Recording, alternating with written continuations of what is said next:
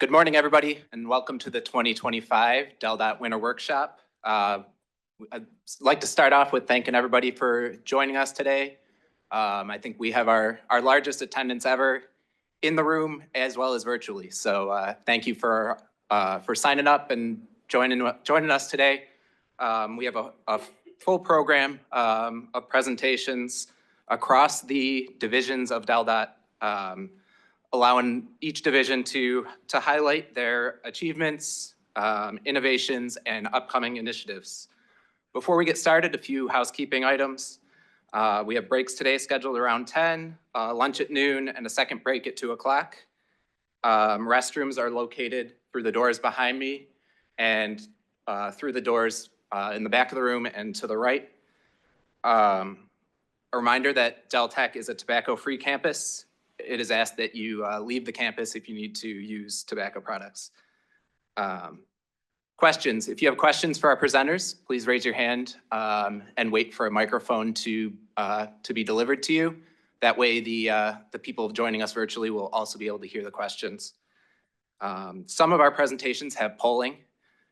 There's a QR code on the back of your agendas, as well as you can text Del.Dot to 22333 to participate in those polls. We have some very interactive presentations today, so we hope you participate in that. PDHs will be provided for those that sign in both the morning and afternoon. And a survey will be sent out within the next couple days, and we ask that if you would like PDHs, that you return that by February 28th. Today's session will be recorded, and the presentations will also be posted on the DRC, and the video from today's presentation will make its way to YouTube over the next couple weeks. A note for our presenters, we're going to be utilizing the lapel mics again this year. So we ask that you go see Bob and Danny at the back table as the presentation prior to yours is finishing up, so they can get you outfitted with those mics. We also have our bingo again this year. We're keeping Nicole's tradition alive for that. This morning will be blue cards. When you sign in the afternoon, we have orange cards for that. If you get bingo, raise your hand and take your card to Danny and Bob in the back. We have some great Del.Dot swag this year that you'll be able to win. We'll ask our presenters to choose two balls after their presentations. And then one more thing, I know a lot of you probably have seen Darlene's store up front here, the Del.Dot swag store. All the proceeds from that go to some great charities. So if you'd like some Del.Dot swag, go see Darlene up there. And with that, I'd like you all to join me in welcoming our new secretary, Shantae Hastings.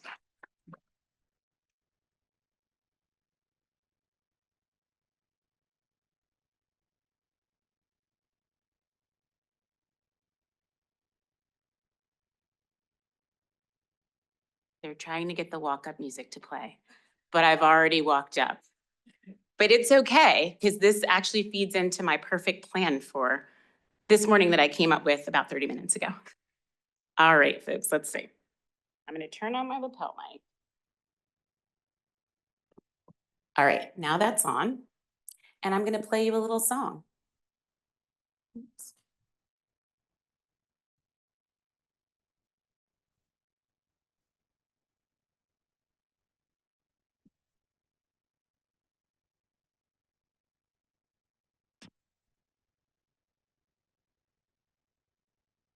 Keep this mic on. Dearly beloved, we are gathered here at Del Tech today to get through this thing called the Del.Dot life. The Del.Dot life that can feel like forever, and that's a mighty long time, but I'm here to tell you, there's something else. The safety world. A world of never-ending challenges. You can always make more improvements, day or night. So when you look up the manuals on the DRC, you know the ones that make you feel like everything will be all right. Instead of asking them how much the perfect solution is, Gabe. Ask them how much safer you can make it. Because in this Del Dot life, we are on the side of safety and not caution. In this life, we get stuff done. And if the people try to break you down, keep pushing. Keep moving forward, folks.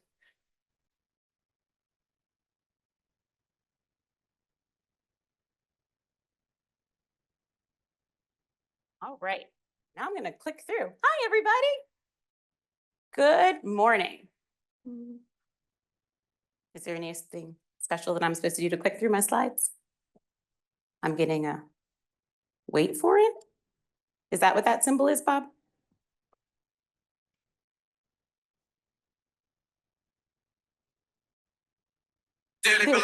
Oh gosh, oh gosh, oh gosh. Okay, hi. So I just want to talk really quickly, obviously welcoming you to the winter workshop. This is a tradition that we have every year for, I don't know, as long as my career has been going and many years before that. And so I'm excited to welcome you here today. And I want to talk about safe and resilient transportation for all. So you all know that we start all of our presentations off with our mission statement to provide excellence in transportation for every trip, every mode, every dollar, and every one. We've also, since 2022, been starting off our presentations with our safety slide. So this year, thankfully, we are down year over year by 50%. So we've had 6 fatalities on our roads. We're even much lower than our 2023 numbers and lower than our 2022 numbers. But as you know, we still have tons and tons more work to do because we want everyone to arrive home to their families each and every day. And so 6 is still too many. Our goal is toward 0 deaths. I believe most of you in this room have taken our safety pledge, but if you haven't done so, I would ask you to do that because we all have a role to play when it comes to safety. Whether you're driving or walking or biking or taking transit, there are different actions that you can take to keep yourself safe as well as to keep others safe, and that's what the safety pledge is all about. I've also been starting off my presentations with the safe system approach. It came out from Federal Highways a few years ago now, but it really sets the tone and changes our thought process on safety. So we are going to read these slides together, or sorry, the words around the circle together, starting at the top. And this is a participation activity, okay? So I want to see everybody's lips moving. Ready? Death and serious injuries are unacceptable. Humans make mistakes. Humans are vulnerable. Responsibility is shared. Safety is proactive, and redundancy is crucial. When we take these things into account, we look at our projects differently, we look at our work zones differently, we look at everything that we do through a different lens, knowing that we have shared responsibility, that we can go above and beyond what the manual tells us to do so that we can keep everyone safe and folks can go home to their families each and every day. So I encourage all of you to really focus on this mantra, say it to yourself as you're approaching a different problem, and you may look at the solution a little bit differently.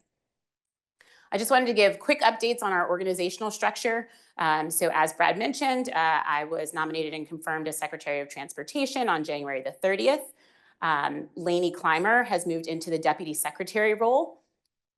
Woo! That's right. Ann Brown will be moving into the Director of Finance role early in March. More woo. And that leaves us looking for a maintenance and operations director. And so over the next couple of weeks, we'll be finalizing that and we'll let everybody know when that's available. But I'm grateful for our leadership team and the ability to have folks within our team rise up to different positions, and also for those directors that are staying in their positions. We have an amazing team, and that's how we get a lot of stuff done. And so I'm grateful to each and every one of them for coming on this journey with me. And just briefly, I want to talk about the governor's priorities and how they tie to Del Dot. So this is the list. If you go on the governor's website, these are all the priorities that he's focused on. So education, and so you may say, how does transportation relate to that? Well, under education, he talks about workforce development. We've had a successful internship, summer internship program for about 8 or 9 years now. And we also have a lot of STEM efforts where we're going out to schools and teaching kids about engineering and transportation and how exciting it is. And we've seen the fruits of those labors. And so that is our role when it comes to education. And then obviously school bus safety and working with schools as they build new sites and making sure that they have the adequate transportation improvements. On the healthcare front, again, folks getting to healthcare. And so our paratransit service, as well as our fixed route bus service, that's the way that especially those who are underprivileged have an ability to get to that healthcare options. And so making sure that we're providing excellent customer service in that space is really important. Housing, if you saw, the governor passed an executive order, I should say, signed an executive order about affordable housing. We have a shortage when it comes to affordable housing in our state. Jay and I often talk about the fact that our girls may not be able to buy a house in Delaware by the time they're ready to do so after they've graduated college because of the expense of it. And so affordable housing is important to all of us if we want people to come here to fill those healthcare positions, those education positions, transportation, what have you. And so we have a seat on the working group that was formed through that executive order, and we will be looking for ways to streamline the affordable housing kind of permitting process. And so more to come on that front. Economic development, as you all know, we play a huge role in that, whether it's our projects in putting people to work or the projects that come to our state, whether it be commercial, industrial, what have you. And so we're also looking at our efficiencies there and looking for ways to streamline because economic development within the state keeps all of our taxes really low. We don't have a sales tax, and that's one of the reasons why, because we have great economic development. And so making sure that we're doing our part within that role. Transparency, so the governor is very focused on making sure that people are following all the rules and that the citizens of Delaware have access to that information. And so you'll see some changes with our websites and how we're doing other things. And so we have a part in that.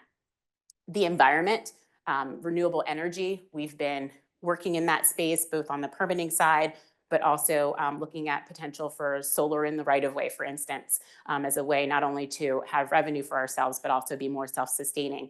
DTC is building a couple of solar installations at their transit centers to, again, be more self-sustaining as they're bringing on more electric buses as well as hydrogen buses to reduce carbon emissions. And lastly, but it's not last, it's first for us, public safety. You all know what our role is in the safety space. I talked a lot about it at the beginning of this. What we do is really important. We want everyone to get home to their families. The emotional toll that it takes when someone doesn't go home, there's an economic toll, there's long-lasting impacts. And so doing all we can in the safety space, we will continue doing more, going above and beyond. The median barrier is a perfect example along Route 1, and we have design efforts underway for the 113 corridor. We've got design complete, I believe, for 301, and we have other stretches of Route 1 that we're working on. Adding sidewalks and lighting and crosswalks. All of those things are really important to make sure that folks have adequate transportation facilities so that they can travel safely by whatever mode they choose. And so we obviously have a huge role in that space. So I just want to, again, thank you for being here today. Thank you to our fantastic team that has put on this workshop, to the presenters that have taken time out of their schedules to put forth information for you to consume today. I just ask that you be an active participant. I know it's hard to take a day away from the office, but there's so much good information that will be shared here today. And so I hope that you will be engaged in the discussions, that you'll ask questions. And again, just thank you for being here. So I'm going to turn it over to Camille Otto. Camille is our new division administrator in the Delaware Office of the Federal Highway Administration. I've gotten to know Camille. You can start coming on up, Camille. I've gotten to know her. Okay, don't do that though, guys. No talking. Gosh. I've gotten to know Camille as I've been traveling and going to different conferences, and we've had a couple of discussions, and she is a great partner to us. I'm very excited that she is the new division administrator and look forward to a great partnership in the coming years. Come on up, Camille. There's a new kid in town.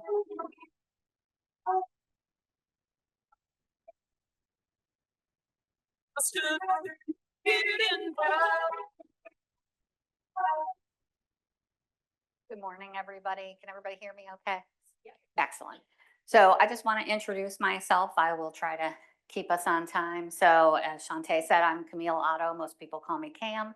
I am the new division administrator here. I just started in about January, so I have not yet made my move. I'm still working on that, speaking of housing. So I come from the Pennsylvania Division office. I have been in Pennsylvania generally all my life. I was born there in the Pocono area. I am a Penn State Nittany Lion. Thank you. Thank you. I started out, so I'm a biologist by trade. Many of you may know me here. So I did a rotational assignment back in 2018.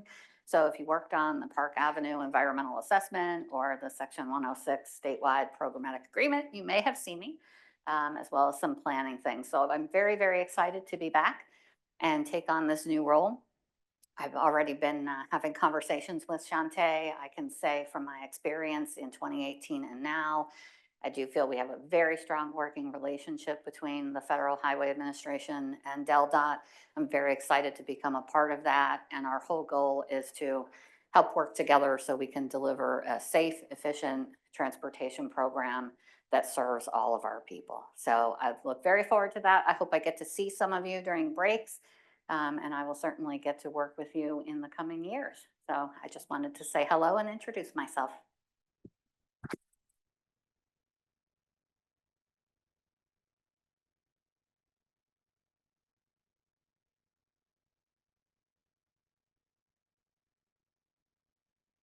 Few more things, folks. I don't know what was wrong with me when I was doing my slides, but Mr. Mark Lutz, if you could please stand up. Can't believe on my org chart I didn't highlight Mark Lutz as the new chief engineer.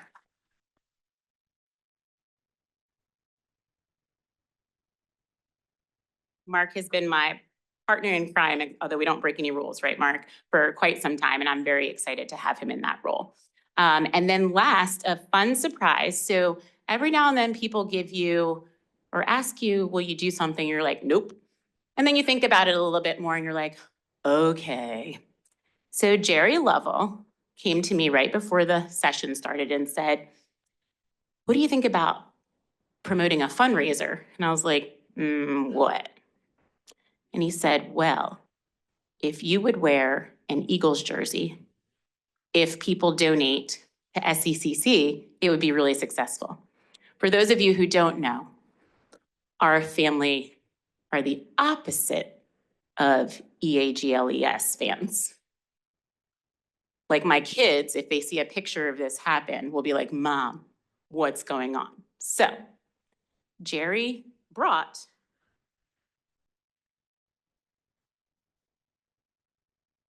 an Eagles jersey. So if folks donate enough money to SECC today, either via cash or a Venmo to Darlene Mealy, Darlene-Mealy, I'll spell it out, we'll make a slide or something. I will wear this jersey before lunchtime and all of you can take a picture. Okay? Who's in? Who's in? Some people are in. I mean, guys, I'm not a fan, so I need y'all that aren't Eagles fans to do this as well. Donate the money. So right before lunchtime, oh, Anna's saying how much? I mean, I would like to raise, I would say at least $500 for SECC. So hopefully you'll meet and exceed my expectations. So Darlene is back there. You can go give her cash or you can Venmo her. And at lunchtime, if we've raised at least that, you will see me don an Eagles jersey. No, we're just raising money. Just cash, Maureen. Okay.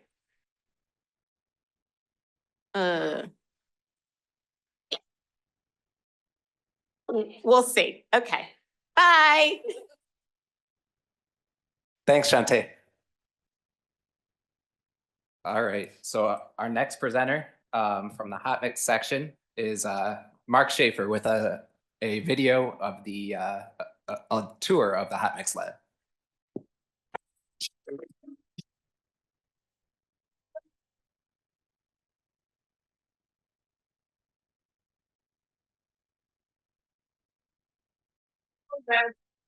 There's no need to feel down. I said, young man, pick yourself off the ground. I said, young man, cause you ran kind of rough.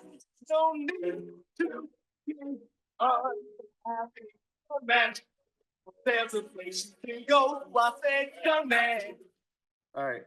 Well, I do have a reason to be unhappy. A little too soon, but congratulations to the Eagle fans. I am a diehard Chiefs fan, so it's been a rough week. So I'm gonna try to catch us up on time real quick, but I am Mark Schaefer, the hot mix supervisor for M&R. That's a little too much feedback.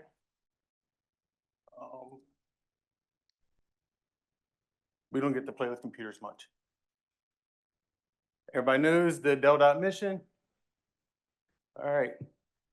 So we're going to start off with how to get a Del Dot inspector to the hot mix plant for whatever tonnage you got for the day. All inspector requests are to be emailed by 3 p.m. the prior day to business. So if it's Monday, Friday. If there's weekend or night work, still the day before by 3 p.m. Just like everybody else, my guys have doctor's appointments, kids, families, stuff to do. So we try to schedule accordingly. Down below is my email, Jason Denton. He's the assistant supervisor. And then we have a folder for hot mix orders. All the plants have an inspector request sheet. The lay down contractor calls the plant, places their order. The plants send us an email by 3 p.m. We schedule accordingly.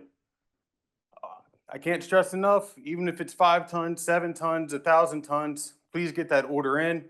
Sometimes 7 tons turns into 25 tons, turns into 30 tons, and we try to be there as much as possible. So don't think your tonnage is small enough not to put an order in.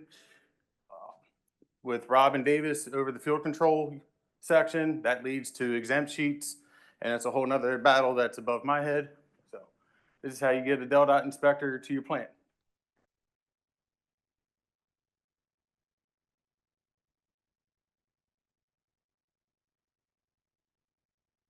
There we go. So one thing we do every day when we get to a plant, we get daily liquid samples. You can see down below, I've got the 4 grades of asphalt that are mostly used in Del Dot. That probably makes up 98% of our mixes that we use. As you can see, there is no 70-22. We still have contracts that release the 70-22 due to a program that Carl Zip, who retired a couple years ago, created. With the wrap usage we have in hot mix, it actually bumps the grade of the liquid up. So that is why we don't use the 70-22 by itself. Most mixes are for 70-22 or your 64-28. And with the high wrap, it bumps it up to a 70-22. So, but keep releasing 70-22 and we document it on our end. But every day we go out to the plants, whether they're running 1 sample, 2 samples, we go with them, we witness them pulling liquid samples out each day, which then goes to the chem lab, and then they verify the grade of asphalt each day. Maybe happens 3 times a year. We do have samples that fail. And with that, we had a job this year where a producer decided to just empty their tank themselves and bring in new asphalt. I think George Pierce, you were in charge of that one. That happened, I think I've been here 18 years, and that's 2 times it's happened in 18 years. So not a regular occurrence, but it does happen, and that's why we do it. Dump truck inspection. Another thing we do in the morning, instead of sitting there drinking our coffee, we check every dump truck that is used for any state job that day. We could have 1 job where there's only 2 trucks. Quick and easy check.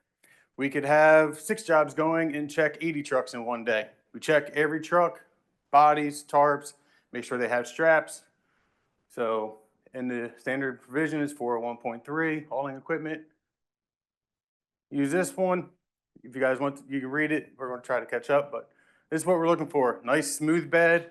It's older, it's got some divots, but it's clean. No chunks of asphalt, no chunks of dirt, no crush and run, nothing in there. That's what we're looking for.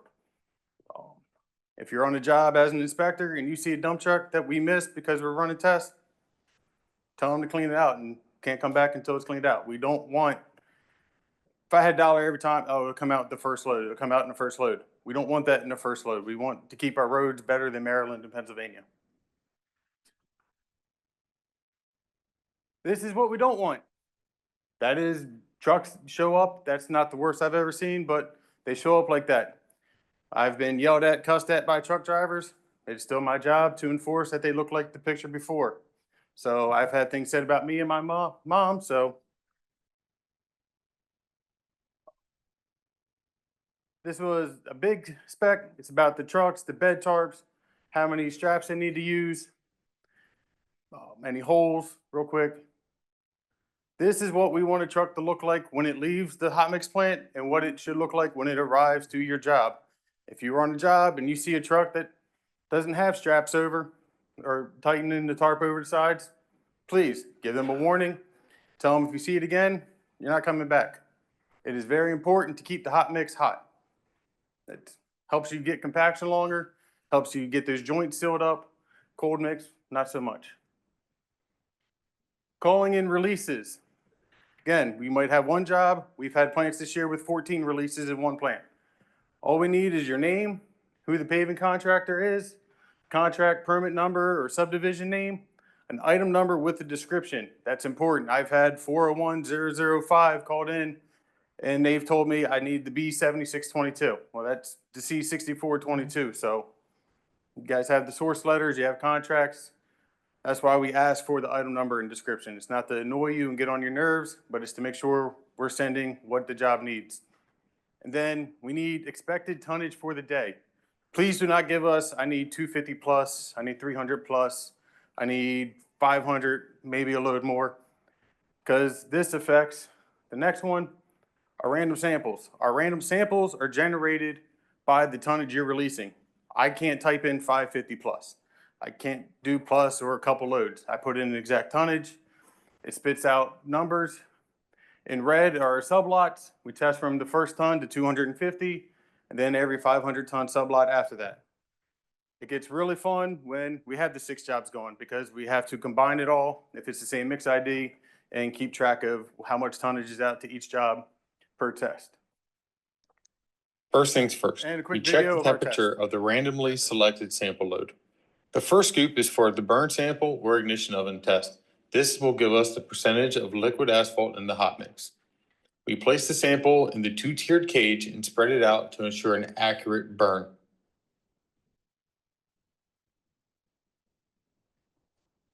The ignition ovens in the Delta lab are calibrated to each mix from our 16 production facilities. Each calibration is hand mixed by Delta inspectors.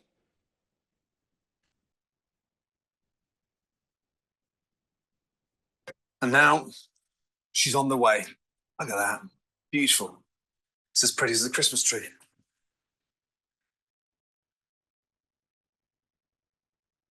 Next, we scoop from each side of the pan for our rice gravities or our maximum theoretical gravity. We place it on the pans.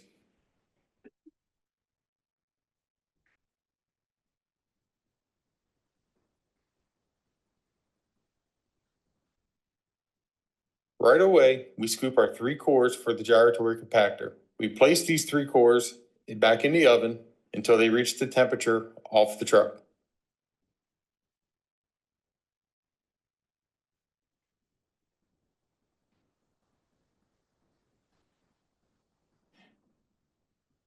Back to rice gravities. With the help of a fan, we break up and cool down the samples.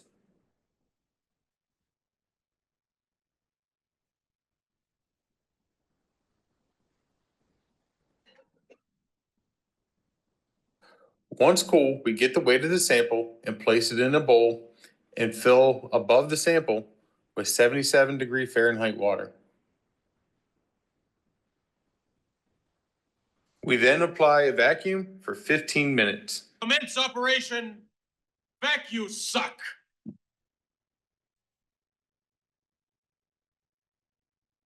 While that is going, we gyrate the 3 cores.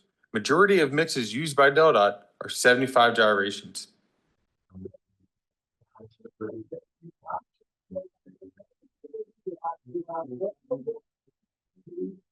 After 75 gyrations, we take the core out and place in front of the fan to cool down. After gyrating the 3 cores, the rice gravity should be done. We carefully release the pressure of the vacuum and place underwater for 10 minutes.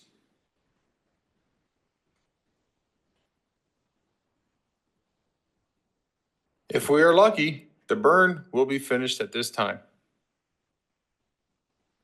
Wow. Look at that. Beautiful. We carefully take the sample out of the oven and place it in front of a fan.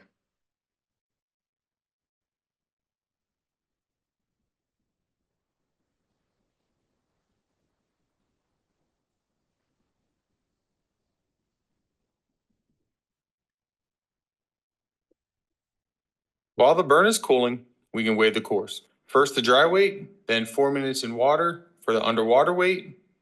Then using a saturated surface dried towel, we can get our SSD weight. From here, we use the bulk gravities of the cores and the rice gravity to get the air voids of the mix.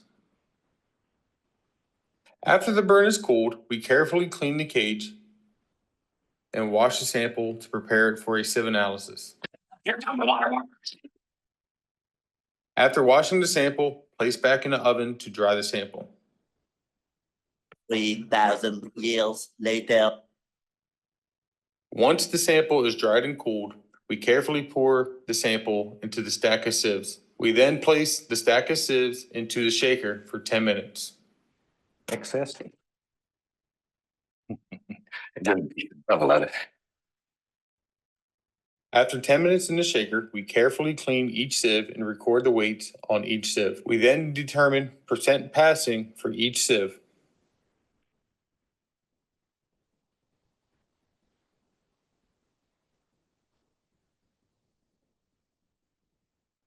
But I'm not done yet. After a day of paving, our field control section randomly generates locations for field cores to be cut. These cores are brought to us to be processed to determine compaction percentage. We use a core saw to separate any additional lifts or debris from the field cores. Core dryers are used to safely dry the cores without damaging them. During our brief winter shutdowns, we verify coarse and fine gravities of the materials that producers use to make hot mix. We have the capabilities for performance testing. The core brake is used for TSRs and ideal CT testing. The APA Junior is used for rut testing and Hamburg testing. In case I don't see ya. Good afternoon, good evening, and good night.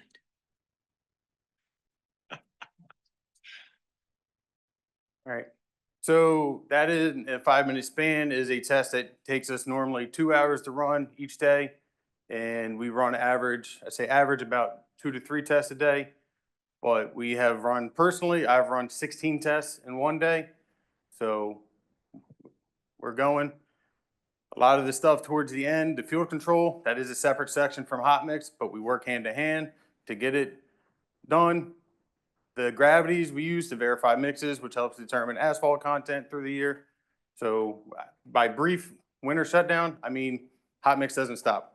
Once you guys stop paving, which we're still paving, we have to do gravities for every plant, which is 16 plants that we cover with a team of, when fully staffed, 12 people.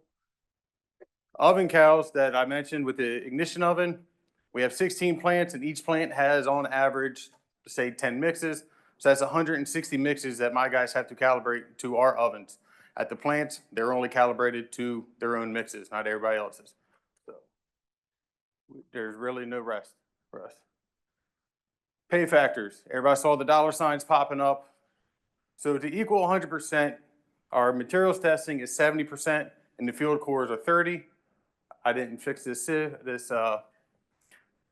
my slide. I thought I changed it. For materials testing part, asphalt was the ticket. That is 30% of the 70. The sieve analysis, there's 2 sieves that are 30% each that count as pay. And then the air voids with the cores is 10% to equal 100. So I apologize. I thought I'd fix that one. Paving temperatures. This is getting fun. We've been slightly cooler than normal. I just had a phone call the other day about the wedge lift being 50 degrees. Most wedges go from a minimum thickness to 0. We've started doing wedge thicknesses that are anywhere from, depends on if it's C or B mix, from 3 inches to 1.5 inches. By depth, it's still coreable. So I guess I would still stick with the 40 degrees, but I understand jobs need to be done on a certain time and sometimes the weather doesn't help us. I implore though that we try to stick to the temperatures. Just like concrete where we put it in the ground and we wait for it to cure and we get to a strength break, hot mix needs the time to cure and soak in. The rocks that we put in there need time to have the asphalt come into the pores, bond with it. That's what helps keep everything stuck together. We don't get stripping, we don't get blowouts. It helps prevent any trouble from freeze thaw during the winter. We need the curing time as much as possible for hot mix. So during the winter, when the plants are making it and sending it, unlike the summer where it's usually in the silo for an hour, then going, I implore as much as possible to help stick with these temperatures. I understand if not. On top of that, we've had some discussions with other engineers about temperature waiver. If you know you're waiving the temperature spec, please reach out to myself or Jason or Jen Pinkerton, who's the Chief Engineer, Materials and Research. All it takes is an email. I let my guys know, hey, if you get this contract, don't hold them up. Temperature's already been waived. If I don't have that, my guys will ask the inspector on the job for a temperature waiver. If they have one from you, they just give your name. If they're still releasing it, we are documenting their name as waiving the temperature spec. It's nothing bad. We're just CYA and on our end. That's all we're doing. I cannot stress TAC enough. TAC might be what seemed least valuable thing. I can make the perfect hot mix, perfect scenario. It's gonna last 100 years. But if we tack like this on the right, it's not gonna last. It's gonna push, it's gonna shove. The only good part on this picture is the tacking of the vertical edges. I started my career off at Tilcon, working there before I came to the state. So I've been on the road, I've seen it. If you look on the right, nice, even, consistent lay down of the tack procedure. More than the temperature spec, please have your guys watching the tack go down. A good tack lay down can take a barely in mix and have it last a lot longer than if I have the best mix and we tack on that. I could go on and on more than my 15 minutes about tack and hot mix, but I'm not gonna hold up break and lunch. If you need to get a hold of me, here's my name, email, office phone, cell phone.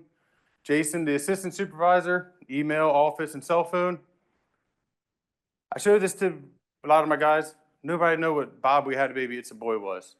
Am I really that old? Thank you. So many people are like, I don't know what that is. But that is hot mix in a 15-minute span. I could go on and on and on. If you want to talk some more, we can. But that is hot mix. Any questions or comments? Yeah, thanks, Mark. Can I have you grab some bingo balls for us? Thank you. Set 2. Yep.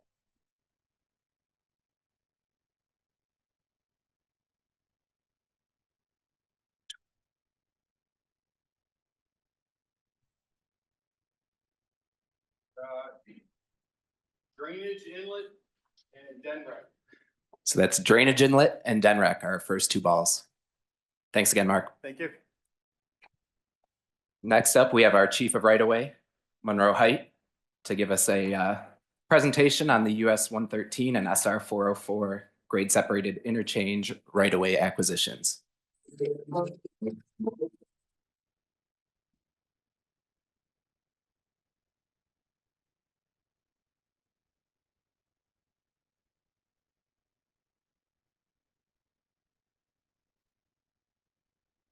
Everyone hear me? All right, thanks for the walk-up music, as everyone, some of you know I'm an avid fan of The Godfather, so thanks for indulging me there. So good morning to everyone.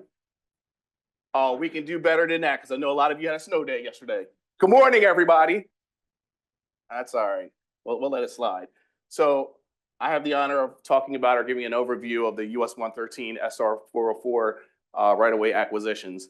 What I'm trying to do, or what I like to do, is kind of make the acquisition, I know it's boring, so I see people walking a nail, trying to get coffee or what have you. But try to make it as interesting as possible, so bear with me.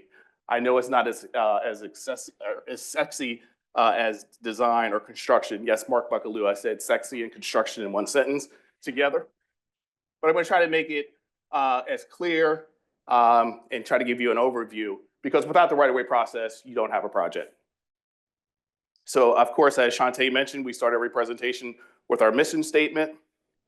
And what I like to do is kind of give you walk through the background, some statistics, talk about some concerns or issues we encountered, talk about some lessons learned, and then sum up or end with some next steps. So background, this was an early acquisition project. Our right-of-way plans were finalized back in May of 2020. We were allotted per the CTP 3.5 years for the acquisition phase, because we knew, which I'll talk about in the next slide, how many acquisitions we had. A lot of you think that we can just go out and make folks an offer. I make them an offer they can't refuse. Again, relating back to the Godfather, no, we have to follow and adhere to 23 CFR and 49 CFR and all our other Relocation and Property Acquisitions Act. We had 5 right-of-way revisions that were approved. We had a right-of-way consultant. It was a right-of-way consultant led by Diversified Property Services. And we had 2 advanced acquisitions, one in 2019 for 2 farms, for those that are familiar, and then in 2020 for the Napa Shore Distributors. So background, there were 63 parcels impacted. We had 28 appraisals that were completed, 21 total acquisitions, which also includes advanced acquisitions, the 2 I mentioned earlier. 5 residential relocations were completed. We have 13 non-residential relocations, which are businesses or commercial. 11 of those are completed. We'll talk about the other 2 that are remaining in subsequent slides. We have 14 demolitions, all have been completed. And of the 10, we had 10 businesses that were relocated. For those familiar in Georgetown, the Hardee's, Arby's, Little Faces, the Georgetown storage facility, there were 175 units. I'll talk a little bit more about that and why I have that highlighted. And then Napa store, Preston Ford, and Royal Farms. We also have a town agreement with Georgetown and a tax ditch that was required. And those are the town agreement, I believe, is executed, and we're finalizing the tax ditch agreement as well. So as you can see here,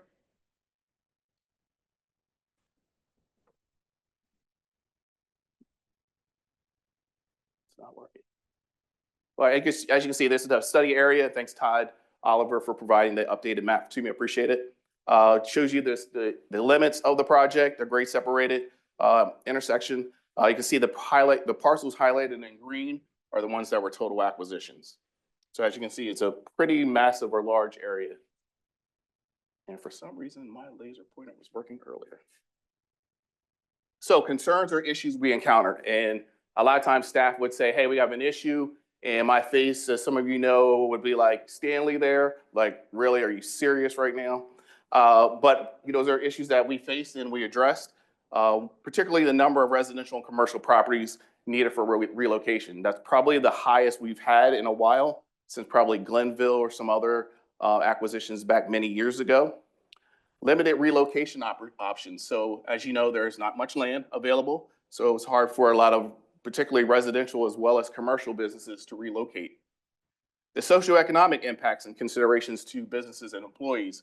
So a couple of businesses, in particular Napa, when they relocated, they had to relocate to another store out of state. So a lot of the employees didn't have an opportunity to relocate with them. So they lost their job in essence. So you have to understand the socioeconomic impact as well. As some of you have encountered homeless encampments, we have several, which I'll show in subsequent slides in the area, which it seems like once we addressed one encampment, there was another that popped up and kept continuing to pop up. Undocumented individuals, particularly with relocations. We had come across that on a couple of instances as far as how do you account for undocumented individuals in the relocation process. Non-English speaking residents, which required a Spanish speaking interpreter, as well as a lot of our written and printed documents to those residents in Spanish. Like I mentioned earlier, major business relocations. And this 175 personal moves from the storage facility. So we just can't move everyone all at one time. So in essence, there are 175 personal relocations of people that had storage units within the facility. So 175 plus the 63. You can do the math.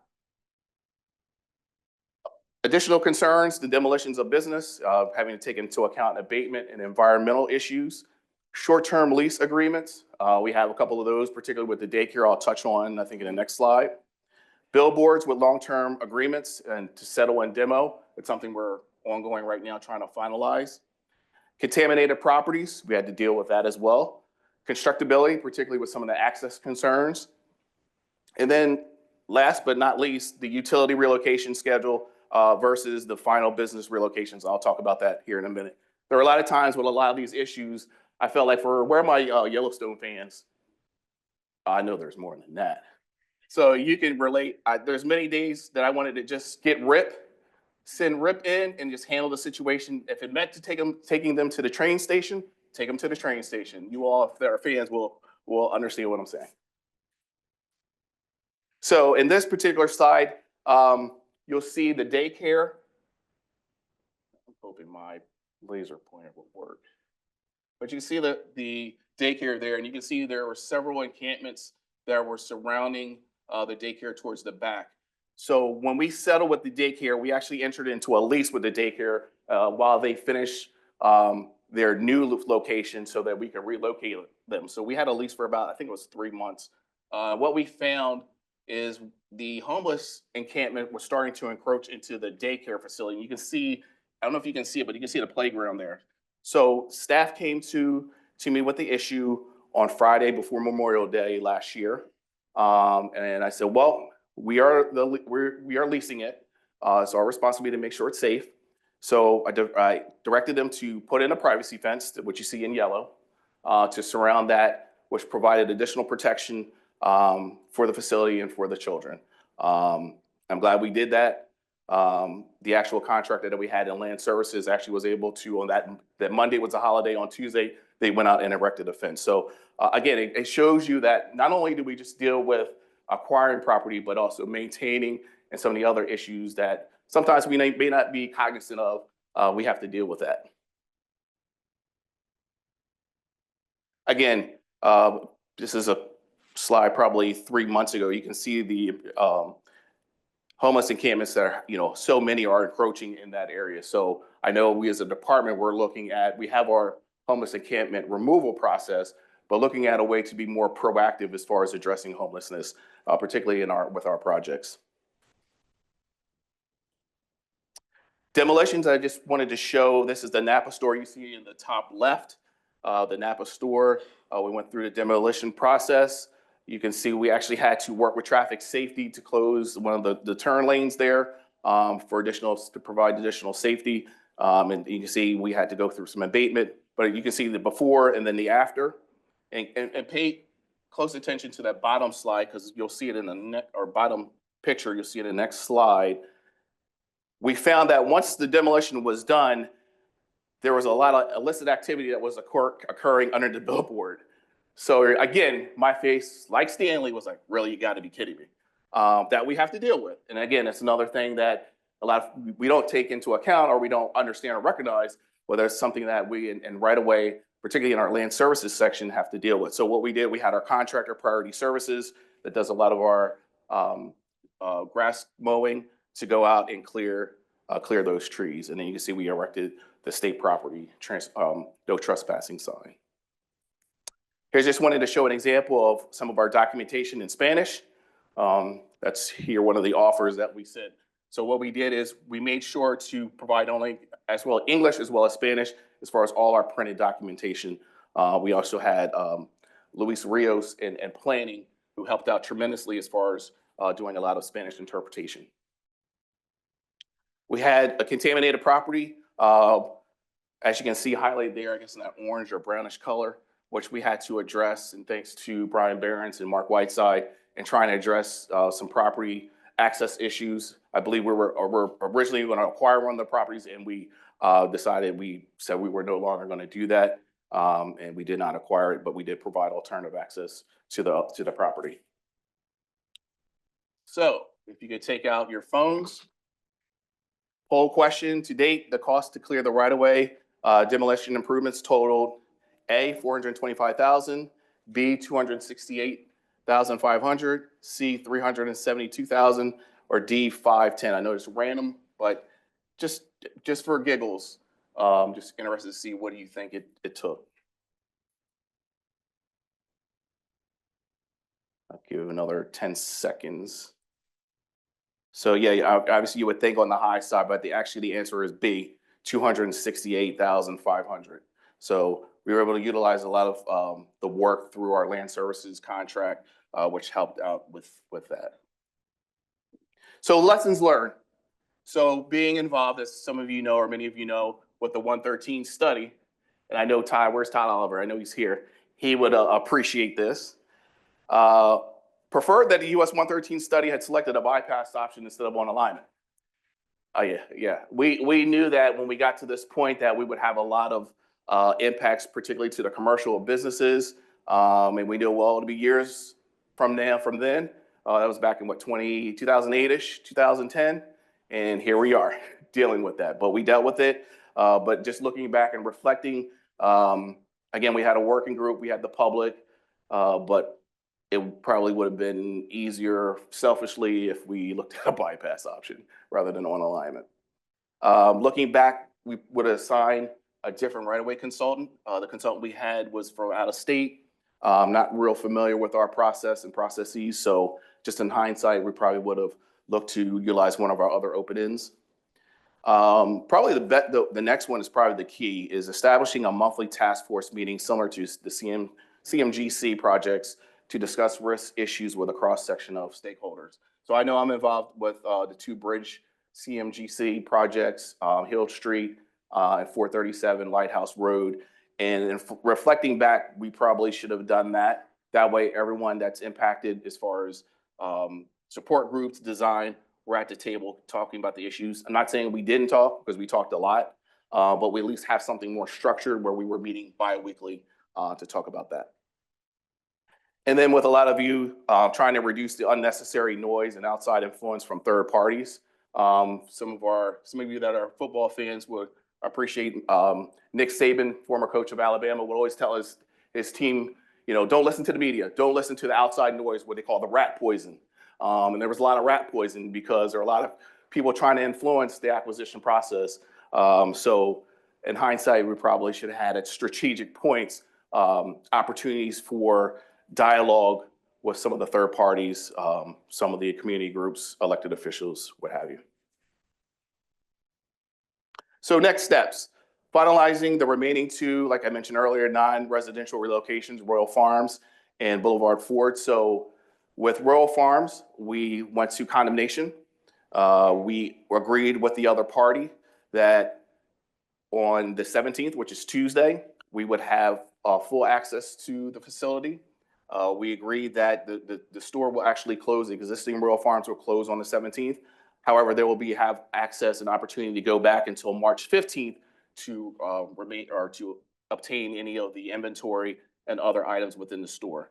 So that was huge. It had been out there, that condemnation, for a while, and we were able to negotiate and agree to that with them and their legal counsel. And then Boulevard Ford, we are close to settling with Boulevard Ford as far as their relocation. So they expect to be in their new facility by July 4th. And then that'll give us opportunity for us to do our advanced utility relocation, which I'll talk about in a minute. As well as with that completing, or let me go back, doing a clear cert. We have a level 3 cert, as many of you know, so that we can advertise and move forward, but at least having a clear cert by, I'd say, April, so we can have the clear cert so everything is clear and good to go. I know my construction folks would appreciate that. I know some of you don't like the level 3 as far as you like to have everything done and clear, but that's a tool in our toolbox that we utilize. Complete the remaining demolitions and asbestos remediation, again, at Royal Farms and Boulevard Ford, and then navigating the legal requirements for Clear Channel to remove the billboards. And then finally, next steps, manage any interim property management. We have a lease that will be terminating here soon, finalizing that doing some other remedial work, coordinating with the town of Georgetown, particularly with some of the homeless encampments, and then begin the advanced utility relocations in June. I want to give a special thanks to and shout out to Luis Rios in planning for his assistance. He was, every time we asked, he was right there. So really appreciate Luis if you're listening. I know I've said it many times, but thank you again. So in closing, I just want to say, Dwight here for the Office fans. As some of you know, I'm a huge Office fan as well as Yellowstone. So Dwight there said, yeah, we did a good job. No, we did an awesome job. And that's kudos to my staff, to the utility section, team support, survey, real estate. I know how tirelessly you work and what you do behind the scenes. It's kind of like the swan. You see the pretty swan floating in the water, but you don't see all the work happening underneath. So I appreciate that and just wanted to give you all the love and shout out. I just threw those pictures in. There were just some cool pictures on my cruise back in November. My wife took the picture when we were leaving Basseterre, St. Kitts. If you've never been to St. Kitts, I suggest it. Go to St. Kitts, it's nice. So in closing, I thought it'd be appropriate, and Shantae, I like that Kelly Green on you. She did tell me thanks the other day. I know it took her, you said congratulations. I know it took a lot out of you to say that, but I've been celebrating as most of my Eagles fans all week. So for those of you that have an opportunity to go to the parade tomorrow, so for anticipation of that, if you can indulge me in a minute and we can go. Oh. What if your morning is just easier? What I do? The Wawa, Go back. it is. With everything you.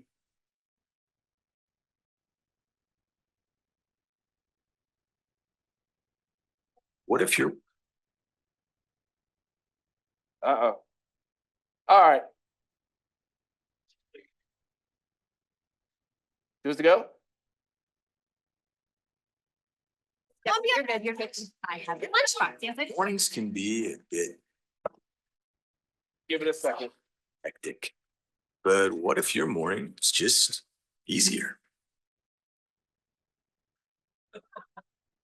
All right, well, we can do it at lunchtime when Shantae puts on the jersey. We'll just sing Fly, Eagles, Fly on the road to victory. So thank you for indulging me. Hopefully it wasn't boring. I didn't see anybody fall asleep that I could actually see from up here with all the lights. So are there any questions or comments? All right, I thank you all. Have a great rest of the day. Thank you very much, Monroe.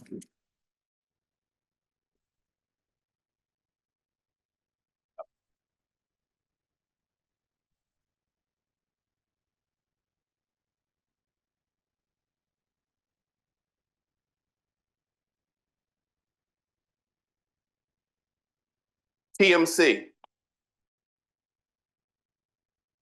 Let me take this mic off because I'll be talking the rest of the day. All right, thanks again, Monroe. Hey, Bob, you want to grab a second ball?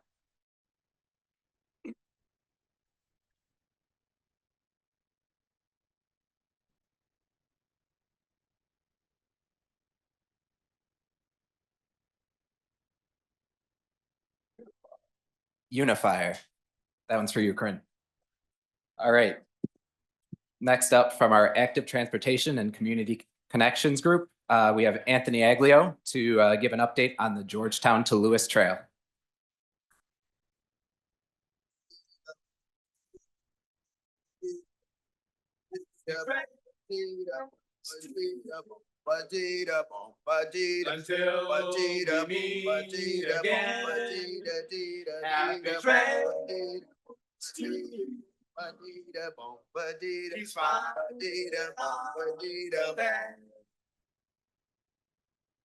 Who cares about the clouds when we're together? Just sing a song and think about sunny. I dig it. I dig Van Halen. I thought we were gonna hear Queen. I want to ride my bicycle, but this works. All right. So let me just address the elephant in the room. Jeff is on vacation. He wishes he could be here. but he had it well planned before the announcement for the winter workshop date came out. So I know he's here in spirit, but I have Mike Cronin with me, who's gonna help along with the presentation. Just to give you a little brief thing of what's gonna happen here. We're gonna talk about the history of the trail, how we did it, put it together in segments, and then Mike's gonna talk about the new design for the Fisher Road to Airport section. Every trip, every mode, every dollar. Let me see if I can turn this on. I'm a wanderer. This work? Check, mic check. You got it? Yep. I like to say every one, every dollar, every mode, every trip. That's just the way I like to say it. You'll see that later.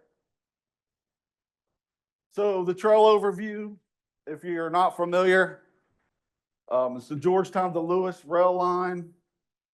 Starts at, basically our project started at Gills Neck Road originally. We worked our way to Georgetown in various segments. And then there was an addition to get it out to Cape Henlopen State Park, which was also done in coordination with the other pieces of the trail getting developed. The history of the corridor, it's been around for over 150 years. It used to provide passenger service to communities along the line in Harbison, Nassau, Cool Springs. Numerous railroad companies had owned and operated the rail line. And the full passenger service ended in 1920. I believe for a while there was even a dinner car service that was provided along the corridor. We purchased it, the state of Delaware, in 1981, and it was operated again for several years until it was the swing bridge became inadequate to support the loads anymore. When it actually went out of service or decommissioned, there was only one service that was provided to the Spira Pharma that provided materials to make milk of magnesia. They got about one or two cars a week. So they converted that to truck service, which equals to about 4 trucks a week that went through the city of Lewis. Our first section we start on where we kind of cut our teeth was the Gills Neck to Savannah Road, which was very challenging for us initially. We had the library being built in Lewis. We had some encroachments to the right of way that we had to deal with.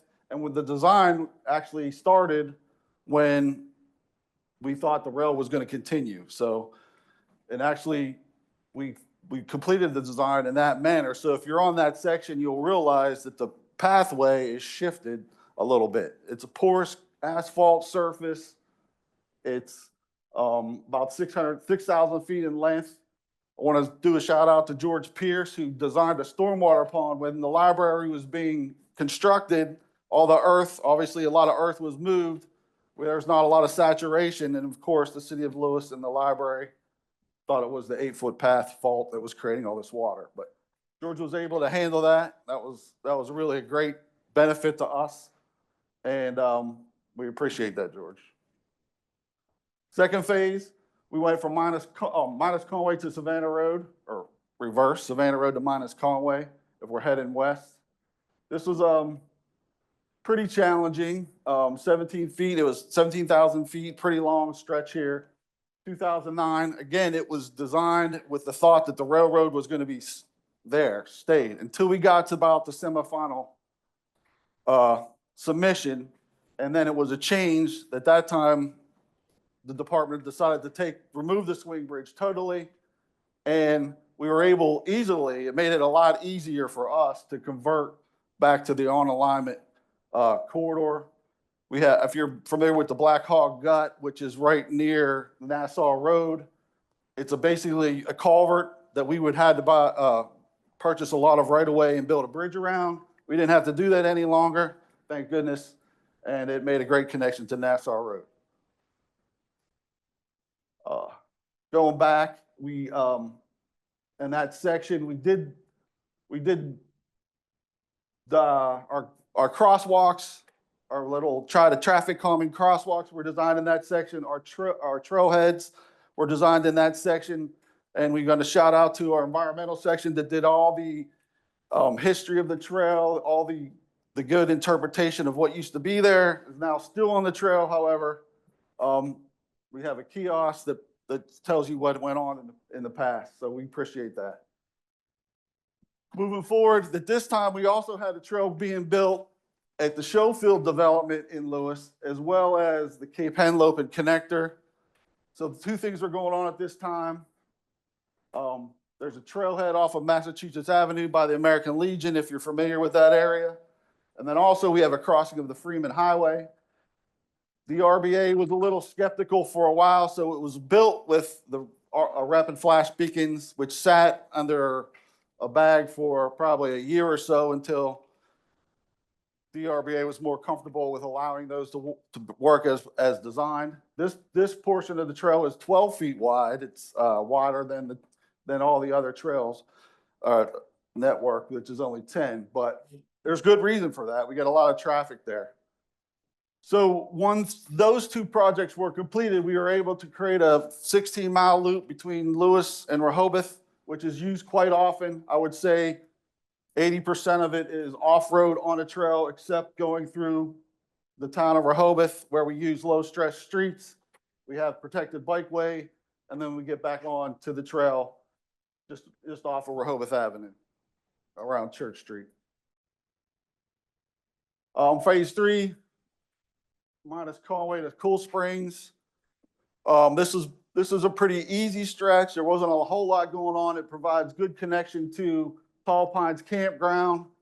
There's a lot of people that want to use that coming into Lewis and going south. And we have a cattle crossing here. And who knew that this would be, at least I got most of my calls about the trail from other states about the cattle crossing. Ironically enough, there wasn't that many in the United States at the time.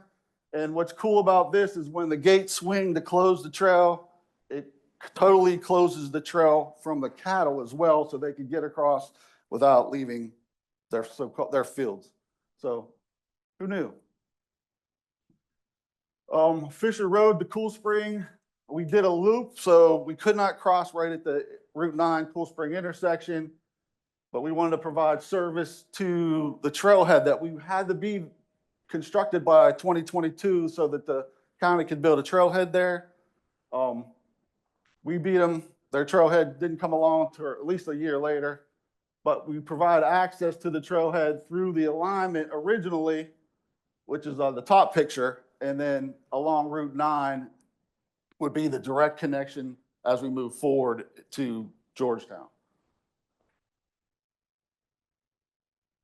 So at this time, Mike's going to talk about Phase 8. So, can you guys hear me? So jumping all the way to the west side, we constructed Phase 8, which is completely in town of Georgetown limits. Next slide. Here, I'll take it. Yeah, might be.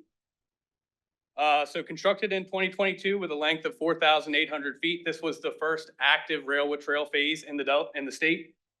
This connects downtown Georgetown with Sussex Academy and a trail constructed under the Gateway Project. This section is completely maintained by the town of Georgetown. So the final phase, Airport Road to Fisher Road.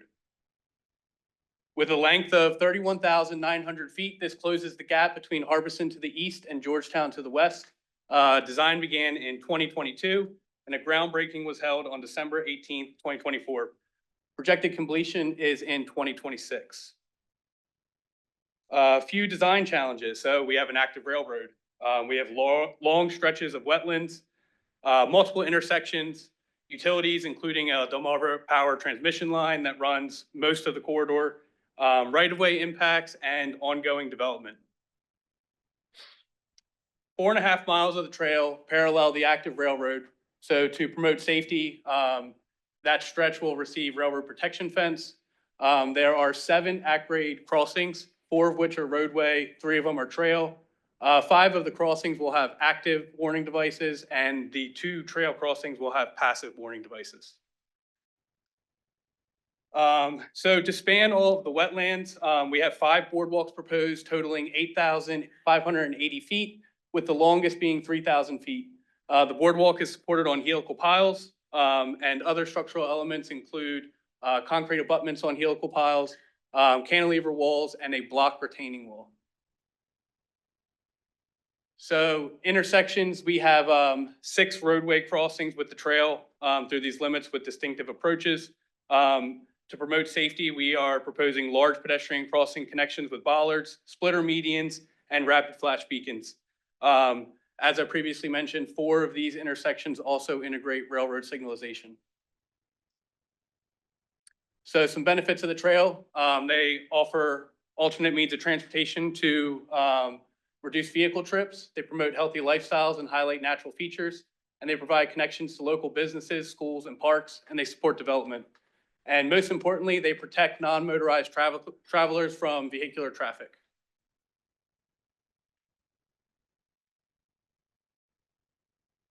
So moving forward, we got approved for a raise grant, which would provide us with $21 million in construction funds. We were able to get that before the grants got on hold. So that's still, we're still gonna get that money, thank goodness. Or, you know, Jeff and I always thought that we'd end up retiring on this project, but at least we don't think that's gonna happen anymore. I want to, first of all, congratulations to Shantae and Laney and Mark and Ann for all the help and your new positions, and that I'm sure you're going to help us continually as this infrastructure is going to grow. But everybody in planning and bridges, environmental sections, helped us so much. Our construction engineers were great. Everybody, finance. I can't thank you enough. I think, you know, this is obviously a big deal for me and the most fun project I've ever worked on. Luckily, I don't have to retire on it, but I can't thank you enough for allowing me to work on this. FHWA has been great, Sussex County.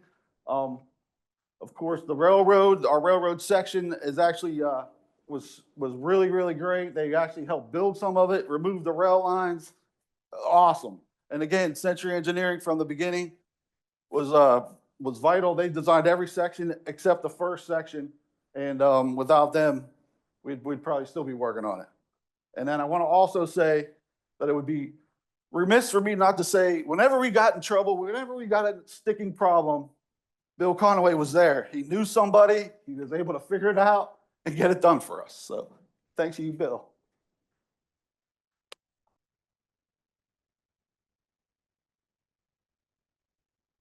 On a lighter note, which part of the trail you think has the highest average usership?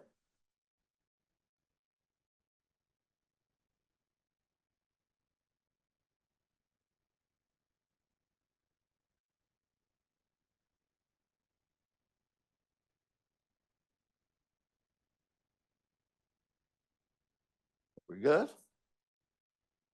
You're right. It's the Cape to Canal section, Canal to Cape, which has an average daily usership of,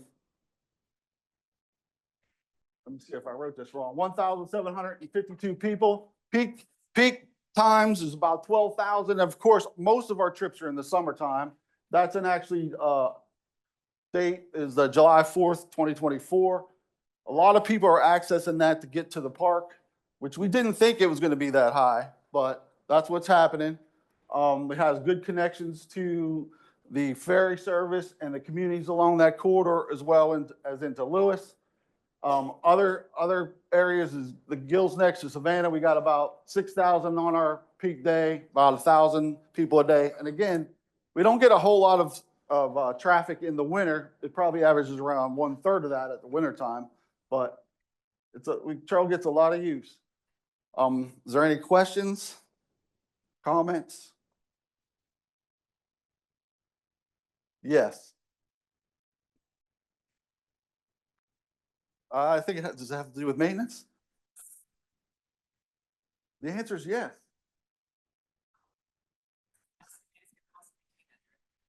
I don't know. Depends on the structures and how long they'll last, but we've had several conversations with the maintenance with George and excuse me, Alistair, and Diane. So, yeah, I don't know off the top of my head. Maybe Jeff would. We'll just say Jeff knows. I was gonna say, contact Jeff Nescoda. It shouldn't be that much. I mean, I don't think there's a whole lot of maintenance that goes on with the Jack Markell Trail and the boardwalks there. However, I would say at one lump sum, and sometimes all the boards are gonna have to be replaced. Yeah, but we'll figure it out.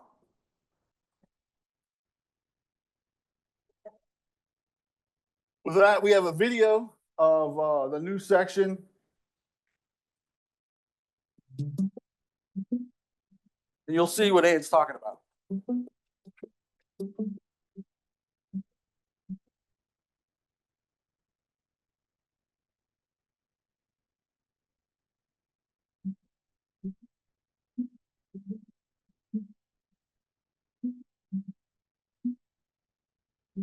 There's the boardwalk.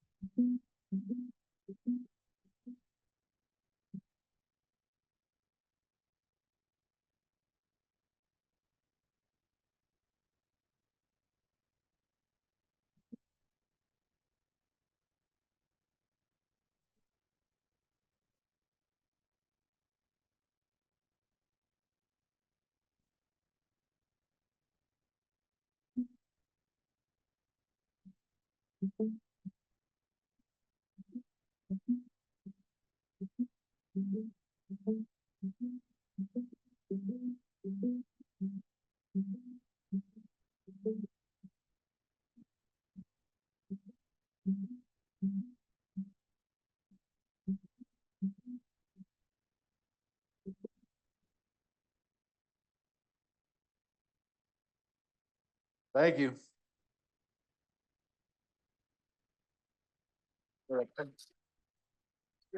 Thank you, guys. You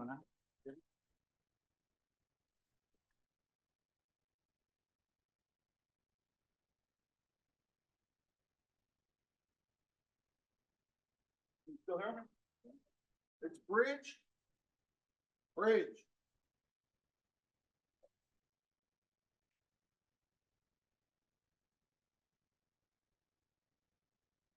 Doesn't seem secure. There we go. And Dover. Bridge and Dover. Thanks again. All right, next up, we have our new Deputy Secretary, Lainey Clymer, and Assistant Director of Finance, Amanda Jatari, with the Del.Dot Financial Update.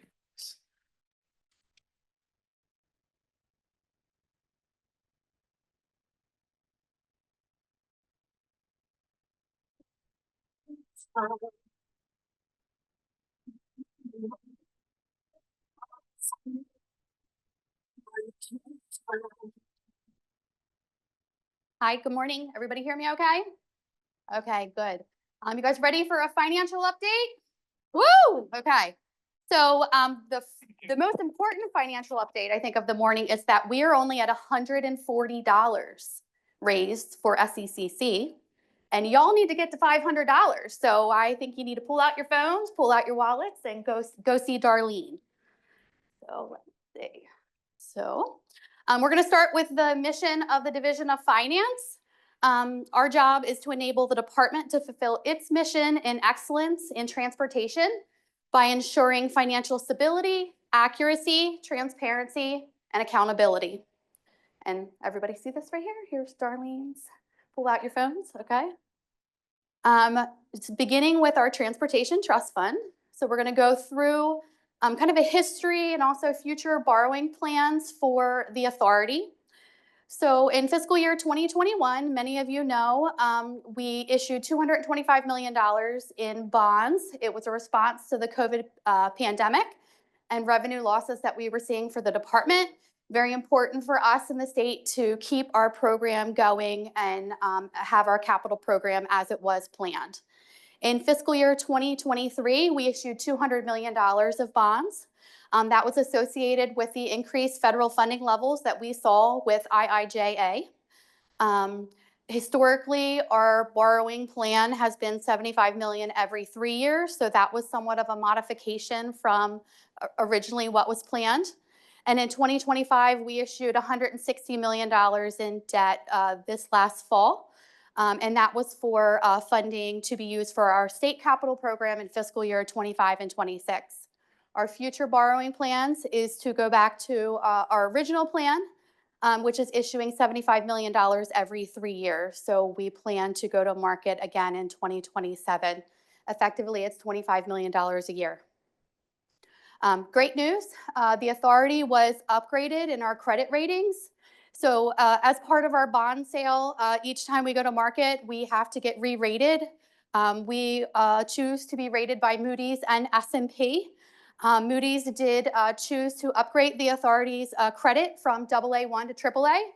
So I'm very pleased to share that we are one of the only transportation DOTs in the nation to have a AAA bond rating. They also upgraded US 301 and our Garvey bonds as well. S&P did reaffirm our credit rating of AA+. So what does this mean for us? It means that you have a totally awesome finance department working for you, but it also means that we're able to issue bonds at a lower interest rate, essentially saving money in the long run. For fiscal year 25, this is our sources of revenue for the department, a little over $1.1 billion. I-95 tolls at $137.3 million, SR1 tolls 61.8. DMV revenues, very strong at $253.1 million. Motor fuel tax, $136.3 million. Interest of $9 million. First time we're seeing US 301 contribute to the Transportation Trust Fund. We'll get into that later. Bond sale proceeds and remaining balances of $141 million. DTC fare box of $20.7 million. Federal funding allocations of $362 million and other revenue of $9.2. In fiscal year 25, how will we use that $1.1 billion? 43% of it is used for our operating budget. Of that, $91.6 million is for debt service, pay back prior bonds that were issued. $226.7 million is for DelDOT's operating budget, and $151.1 million is for DTC's operating budget. The remaining 57% is for our capital program. State spend of $312.1 and federal spend is anticipated at $350 million. This slide is specific to US 301 for fiscal year 25. We anticipate in receiving $26 million of revenues this year. How that's allocated is that $16.7 million is for debt service specific to US 301. $3.4 million is for our operations for US 301. We are contributing to a repair and replacement fund, which is for future capital expenditures for the roadway. And then $2 million is excess revenue. The trust fund gets to retain 50% of that, so that's that $1 million that you saw on the prior slide. The other $1 million goes towards paying down debt service earlier for the roadway. Trust fund revenues. This is a history and also a future forecast of what our 3 major revenue categories will be. Starting with motor fuel tax, you'll see fiscal year 18 and 19, we were having strong growth in motor fuel tax, and then the pandemic hit, and we saw losses in that category, and we really haven't seen it pick back up at this time. And we don't expect it to in the future either. We're starting to see impacts of more fuel efficient vehicles, electric vehicles on the road, and this is really something that we're looking into for the future. Toll roads have remained stable. There was a dip during the pandemic, but they're pretty much back where they were with a 1% year-over-year growth. DMV revenues were very strong in fiscal year 23 and 24. And then they continue to be strong and have a 1% growth year-over-year. Debt service as a percentage of revenue. So this is a performance measure for the department. Our objective is to keep our debt service less than 20% as a percentage of our revenue. We've done a really good job with that. You'll see in 2018, 2019, we spiked just a little bit above that when the debt for US 301 came online, but we've been able to maintain less than the 20%, and we range around 17 to 19% going all the way out to 2030. So let's talk about something that the department did. So we engaged with the University of Delaware to conduct a study on our motor fuel tax revenues and look to see what their projection was for our revenues with the electric vehicles coming online as a result of the regulations that DNREC passed for the Clean Cars Act 2, and also just having more fuel efficient vehicles on the roadway. So there's a link to the study. It's a really great study. I encourage you all to read it. It provides information in terms of what their analysis says and what the motor fuel tax outlook is. And so we're kind of considering this a vulnerability of the trust fund and something that we need to look into and deploy counteractive measures so that we're not losing the motor fuel tax and we're not losing revenues to our trust fund. We're also seeing increased operating demands, which are consuming some of our transportation trust fund resources. So getting into the specifics of the study, this is a history of Delaware's motor fuel tax revenue. So you'll see for many years there was modest growth in our revenue. And then we kind of peaked in 2018, 2019, the pandemic hit, and we really haven't fully recovered since then. And we're starting to see an impact there. This is alternate fuel vehicle registration trends. So this is from 2019 to 2024. You'll see that we've grown from having around 8,000 vehicles to over 40,000. And what we're seeing is that there are almost 5% of our total registered vehicles in the state. And it's growing each month, where we're seeing on average 1,000 new electric or hybrid vehicles being transitioned each month. So then this is a projection of kind of where we'll be at going from 2013 out to 2050. The black line is the projection for motor fuel tax revenue. The red line is the impacts of the EVs and the hybrid vehicles on the roadway, and you can see they kind of converge at the end. And ultimately, what it is being predicted is that by 2050, we will lose 50% of our motor fuel tax revenues. If we don't do something because of the electric vehicles on the roadway and also the more fuel efficient vehicles. In summary, we are aware of what's going on with the motor fuel tax. We're aware of what's going on with our operating expenditures. We're currently reviewing policy options that we will ultimately pursue in terms of a revenue enhancement for the department so that we're implementing these preventive measures before it impacts our overall budget. We'll move to our operating budget. For fiscal year 25, our operating budget is $456.7 million. Of that, 26% is the subsidy for DTC. Debt service, 91.6 or 21%. Personnel is almost 30% of our budget at $131.5 million. We have our operating budget of 85 million and our storm snow contingency of 10 million, and US 301 makes up about 20.1 million of our operating budget. This is our operating budget history, just to give you a perspective of where our budget was at, where it's at now. You can see the 6-year average is that it's a 5% year-over-year increase to our operating budget. The main drivers of those increases are for personnel costs. So we've had a lot of modifications to our collective bargaining agreements. We've had a lot of pay policy items pass. And we're also seeing a rise in healthcare costs that are impacting our expenditures for the department. For fiscal year 26, our base budget always starts out beginning with our prior year budget, so $456.7 million.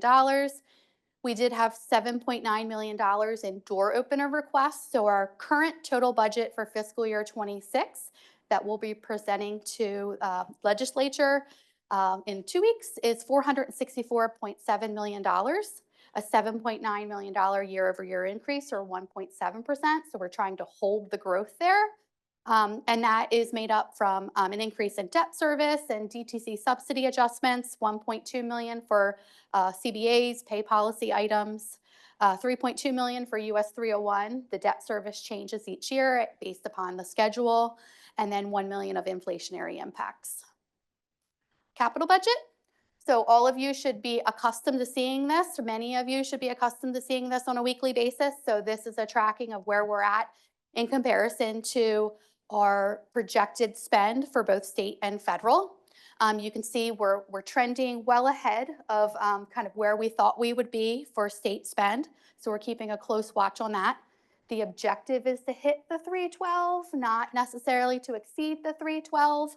And for federal, it's $350 million. Federal funding, it's been a very interesting couple weeks. So there were executive orders that were rescinded. There were OMB memos came out, OMB memos that were rescinded. Kind of wanted to give you an overview layout of where we're at right now in terms of our federal funding. So there's a continuing resolution through March 14th. So what that means is that because we have a 5-year transportation legislation, we have our apportioned dollars. However, we don't have the authority to kind of back those. So we're on a continuing resolution in terms of our obligation limitations. So we're just limited in what we can obligate up until this point. And so they've given us authority through March 14th. And if all goes well, Congress will pass a budget and will be fully funded, hopefully by then or before then. In terms of what you may have heard concerning a federal freeze on funding, we currently are able to receive reimbursements for anything that's already been obligated. So if we've already processed the obligation and we're seeking reimbursement for expenditures that we've had, that's fine. We're able to do that. For planned federal obligations, if it's formula apportionments, we can process those as well. So we're not having any issue with those. We're continuing to advertise projects, award projects, process contingency increases, all goods there. Where there's a little holdup is discretionary grant awards. So if the department received notification that we were awarded a discretionary grant and we had not obligated it, that's where we're on pause. So we're not able to process those transactions at this time. The other somewhat of a pause is for our NEVI program because the state plan approvals were suspended. And so if we've obligated money, which we've obligated around $10.1 million, we're able to continue with those projects, those initiatives. However, what hasn't been obligated, we're not able to access at this time because of that plan suspension. And then just a reminder, fiscal year 25 is our last year of IIJA.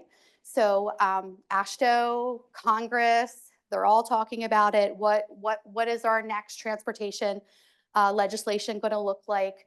They're all eager and wanting to get something done before fiscal year 26 ends. And so we'll obviously be keeping a lookout for that.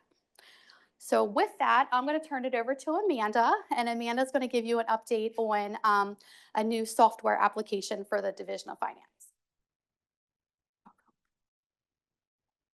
Morning. So Lainey asked me, or may have voluntold me, because she knows public speaking is way down on the bottom of my list of things I like to do, but here we are. So about 2 years ago, we started working with a software called Origo. It's a capital planning product. In hopes to streamline and automate our biannual CTP. Oh, sorry. There you go. Document, replace a lot of our manual Excel spreadsheets, the long sheets, obligation plans, and eventually replace facts.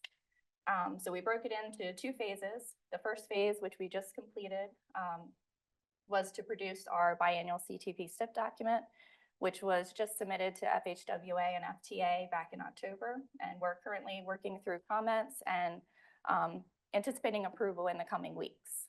So phase 1.5 addresses the remaining CTP planning items, STIP modification and amendments in the system, producing our obligation plans, and exploring phase start and end dates, integration with Unifier. And then phase 2 would be to replace fax application.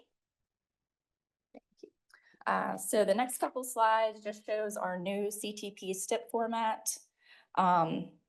This slide, however, did stay relatively the same from prior CTPs. You'll see a lot of the project information that's integrated through Unifier, project title, description, justification, a lot of the project codes, and then it also pulls location information through MEAP to populate the senatorial and representative districts. Thank you.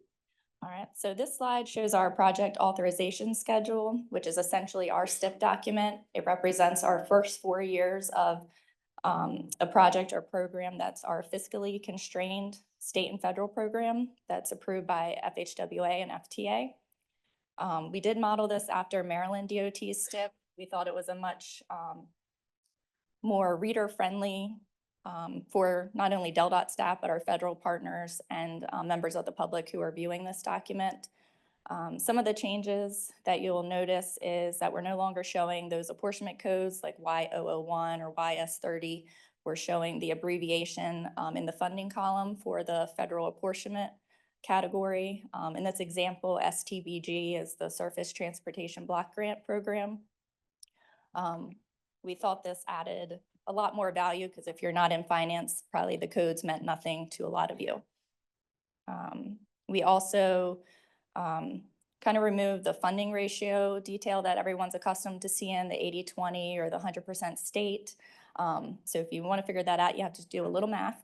But we did this in order to kind of streamline the report and to be able to aggregate the totals by the funding column and to try to keep the project grid information to 1 page. Next slide, please. And then this slide is our project funding schedule, which meets our state's requirement for our capital transportation plan. It's essentially our 6-year capital transportation plan. Again, it's formatted similar to the authorization grid, except that it's showing our 6-year spend forecast. And questions or comments? So with that, we're happy to take any questions that you may have.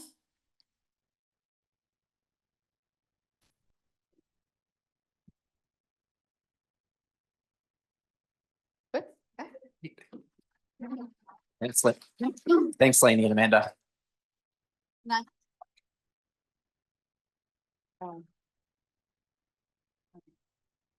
Pick one. Seaford. Oh, Seaford. Do one more. DMV. Seaford and DMV. Thanks again. Next up, for one last time as the North District engineer, we have Craig Stevens with some North District updates.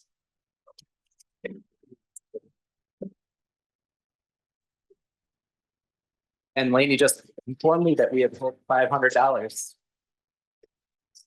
Sorry, Shante.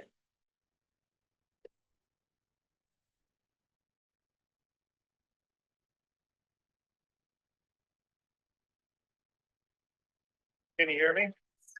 All right, that's good with the music. Thank you. I actually have that on my playlist on Spotify, to be honest with you. So, welcome everybody. I'm Craig with North District. I'm probably the only person they're going to cut off after 15 minutes. We're running a little bit tardy. I've also wanted to do something today. If you guys are probably wondering how somebody like me has kids, right? You know, like who, you know, I remember one time I met someone, they're like, how did you get married? You know what I mean?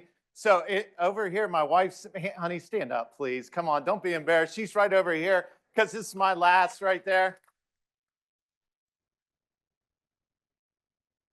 Two things. Can you hear me? Sorry. So two things. She said, do not spill coffee on your shirt. She took my coffee from me and I got a little spot here, honey, right there in my coffee. She also told me to take my gum out. So I've done both. So we're moving on. And I don't like this microphone because it doesn't stay here, but I'll have two things in my hand. So this is about North District, okay? And it's not the funnest conversation. We talked about homeless encampments a little bit. So this is a little bit serious, but I'll try and throw in some things for you. But I did want to point out that one of the biggest contributors to our salaries is probably I-95 tolls, right? 137 million, is that what we said, Laney? 137 million? And that comes from, well, my district. So everybody in North District, I just want to say you're welcome to everybody here, because without us, I'm not sure what would happen. And by the way, you guys were talking about your little day off the other day. Yeah, it was nice sleeping on a couch that's too small for me. I love seat. So, all right, we're moving on. I'm not sure which one forward works. So we've seen this a million times, but it's very important. Moving on. So here's a list of everything that North District's in charge of. Okay, so I just wanted to show you this because it said North District updates or whatever, and I'm not going to read it to you. And it is 23 font. I want to say that I did follow the rules, 23 font. Okay, but if you go through this is just a few more things that we deal with up in North District. Okay, it's not like those bridge fellows that design a bridge that's 50 feet long. I can make fun of bridge people now because I'm no longer in bridge. But here we go. And I really like my classic hats over there. Did you guys see that? I thought that was a nice touch. All right, so moving on, you've got, there we got more. We got and more. So this is some more. I'm both talking into this mic and that mic. I'm not sure why I'm doing that. Let me move over here. So we got and more, pipe flushing, video, brine roadways, union negotiations, our favorite discipline, right? I don't know. So I decided to go with one because actually this may be longer than 15 minutes. So if I would have covered all those things, it would have been 8 hours and 15 minutes. You would have had to listen to me talk. So therefore, we're going to go with homeless camp removals. Okay. Monroe Height, where are you at? You stole a little bit of my thunder. Very disappointed, but you look really nice today. Also, the best dressed man, I think, is CR. Where'd CR go? He is, look at him. He's orange tie, blue. He is wearing the colors. Looks good, buddy.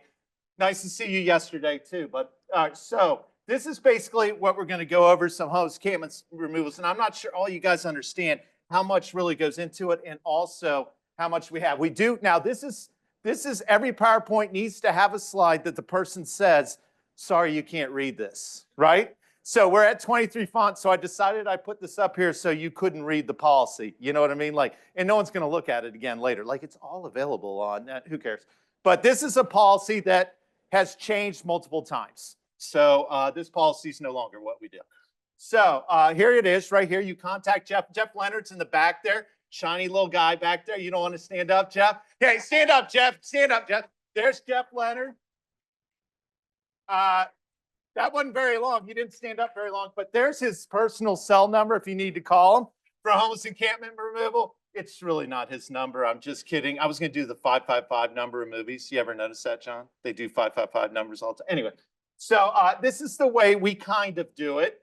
So you contact Jeff or your DE, whichever you want to do. Scope the encampment, send the request to me. Then we call DHSS. And then we go down to notify the contractor. We have to notify the local yard. Then we have to contact the police. Then we finally get to remove the items. So this is like that. What can you find in the picture right here? So how many items do you guys see in this picture? And that's basically it. So you think, oh, you drive by and you see some tarps up there and you're like, Let's go move that. Why can't they get rid of that, man? North District is slow. They're so terrible. PD's the best, you know, they don't work in maintenance. So you see this right here, there's a little bit more than meets the eye. We got a desk, we got some plywood, we got some deck rails over here.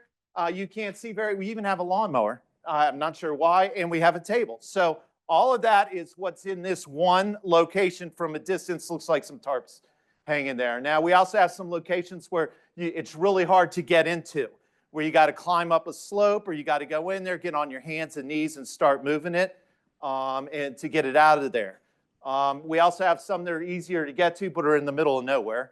So you have to go out there, and as you can see, they're not the cleanest facilities in the world. This one is pretty extravagant, the beachfront property. That's not funny. I know we're not supposed to joke around, but that is beachfront. That's waterfront property right there. But they've got a lot going on there. We got some, I don't speak Spanish, but I don't think that's a good word. But that's some things there. I figured it was okay to put cuss words in there if they were in another language. No? No? That doesn't count. All right. So at any rate, this is, but it's reality, right? We can sit here and say, hey, but it's reality. This is what we deal with. You can't sugarcoat what's happening out there. And then this right here is that's a house made out of the styrofoam, what do you call it? It's a very tough insulation. Sorry, but anyway, so this, I believe, is down here under POWMIA. Thanks. I don't know why she feels like she's got to chime in. You know what I mean? My bosses get really nervous when I present, you know? So they even had power there. So, you know, people getting there got a nice, that's pretty extravagant. Actually, that's a wooden pole, but I believe it's painted. So that's kind of nice. And here's the people that get involved with the encampment removals. We got Delaware Health and Social Services, local state police, Goodwill, Lewis Contracting, area operators. And so we're going to talk about, we removed the 141 encampment, which involved all these people. We had a call from DSP saying, please remove all these locations. We said, okay, we'll get together with you. We had like a sting operation in the parking lot of a Walmart that morning. And we went out. And so these are the locations that we had. If you don't know the area, it doesn't mean much to you, but that's 141 right here. It says 141 in Boxwood Road. Do you see that? Can you see? George, can you see that? I'm looking right at you. Can? I know, we're getting old. It's harder to see. But so then we go into here. You got the 141 encampments here. And so that's the Walmart we were talking about. And people were living in those woods right there. So moving on, there's another location we did. So we were quite busy this day. This is one day. We met at like 7 in the morning. And here's some of the encampments that we had. You can't see it, but there's a flag of the USA planted in the middle of it. This is John Garcia, who for some reason always is on his phone. You see here, this was the sinkhole contract. Remember, you guys probably don't remember. Maybe I moved you 2 years ago when I did it, but this is him in there. So there he is taking pictures of things again. That's about it there. So this gentleman here, take a look at this guy. So he was out there, and my goal became to make him smile the entire afternoon. My man was no joke. I mean, he was like, he is very serious. Look, you got Stu smiling, everybody's smiling. This guy's no joke. And he didn't end up smiling, but I think he just did it because I made him feel pressured. But they were out there. These folks here with DHSS, they come out and talk to anybody that's present at the time so they can say, hey, we're taking your stuff. Although they've talked to them 2 weeks prior also. So they're told to move out. So here's what we got. Senator Shante or someone held meant to be, said, thank you for working together on this. Troop 6, those from DelDOT were instrumental. Who's been called instrumental recently? Right? And helping get the area cleaned up and copy. And what did Ann Brown say? Absolutely nothing. She didn't say good job, nothing. I didn't get nothing. Nothing. I didn't get nothing. By the way, I'm retiring, and you wonder why. You know what I mean? Boom, right there. Right there. I got paid. You know what I'm saying? I'm just saying, a little hurt, I think. Maybe I won't have a good last 2 months in my position. So here we move on. We had to do I-95. Now, not the funny thing, the weird thing about this is we do these every single week. So it's about $4,000, $5,000, Jeff? So, sorry, Ann answered the question. Did I even look at Ann? A, she didn't raise her hand. Hey, 500. All right, so 6 and Adams Street is right there. We do 4th Street, and we must get permission to close lanes, and that's important. You'll see in a little bit because we can't just remove them. We got to close lanes to remove them. Here's some more. 9th Street off-ramp right there. 8th Street, 7th Street. Do you guys get the mode here? I'm going kind of, well, no, I'm not, because I started with 4th Street, Monroe, then I jumped to 9th. Sorry, dude. I didn't do it. It's not very good order. It's not logical. So, and then 11th Street, now I jump to 11th Street, Monroe. I'm disappointed. So here's 11th Street, the crossover. So here's some of the photos. This is 8th Street. And yes, this right here is this cliff right here where people are, I call it a cliff. Is it a cliff? Would you call it a cliff, Mark?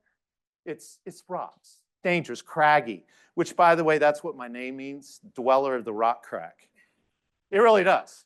Like, all you guys out there have like holder of sword or leader of men. Mine's dweller of the rock crack. I should have known. But anyway, it's very craggy there. It's very craggy. Get it? Crag, makes sense. So that's where we did this. This right here, and I want you to pay attention. Something that's real serious. There's a dog right here. And I want to tell you what that is in a little bit. But remember that dog right there. All right, so people sleeping, and that was I-95, Wilmington, MLK Boulevard. Moving on, you have that right there is I-95, Wilmington, under the bridge in broad daylight. Mark knows about this. He gets a few phone calls every once in a while about removing these things, or this right here. So to remove, we use all sorts of different equipment. You think it's simple, like I said, just to go grab the bags, but this is skid steer. I think this is MOW and MIA, excuse me. It's a skid steer. This right here is a front end loader. It's not a Tonka truck. It's a front end loader, and that's up there at 4th Street at I-95. This right here, where's someone from Bridge? Raise your hand. Someone from Bridge. Matt, you're from Bridge Management. That doesn't count, dude. Dude, just because Bridge is in the name doesn't mean it counts. Anyway, that's a crane. I was going to ask you what it is, but I don't want to embarrass you. So anyway, long story short, that's a crane. So this is, we're on top of I-95 because we can't shut down lanes all the time. So we got to pay for a crane to come in to lift sometimes human feces up those buckets. But you know those storage bins you get to put your clothes in under your bed and stuff? Things like that of feces and stuff like that that have to be picked up. And then we put it, that's a dump truck if anyone's wondering. Dump truck right there. Where's Barry Benton's here, isn't he? Dump truck, Barry. Dump truck right there. So we dump, so you lift it up, you dump it out of there. And this right here is a low pro. I didn't do the what do you call it, the Survey Monkey stuff, but what's special about a low pro?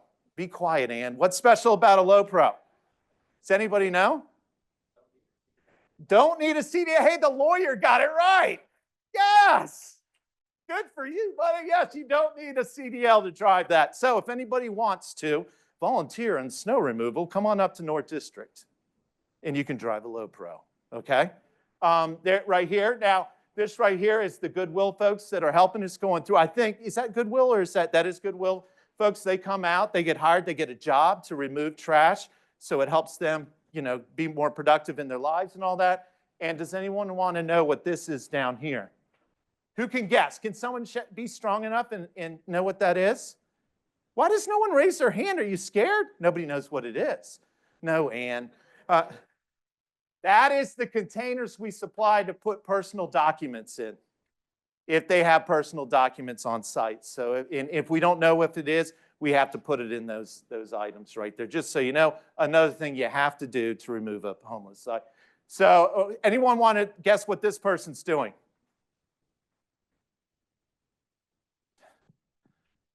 Anybody? Go ahead, what? Tearing down a house. Wasn't there a song, Burning Down the House, back in the day? Tearing down a house. No, this man is sweeping for sharps. Do you know, who knows what sharps are? They're needles for drugs. So you find, there's no way you're going to go into these and not find needles, right? So here's just one of the days, some of the needles that you found in that may have been from another location. There's been more, there's been less, but those are things that you can't just go in there and start digging your hand in there to try and get, because I don't know if you've heard about fentanyl, but you can just breathe it in and you will die. And also you can get hepatitis and HIV, the whole nine. So legit, so you got to figure out what to do this. So we have to hire someone to get rid of these for us because we don't have the, well, we can pick them up if we don't touch them. But what's this right here? Go ahead, what, Joe? What, those are grabbers. Joe, why don't you stand up? He's our newest member of North District. Joe, give us a stand up. And he worked for one of, there he is. Very good. All right, I know what you're wondering. We only get the best looking people that apply to North District, so we're really up in the game there. Our ceiling's way lower, or way higher. Sorry, Joe. It's way higher. But he worked for a company that helped us clean this out. He worked for Lewis Contracting, by the way, and he heard about the DE at North District and decided to come on over to DelDOT. So that is a grabber, so you don't touch the needles or whatever. So here's some other ideas we had. Bridge, turn your back. This is putting fences or decorative fencing on bridge abutments so you can't get underneath there. We built that ourselves.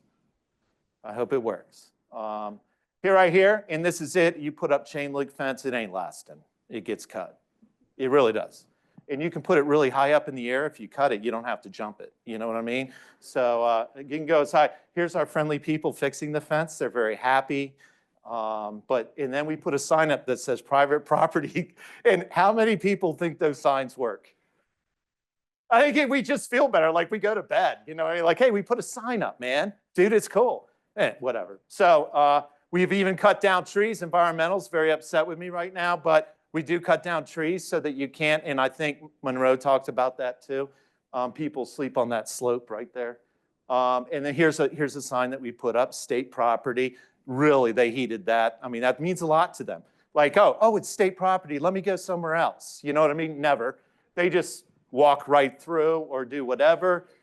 So we went to this, and this is why we decided to do the camp removals once a week. It's because they fill up, and they're still filling up once a week. So this is to notify them that every week, or we're going to go in. And for it, we were going to put Jeff Leonard's number there, but we decided not to. So that's one of the solutions.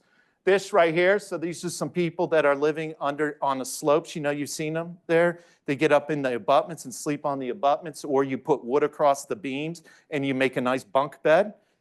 So we're going to try and implement this, put some steel plates in between there.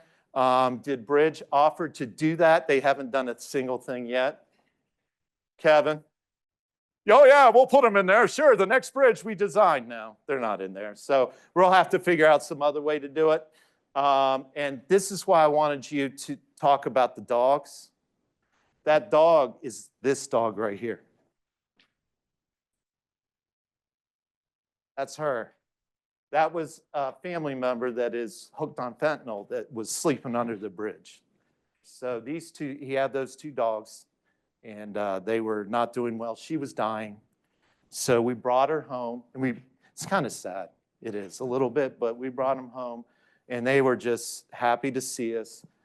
We had to argue with them that they thought they were good parents to the dogs, and they weren't, whatever. So they're never getting them back, but the person laying in there was a cousin. So this is them now. This is the seat where when I telecommute my one day, this is where I sit. Whenever I get up, she climbs up and she lays in there. And there she is walking around, and there they are together. They love each other very much. And so if you're offended or whatever about something I said, this is legit, hits home. So it's a good story for these two dogs. Here's some fun things real quick. I'm out of time. This is somebody sent it. This is what they do for potholes in New Orleans. They don't fix them, they decorate them. Look at this. Now, I'm going to do that next time a legislator calls me. I'm going to send them this picture and say, hey, get the community out there too. They gave up on calling the state, I think. Here's another one. What are those, black-eyed Susans? No, what are they, Angie, what are they, black-eyed Susans? Yeah, so someone planted black-eyed Susans. Why not? Here's the wetland they created. That's literally a road. So they'd be like, no, you can't touch it. That's a vital wetland. That's a vital wet. We're gonna have to do 2-to-1 to go anywhere. And here's another sign. You always want one of these. Del Dot Mumford Miller failure, drain is higher than the road. Typical government waste of money. There's always those people that don't believe in us. And I think, sorry.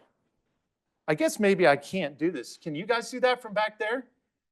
This is my favorite thing. You mother need to get going on with that 141 bridge.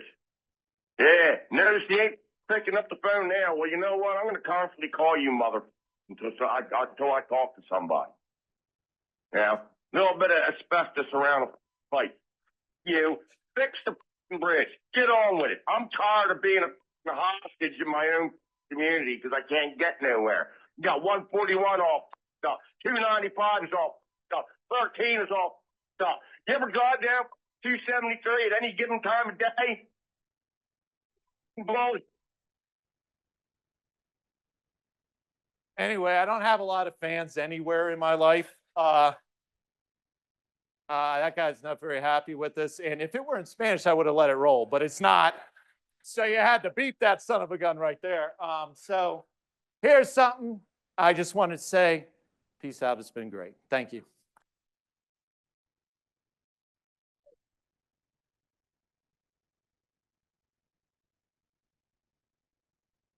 I guess questions are common. Jerry, go ahead. Oh, another thing. You're right. Jerry is a better father than me. Rain, stand up. My son right here. And yes, he got his looks from his mom. That's him right there. Thank you. I'm sorry. It's a family affair. Yes, I warned him. Anything else? All right. Thank you. Thanks, Craig.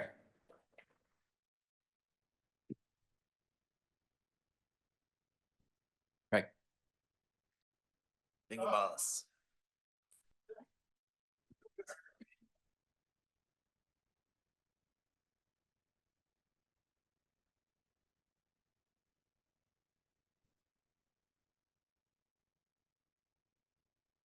Rain, what do you have on your card, bud? Pedestrian.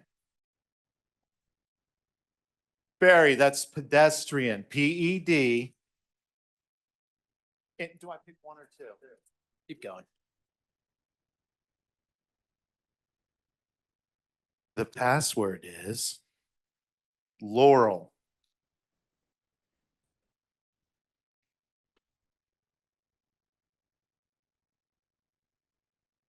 Excellent.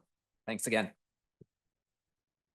All right, next up, we have our specifications engineer, Andrew Short, with some updates on DGMs, the PD manual, and the DRC.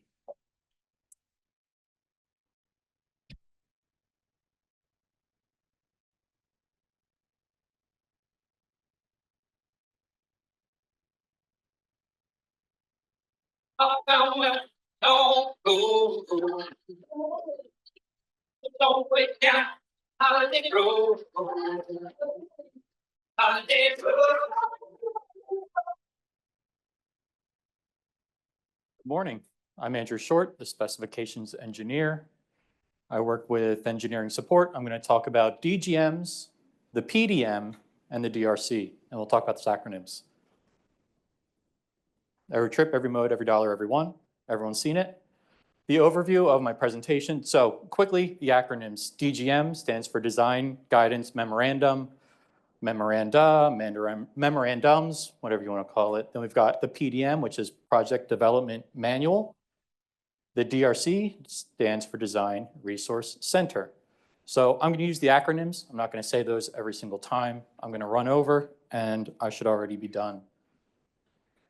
So DGMs. What is a DGM? Developing new DGMs, which ties into revising and updating DGMs, archiving them, and then what new ones we have either recently published or on the horizon. So what is a DGM? It's a technical guidance document that outlines current departmental processes for developing transportation plans. And it should be something that is not currently covered in another manual or guidance document. Craig said it, I'm going to do it. We're going to look at these three well, two of these three files on the DGM website, which is linked above. If you go to the website, you'll see a full list of all our DGMs. These are right at the top. So if you email me, I will send you the link. You can't read that, but that's a memo that was published in 2022, and it outlines our requirements for developing and approving DGMs. You can't read that either, but I'll walk you through it. It goes through the DGM development process, and at the bottom, the approval process. What you need to know is that if you are developing a new DGM, you need to first need a DGM. You will need to draft it, peer review it, update it, and then it comes to the Project Development Construction Working Group, or PDC Working Group, for review, another round of comments, updates, and then you get to the approval process. Once you get to the approval process, it pretty much just goes to Brad, and he will handle it from there. What you do need for the approval process is the DGM summary form. So as you've gone through the PDC Working Group, you will fill out this form. We'll give you a number, it's the next one in order, and then you have a title, and then this is the status I was talking about, where you could have a new DGM or a revision, and then an archive of a current DGM, or returning an archive document back to the active status. You'll list your originating section, point of contact, and then which groups the DGM was reviewed by. Before it gets to the PDC working group, it needs to be reviewed by any subject matter experts or other standing committee at the department, such as the design committee or guardrail committee, MASH committee, something like that.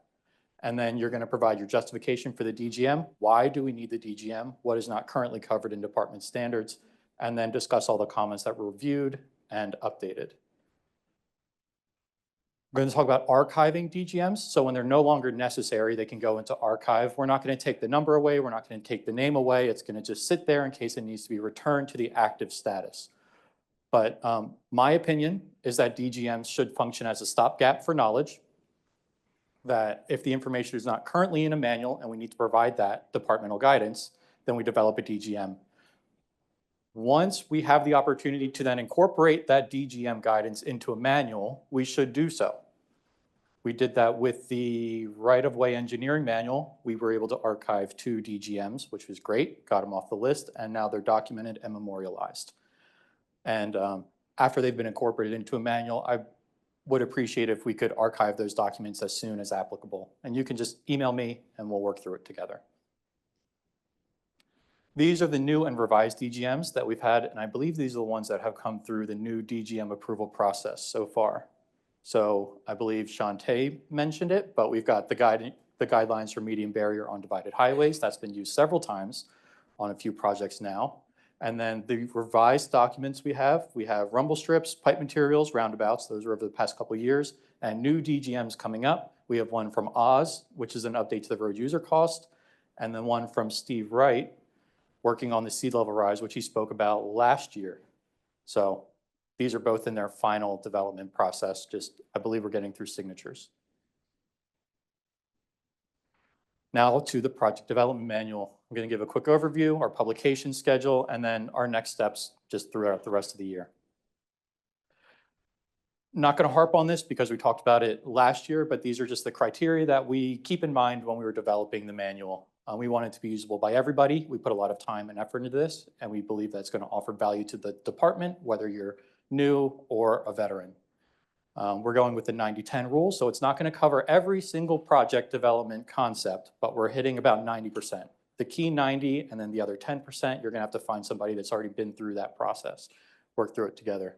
This is going to include current design processes or current standard processes as much as we can incorporate into the manual reasonably well.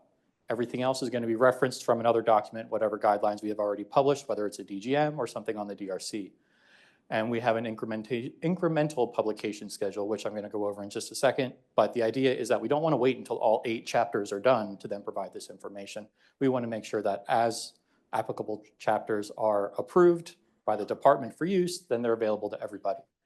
And it's searchable, which is great. You can Control F, search through it because it's going to be a web document, which is the opposite of what the old 2015 PDM used to be. And it's also a wiki, so it's got a native search function within the wiki. This is our publication schedule. We have chapters 1 through 3, and you can see them listed there. And it's going through the approval process right now. It was just approved by the PDC working group, so now we have to get all of our other signatures. And once we go through that process, we'll have a better idea of what the actual publication schedule will be and the time required. But we've got Chapter 5 is going to come out later this year. And then next year, we've got chapters 4, 7, 6, and 8. And those are just the order that we identified the most benefit to the department. These are the next steps. This is what you'll be seeing coming out this year. We're going to have a Chapter 5 departmental review, which is ready to go. So you'll see that next week or the week after, probably when we're done this winter workshop and lessons learned season. Then we're going to be drafting chapters 4 and chapter 7. That's elements of design and bid phase and award. And then in late 2025, those will be going out for departmental review. And I want to take a quick minute just to note that chapter 4, even though it's labeled elements of design, will not cover design of a contract. This is just identifying the pieces that a project needs to go through, the elements of the design that need to be hit. And then we're going to be referencing those design criteria out to other publications like the road design manual or otherwise. This will not take the place of the road design manual. Poll question 1. And next, to bring up the poll, there we go. How many of you currently use the project development manual, the 2015 manual that's printed out in a binder under your desk? Good enough for me. Okay, I recommend not using it. It's outdated, but it does outline a generally close approximation of the process. And yes, okay, I was hoping for more answers on the DRC one because we're going to talk about the DRC now. So we're going to be talking about the updates to the DRC because of the project development manual. We're going to go through our review of current files, updating documents, and then sign up for the DRC. I don't know if Dave is here, but I felt like somebody should say it. So as part of the project development manual development process, we went through the files on the DRC. And who wants to guess how many files are on the DRC? 300. That's a lot of files on the DRC. And we don't want to review all of them, but we will if we have to. And we are hoping to incorporate as many of those into the project development manual as practical. But again, we will still reference out to other documents that need to be standalone. How can you help? I know, 300 documents. You can just start reviewing stuff. You can make sure that all of the documents on the DRC that are applicable to your section or your processes are up to date. If they're not, coordinate with any subject matter experts that you have in your group. Make sure that they are up to date, that they meet your needs. We've just gone through a few because of hazmat while we were working through our project development manual, and we have considered adding hazmat flags to some of our information requests. So those are all getting updated, which is going to tie into my last point here. But all DRC updates should go through Dave. He bundles them together, sends them to DTI. They get updated in every week or two, and then he'll send out an email blast through the DRC updates. But it's my recommendation to not save any files from the DRC for later use. When you need to use the files, grab them from the DRC, then you know you have the most up-to-date document.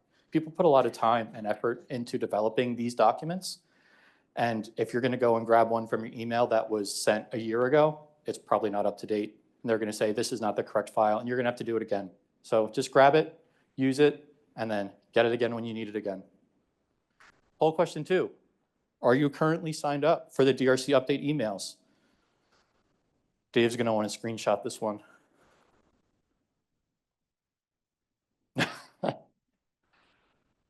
Okay. Looks like most people are, nope, lost out. Okay, 50% of you should go to the DRC. There's a link right here under latest news. You click on that, you will get your DRC updates.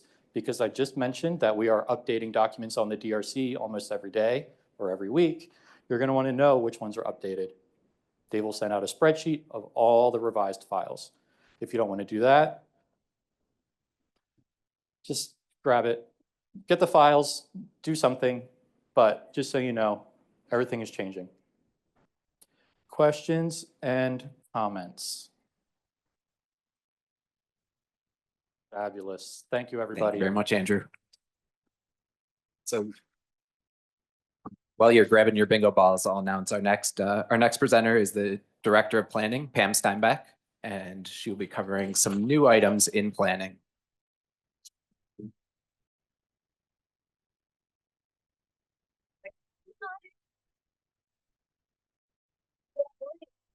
Good morning. What were the things out?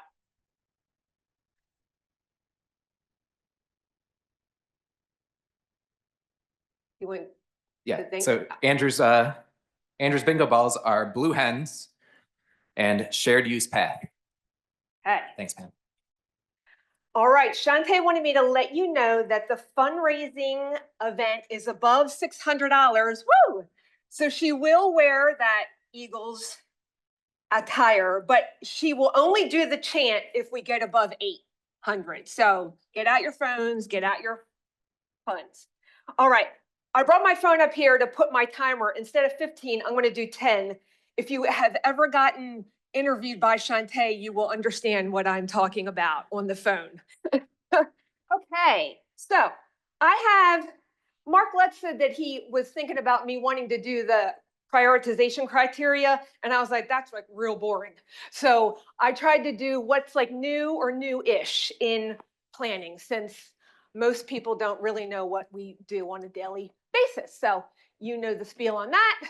Okay, so I'm just going to go through every section within planning, kind of like what they do and what we have done in 2024 and what we are going to do in 2025. So first one, active transportation community connections.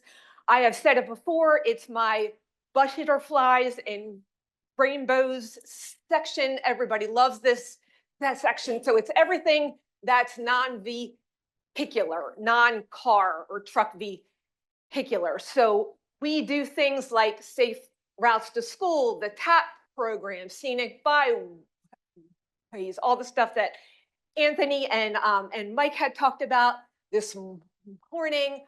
We do a lot of things in that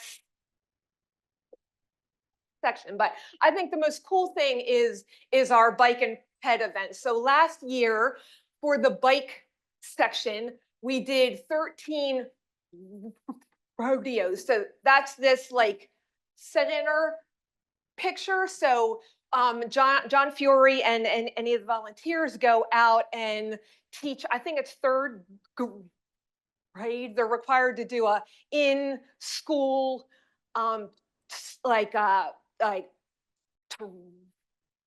training, and then they get to go out and do like an obstacle course for bike safety. And unfortunately, I've volunteered at a few of these, and there are a lot of kids that don't know how to ride their bikes. So if you guys are parents, like get on that stuff, because like it is like when we were growing up, like mom didn't, like she said, come back at dark. Like there was no like video games and stuff. So please get your kids to go out and like exercise.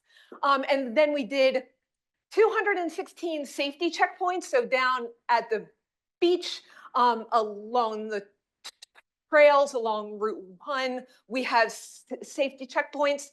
We give out free helmets. Thank you for that extra funding, Shantae. We do bike lights. We do safety flashing things and stuff. So that's really cool. And then our bike program is the J1 students down at the beach. So a lot of the restaurants and hotels hire international kids to work for, you know, for their businesses, and they like don't have any mode of transportation, so we do loan out bikes. And last year was the like highest amount of bikes that we have ever done. So that also includes like a training program, because a lot of the countries, you know, they don't obviously have the same bike laws that we do.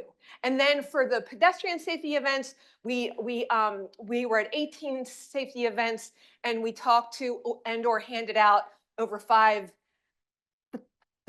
thousand. So like, that's just a great thing of what we have done. We're going to be doing the same thing for next year. So part of that, what we also do, I kind of just wanted to highlight the tech kind of thing. So we did, with the help of JMT, we did complete phase 1 of the pedestrian action plan. So that is a like Esri-based website that shows heat maps of ped fatalities and serious injuries. So we're hoping to utilize that tool to kind of help fund, or not fund, but identify like safety ped projects. We also have the PAR program, so that's run by Abe in the ATCC, and he is responsible for a lot of the open-end PAR contracts to address the ADA transition plan. And then Paul was instrumental, Paul and Bruce, to generate this map. We are trying to just identify where the existing trails are now in the whole state, and then what projects are associated with them. I know you can't see it, but we're going to eventually put that on our website. The next one is development coordination. So that section, unlike the rainbows and the butterflies, we get a lot of complaints here. You know, not so much warranted, but sometimes. So the development coordination section is responsible for walking a developer through to the process to gain access onto our state maintained roads. So it's kind of two sides of the house. They come in, if they have to do a traffic analysis based on their new development, then they go through that process. That's with Serene. Then they get handed off to Wendy's section, who is responsible for the record and entrance plans. But what I did want to highlight is that as of last year, we approved 187 commercial, like big projects with over 7.3 million square feet, and then 104 major residential projects. So that is a huge amount for a very small team. And then I did want to highlight the expedited review team. So that's both for, well, it's for economic development projects, for affordable housing projects, and for things like firehouses, ambulatory places. So we partner with the land use agency and the developer to come up with a time frame as to like everybody working hard to get their projects through. So we do have that process that's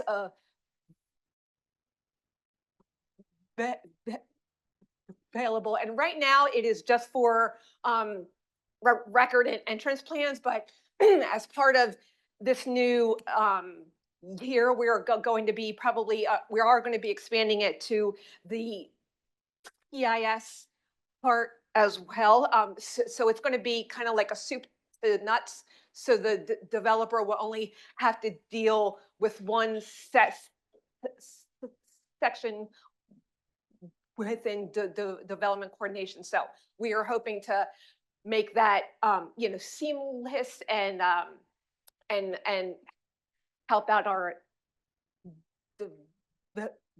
developers. And then TIF is our transportation infrastructure investment fund.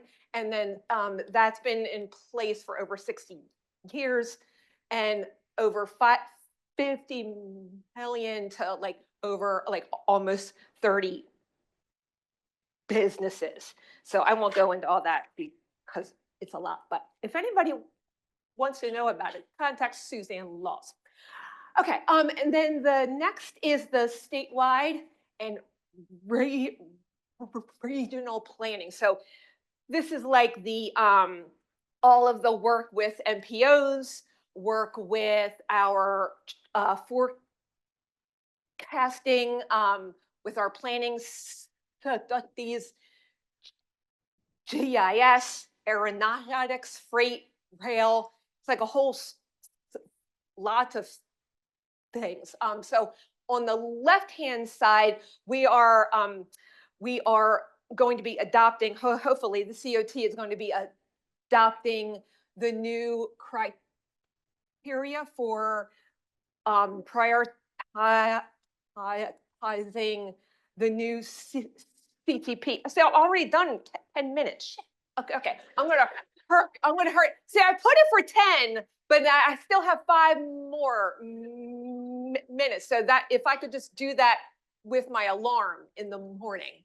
Yeah, so we have the criteria. We're going to be doing that. It doesn't really affect most of you, so I'll just go through that. We are doing a new planning portal. So it is for ideas from the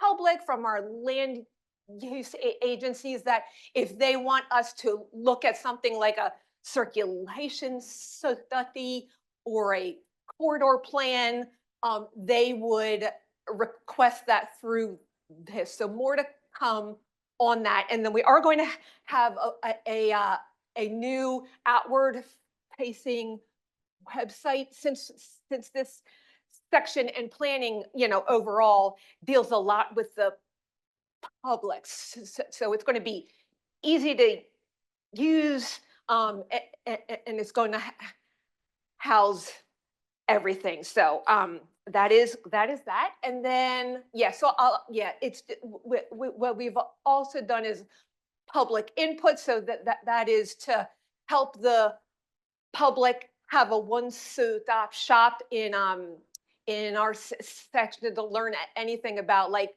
our coastal corridors, long-range transportation plan, all of that. And then we also worked with the Office of State Planning to do a data analysis work group. So I highly recommend to go to the Office of State Planning. It does have, it's like a clearinghouse or a depository for a lot of the state agencies that have GIS-based information. So like, for instance, we have our TID information on there. We have the Tom stuff on there, but there's also things from housing. They have a whole bunch of trends for housing. We have like forested lands, so it's just a great place to get a whole bunch of info. And then lastly is our DASS. We have a lot of acronyms, but so this section is responsible for I'm not going to say all of the acronyms because Beth, I will get it wrong. But what I did want to highlight is we have a few really cool things that have been we have been doing, and then we're going to be doing more. So DriveWise is a in-cab alert. It's like an iPad for the tractor trailers. They if they are part of the program, let me just get my stats because I'm an engineer, so I have to have the stats. Yeah, so we currently have 18 safe alert locations in the state. That's for high rollover and low clearance. I mean, and the clanker. So there is a alert one for that locale. But there are over 1,500 sites within US and our partners to the north. So it really is a great thing for the tractor trailers. Plus they can also, so they also have it, the Smyrna rest stop has the big parking area for the tractor trailers, and they can, if they are part of DriveWise, they can look and see if there are any open spots at the rest area so that they don't have to get off Route 1 and then get back on. And then we also have to the picture here with the big tractor trailer, we have a Share the Road program that we get a Fed grant for.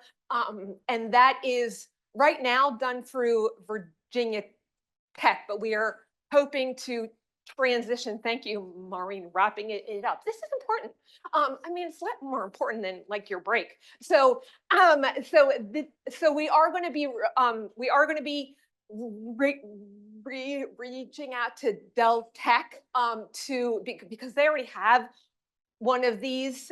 So we want to be a part of, not anything against VTech, but we would like to showcase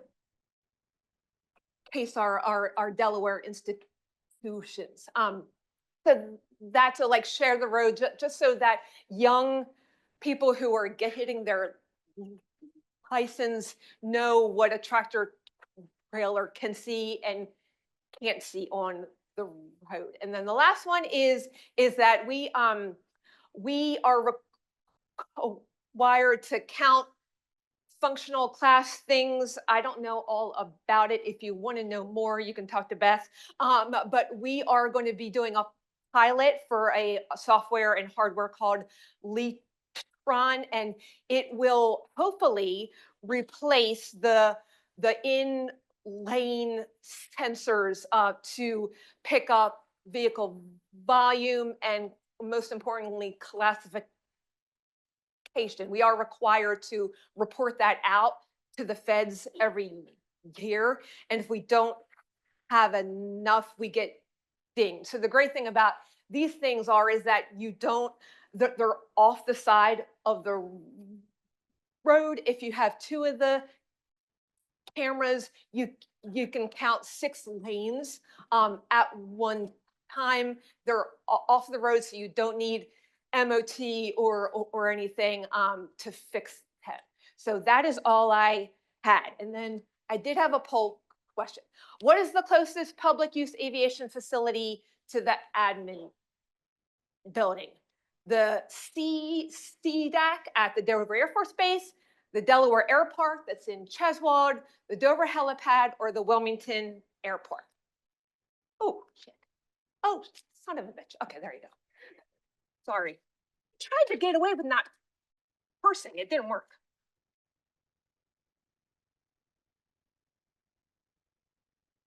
Good job. Yes. See. Sweet.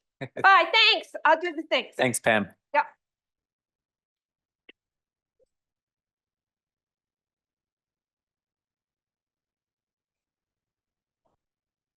Roundabout. All right, thanks again. All right, so we're gonna try to get closer to back to on schedule here. We're just gonna do a 10-minute break and reconvene at 10:50. Thank you. Our next presentation is something I think most people look forward to every year. We've got a video from Dave Kleinott. This year, his video is titled "A Happy Little CAD Update."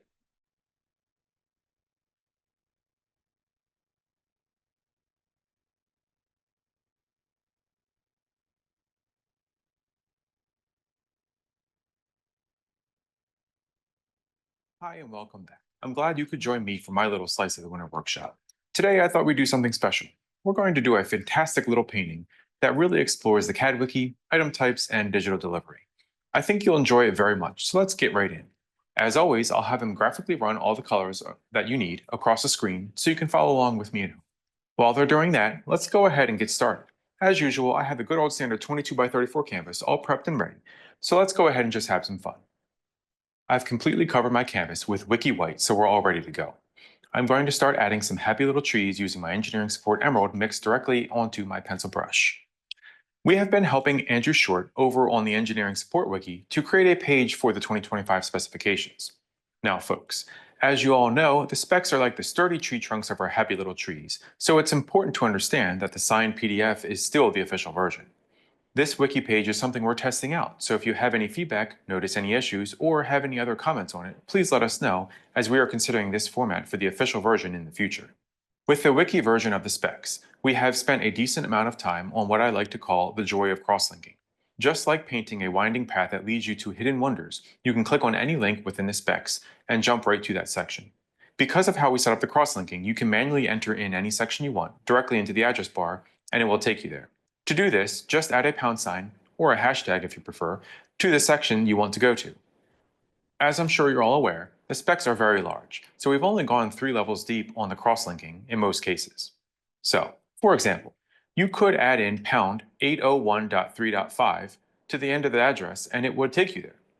This also works for tables. So in this example, you could add £801.3-1 to the end of the address and get to that table. In the future, we plan to incorporate this cross-linking ability directly into our CAD resources.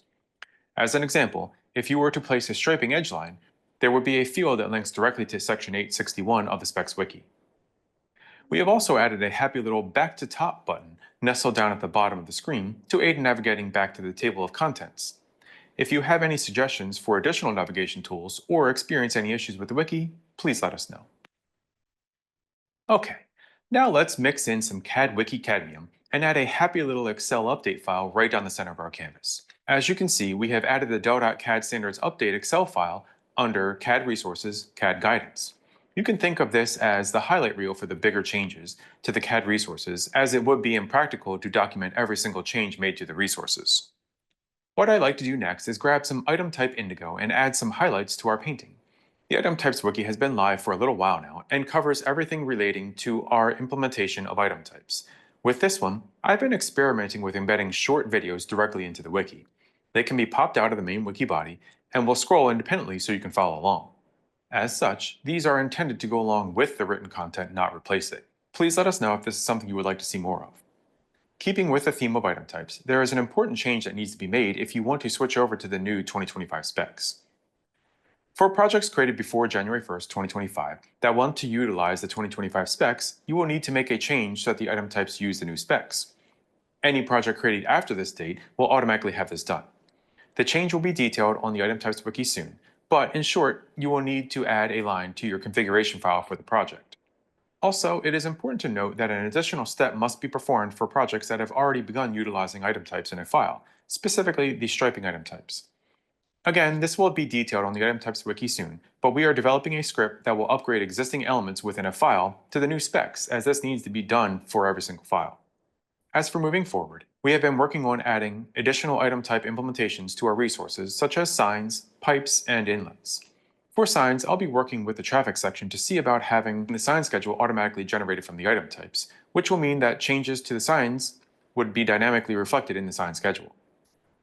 I'm also working on auto annotation of the signs on the plans, as well as a complete overhaul of our sign cell library. As for pipe and inlet schedules, they will be pulled directly from the drainage and utility features in OpenRoads Designer. Please note that this may require OpenRoads Designer 2024, as we have run into issues with the 2023 version during testing, and it appears that the 2024 version may have fixed this. Now, speaking of the new version of OpenRoads Designer, let's grab our fan brush and mix together some of that CAD Wiki Cadmium and some OpenRoads Olive. We will be updating the primary and secondary versions for ORD and MicroStation to the new 2024 versions very soon. This will be announced via the DRC updates. As a reminder, we only support 2 major versions of Bentley products in our resources, or the primary and secondary version, if you will, as detailed on the CAD Wiki under CR 2102. This will bump the current version down to the secondary version, and the secondary version will then be obsolete. Okay, now I think it's time to wash the old brush. So let's shake it off and just beat the devil out of it. All right, No painting will be complete without some futuristic details, so let's grab some digital delivery dandelion and mix in some roll plan red. As you know, we are constantly working on moving towards digital delivery of projects. One step along that path is the development of role plans. Our ultimate goal is to switch over to role plans for all projects and design moving forward, but to get to that point, we need to test all of this through the design and construction phases. For design, we have a few projects coming up utilizing role plans, one of which will be going out department-wide for review within a month or two. For construction, we have prepared role plans for the West Camden Bypass project. While the cut sheets will continue to be the legal document for this project, the role plans will be available to all bidders and will be for informational purposes only. We will be looking to get feedback from all the bidders as well as continual feedback from the awarded contractor throughout the construction process. Because the design and construction process takes as long as it does, we are trying to test multiple pieces of this process concurrently. We will continue to refine the process as we move forward and get feedback, so we ask that you be patient and provide feedback as you start seeing the role plans. On that note, we are considering sending out the West Camden Bypass role plans in a review session so that everyone can see them and provide feedback. Now, let's add a little more digital delivery dandelion in to really bring the colors of our painting to life. As I mentioned earlier, role plans are a stepping stone on our path to digital delivery. Today, I want to give you a preview of what this could look like. We have been working with Bentley for a while now on developing a means to review a model. This functionality will be included inside of what they are calling the Bentley Infrastructure Cloud. This is a web-based environment, so no programs will need to be downloaded to your computer, and you will have access to it anywhere. Depending on how development of this progresses, we may be able to start testing and even have a pilot as early as this year. Ultimately, we are hoping to have this replace Bluebeam as the primary means for review of a job. As you can see, there are many features of the Bentley Infrastructure Cloud that will aid in the review of a model, such as being able to see the 2D, 3D, and profile views side by side. Because each of these views are of the same underlying model, all the data is interconnected.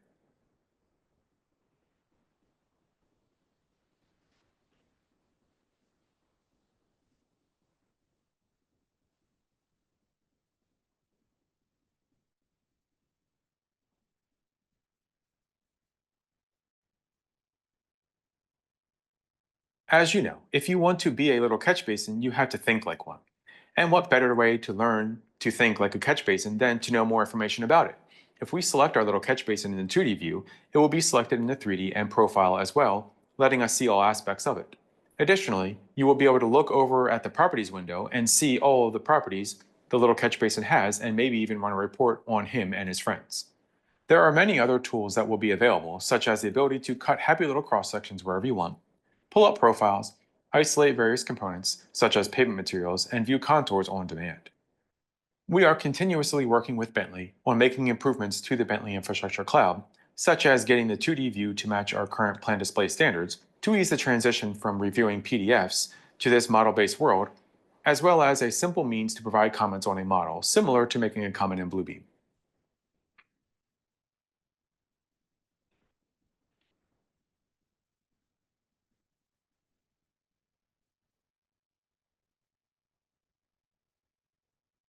Speaking of Bluebeam, let's now mix in some Bluebeam Violet Green.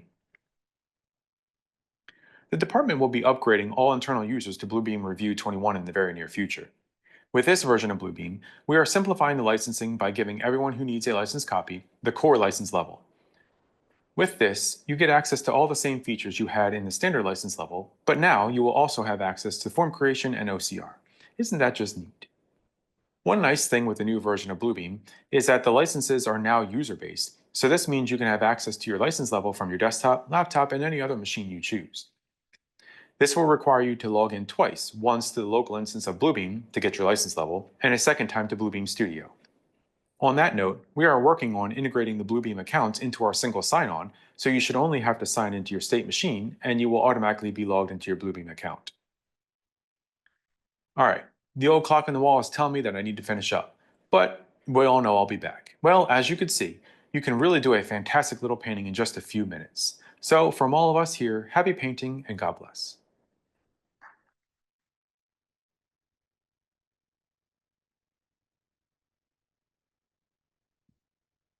Are there any questions for Dave?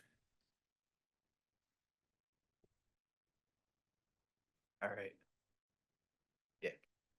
All right, so we've got Milford and I-95.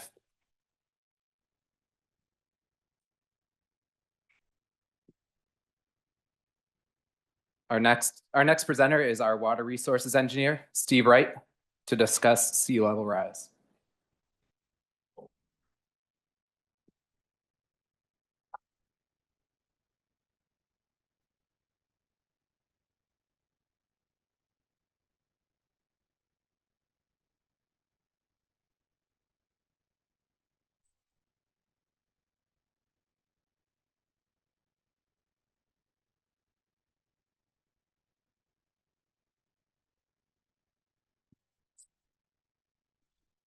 Love it, love it.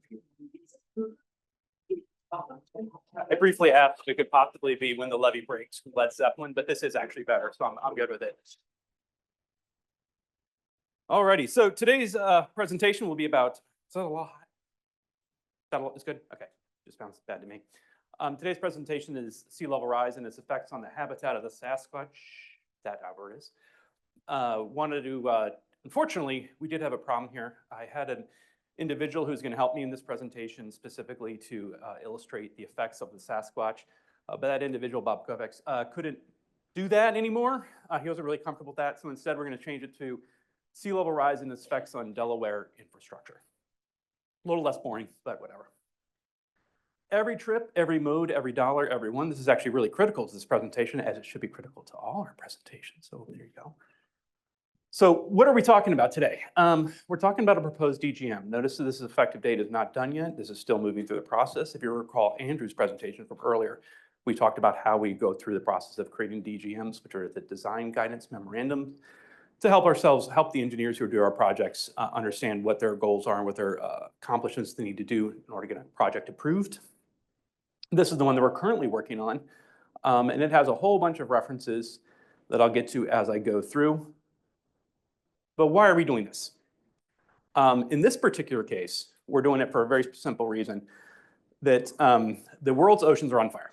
No, I'm kidding, they're not. It's just a really bad color scheme from NASA in this particular case. But what you're seeing here is illustration of data from the Poseidon satellite that NASA put up in 1992, if I recall. And this is measuring the average sea level elevation across the entire world. And if those of you who have been on an ocean or a cruise like Monroe, oceans are real big. So even small changes are pretty significant to us. And I know that none of you actually speak metric, and so that's fine. That's 10 centimeters is 4 inches. I have good news for you. 4 inches is not a lot. So for those of you who look at that picture and you see all the fiery red and you get all worried, hey, calm down. It's not that big of a deal, all right? But what I will tell you, unfortunately, is if you look at the very bottom down there where you see the color scale, what you'll notice is that it starts getting dark over there. We're not talking 10 anymore. Now we're close to 20 centimeters. We're talking more like 8 inches. And unfortunately, if you wait for Delaware to get around, man, you're gonna see a lot of red on the East Coast of America. So that's not ideal either. And that's basically what the science is telling us. That yes, the average is only about 4 inches over the last 30 years, but in reality, it's probably closer to 8 inches as it applies to the American seaboard. And unfortunately, what it also tells us is if we, not sure which one is the laser pointer. It doesn't matter.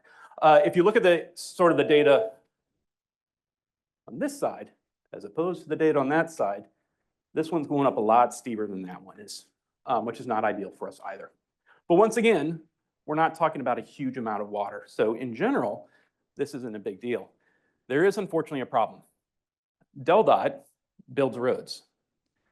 Our roads aren't supposed to be there for a year or 10 years. I mean, they're basically there for a century. And that's a total different time scale than the average project. You know, if someone's building a house or if someone's building a mall or something like that, maybe they only expect to be in business for 20 or 30 years. And so this is totally irrelevant to them. But unfortunately, that's not the business we are in. We're in the business of infrastructure. And if we build something, and I don't know how familiar how expensive it is for us to build something, but our return on investment, if we only last that road for 10 years, is horrific. But if we lasted for 100 years, it's looking pretty good investment for the taxpayers. So how did we get here? We got here first from the executive order from our governor. And I just sort of cut and paste and gave you the fun parts, but It's not fun. So basically, it acknowledges that the sea level is rising and that the state agencies need to do something about it. From that point on, we moved over to a document that DelDOT did continue writing, published in July 2017. Sea level rise, temperature extremes, flooding, and heavy precipitation will the condition operability and the life cycle of transportation assets. Impacts include damage to asphalt, corrosion, contraction, and expansion of materials. Maintenance of stormwater management and vegetation along roadways will also be affected. Design and construction of bridges, roadways, and other structures may need to be revised through updates to design manuals and to specific project designs. This gets into that DGM. Fundamentally, we were asked to revise these, and we were told from that 2017 date that we'd do so in 10 years. I have great news. We're almost ready to do that. But beyond that, I have even better news. That document also listed how much this type of things would cost us. And on this particular instance, they listed a price of $1,000. I can barely get my secretary to wear an Eagles jersey for that. To any of the consultants who have worked on that document, you're welcome. I seriously considered calling each and one of you and telling you that I accepted your bid, but I chose not to. I thought that might be a bit rude. I presume it was a mistake of some sort. So the other thing didn't see coming, and Andrew mentioned that I had talked about this briefly in my last presentation that this DGM was being written, is I didn't see that HEC coming. HEC stands for Hydraulic Engineering Circular. It is the methodology about which drainage is designed, published by the federal government, and is one listed in the road design manual. In the current, the HEC 22, which is the specifically urban drainage, was revised from a 3rd edition to a 4th edition and was done so last year after I was about 2/3 of the way writing this DGM, which then had to be rewritten. Not a big deal because it actually ends up hitting on a lot of the ideas and topics that were supposed to be in that DGM. Fundamentally, the current guidance that is published both in the road design manual and the feds say that we need to be doing a lot of the things that we're already going to be obligated to. So that's sort of the good news.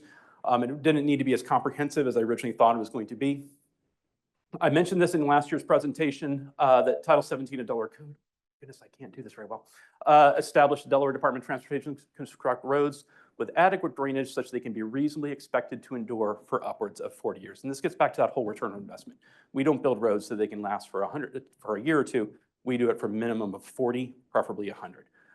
So DGM 132 is just that first step towards that 10-year goal of updating DelDOT's design manuals to integrate climate and resiliency. And this will be a multi-step process, folks. Like fundamentally, we use the best data available at any given time, but that data is constantly changing. So the idea is to give ourselves incremental steps, be able to show clear guidance on what to do at the next level, and while waiting for any possible changes to be coming. So what do we have to do? Tailwater calculations, fundamentally. Once again, this is nothing new. This is part of the basic design calculations for whenever you do a drainage of a system. Once again, if you recall my presentation from last year, I showed you a whole bunch of pictures of flooded roads. And in many of the cases, one of the issues was fundamentally the tailwater was not properly taken into account, which basically means when it's raining on your project, it's also raining everywhere else. And so you can't presume that the ditches and the swales and the rivers are going to be empty. You need to presume they're going to be partially full. So you have to take into account what's called compound flooding and what's going on around you. When it specifically comes to sea level rise, that does mean that when we take into account the tides, we need to look at the fact that we don't just build these roads for today, we need to build them for what's going to be happening in the future and the life expectancy of that road, and that sea level will rise. So we need to take into account that when we do those designs. So with that 40 years as an example, and using 2025 would start date, which means we'd have to look at a design rate would have to be at 2065 sea level for a project. You can find that information at coast.noaa.gov/SLR. The same data is also already on the gateway, so you don't even actually have to go anywhere. You can just go directly to the gateway. It's been there for a while. And the answer is 2, which is fantastic. It's super easy. You don't need to know anything else from this presentation other than the answer is 2. And I'll get to that in a second. So here's an example of what you're going to find. 2, I'm still telling you I'm not there yet. If you look down here, this blue section right here, that blue is what the current mean high water is. That means that basically the big tide every year, the king tide, that's where that is. The green is what that tide will look like in this case, 40 years, or excuse me, with 2 feet of sea level rise. It is going to go all the way up into the banks. This is just, I chose this completely at random, North Little Creek Road. This is not a particular problem. It is just something that I chose because it's a good illustration of what the change will look like over the next 40 or so years.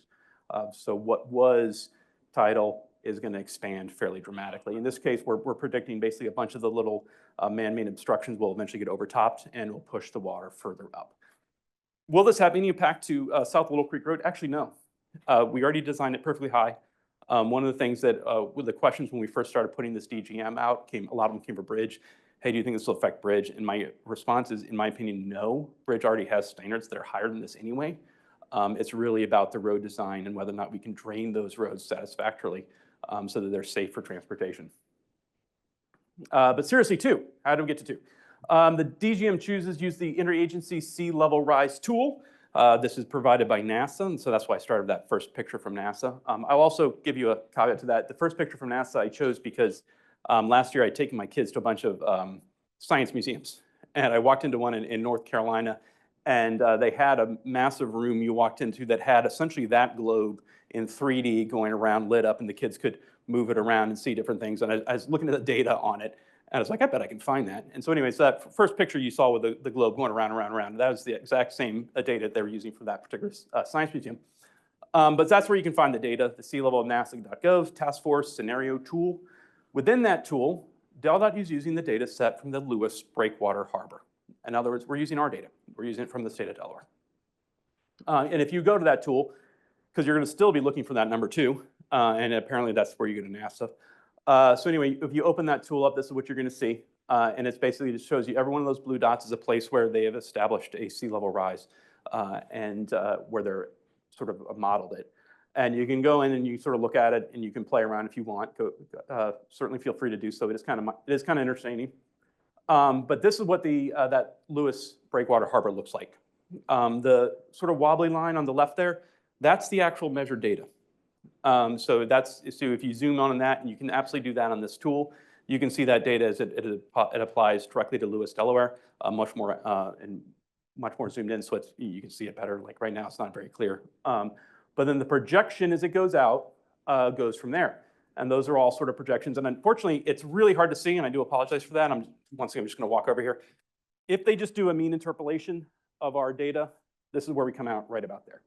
Now, that's an interpolation. Everything we're talking about here is a prediction, ladies and gentlemen. And that's going to get into that number 2 in just a minute. But everything we have is interpolation. And folks get really nervous. Are you low? Are you high? Medium? What are you picking? What's your interpolation? But there's sort of good news about that. And so when we look at that too, so I go out, if I'm saying a project's in 2025, and I say 40 years out, that means I need to look at 2065.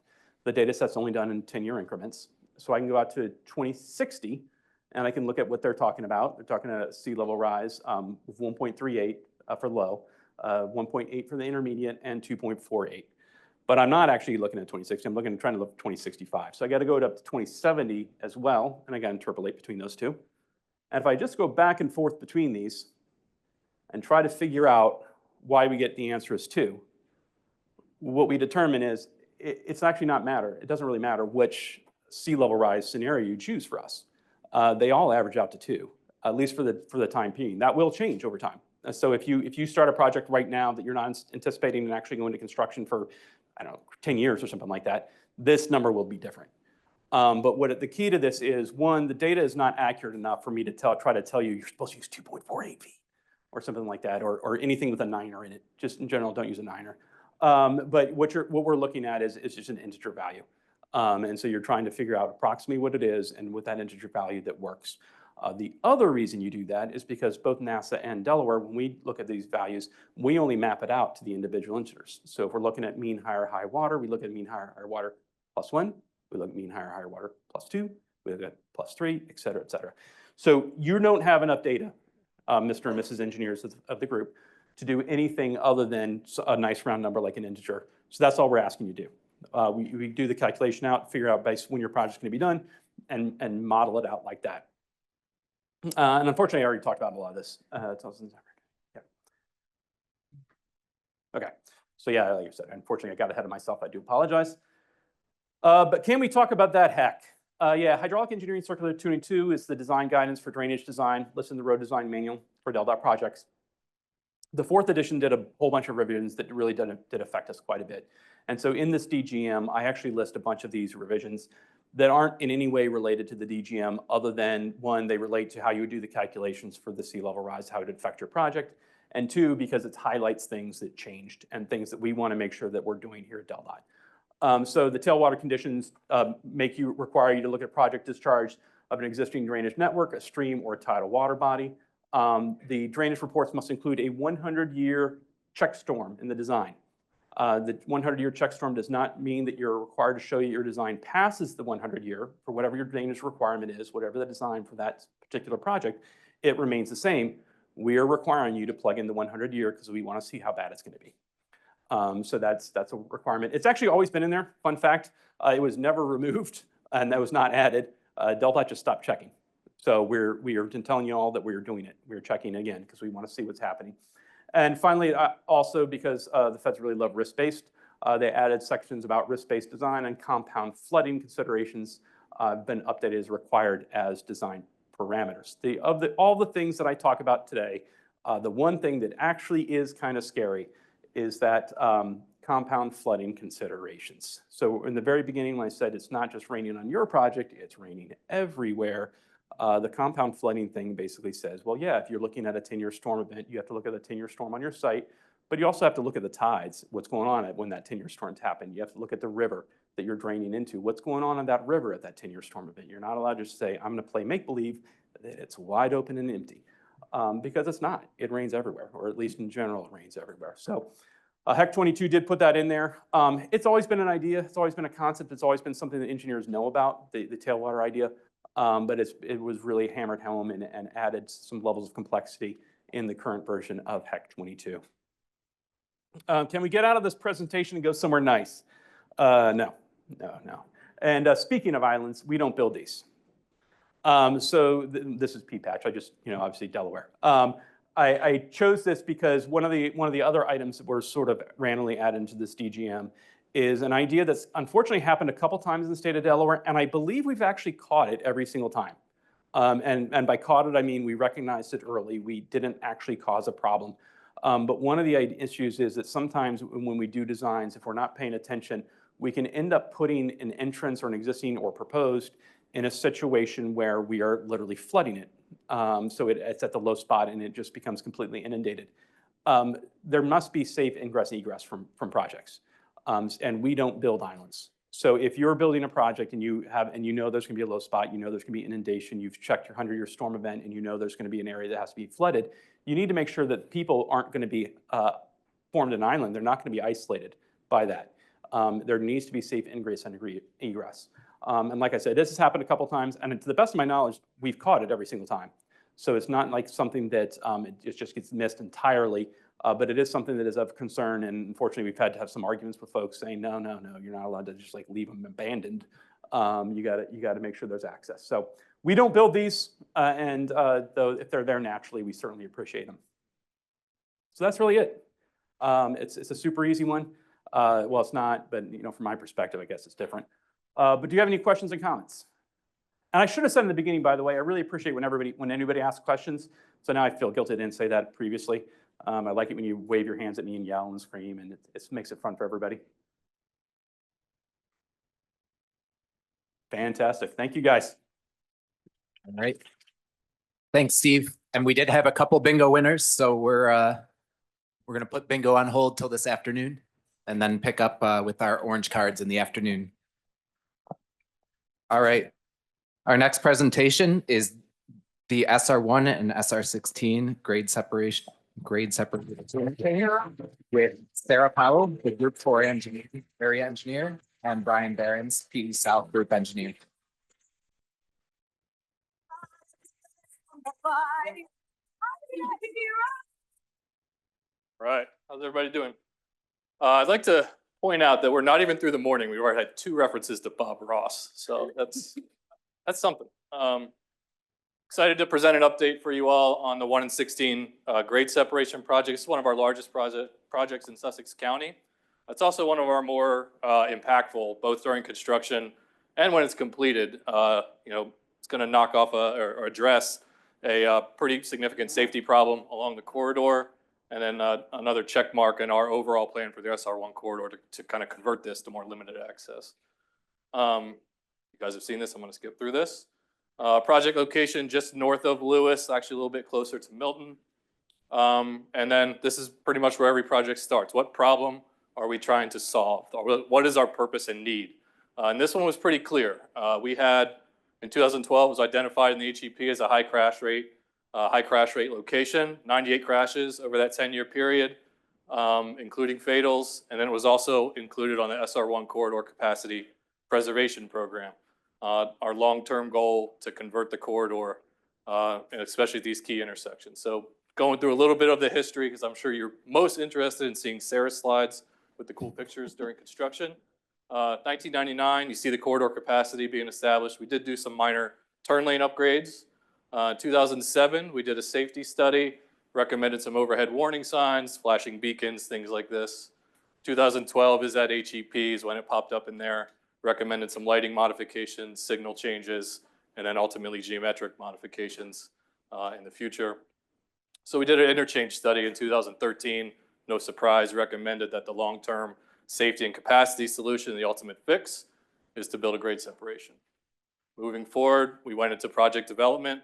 We went out to the public in 2015, November of that year, with 6 alternatives. I'm going to go through those right here. Alternative 1 shifted SR16. Just to give you your bearings, SR1 from the top left to the bottom right of your screen, SR16's intersecting. In this option, we moved SR16 to the south. SR16 was going over Route 1, and we had a loop ramp in that top or bottom right corner. Alternative 2 was similar, still shifting SR16 to the south. SR16 going over Route 1, but the loop ramp was in the other corner. Alternative 3, kind of a diamond interchange with a little bit of a skew. SR16 still going over Route 1. Alternative 4 kind of tightened up that footprint, still a diamond interchange. SR16 going over Route 1, but the alignment of 16 is a lot closer to the existing alignment. Alt 5 is the only one that actually had Route 1 going over Route 16, and it was also a diamond interchange design. And then alternative 6, kind of a combo of Alt 1 and Alt 2 with both loop ramps in the corners there. XR16 still shifted to the south and going over Route 1. 2016, we moved into design. We selected Alt 5 after the public workshop, and I'll get into some of the reasons why in a minute. We went back out to the public in November of that year to kind of announce that selection and moving forward with design. So this is the actual concept that moved forward into construction. So it's a bit different than what was Alt 5, same idea with Route 1 going over Route 16. If you're familiar with driving to Little Heaven, through Little Heaven, very similar design. And I'll get into some of the changes or the differences between the two here. 2019, we moved into the right-of-way acquisition phase. We had 34 total properties, 6 of which were total acquisitions. And in summer of 2022, we moved into construction. So just taking you through a little bit of some of the design challenges that the project team faced. When you look at the original Alt 5 that was selected versus what ended up moving through design and into construction, there are some key differences. And one of probably the biggest challenge for the project team during design was MOT and phasing. You know, how do we build a new Route 1, an elevated Route 1, and still keep Route 1 moving? And basically, so we quickly realized that MOT and phasing is going to be the biggest challenge. And that's what you see. The biggest differences are really in Ramp A and Ramp B to the top there. In the actual concept that moved forward, it's much more of a parallel design. That's because we're going to use those ramps as Route 1 during construction. Alt 5 ended up being chosen. You know, anytime we take out multiple concepts to the public, like we did in 2015, we took 6 out. We're basically saying we'll build any of these. We want to know what the public thinks. It's not always just a popularity contest, but when it's overwhelming, it kind of is. We had 90% kind of in favor of Alt 5, so that was pretty clear. What we think probably was the reason is that it was about middle of the road as far as total acquisitions with all the concepts, but it was one of the cheaper options, and it also had overall less total impacts, and it appears like it has less impacts because the alignments of Route 16 and Route 1 kind of are in the same place. So we kind of think that drove a lot of the decision making with the public, but that's what was chosen. That's what moved forward in design. But MOT and phasing was probably our biggest challenge.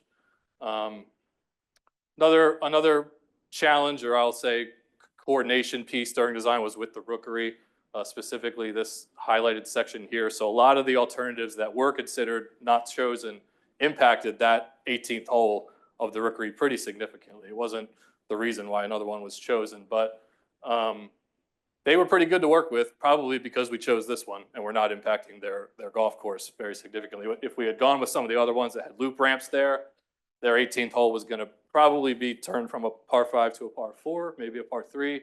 So that's a big deal, to them. What we did end up having to do was build a golf net. This is that same area highlighted.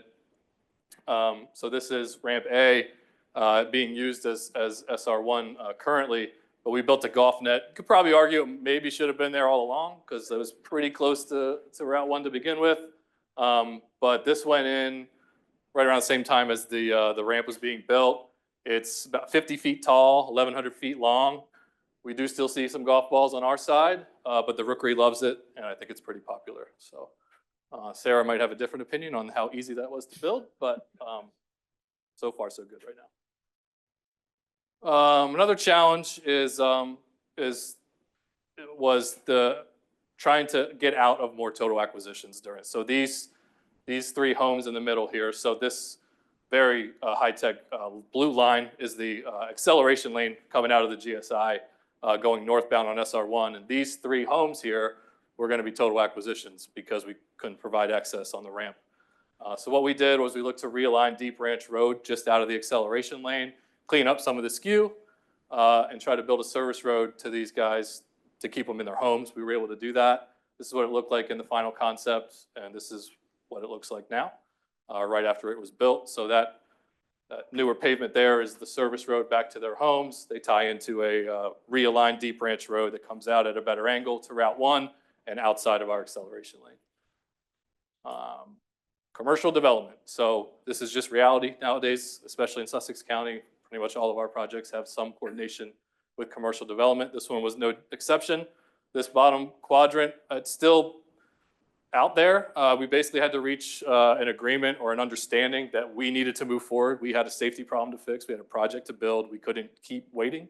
But if that corner ever develops, it's kind of understood. I think there is an agreement that whatever, like that quadrant's probably going to have to get rebuilt in someday in the future if that whole property develops into commercial development. So that was a challenge.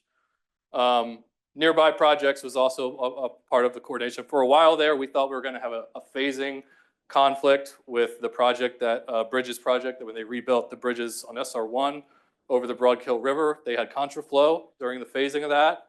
And we were concerned with shifting that traffic as well as shifting our traffic and having those two phases mix. So we had a plan. I think we were going to switch the phasing of the bridge project, if I remember.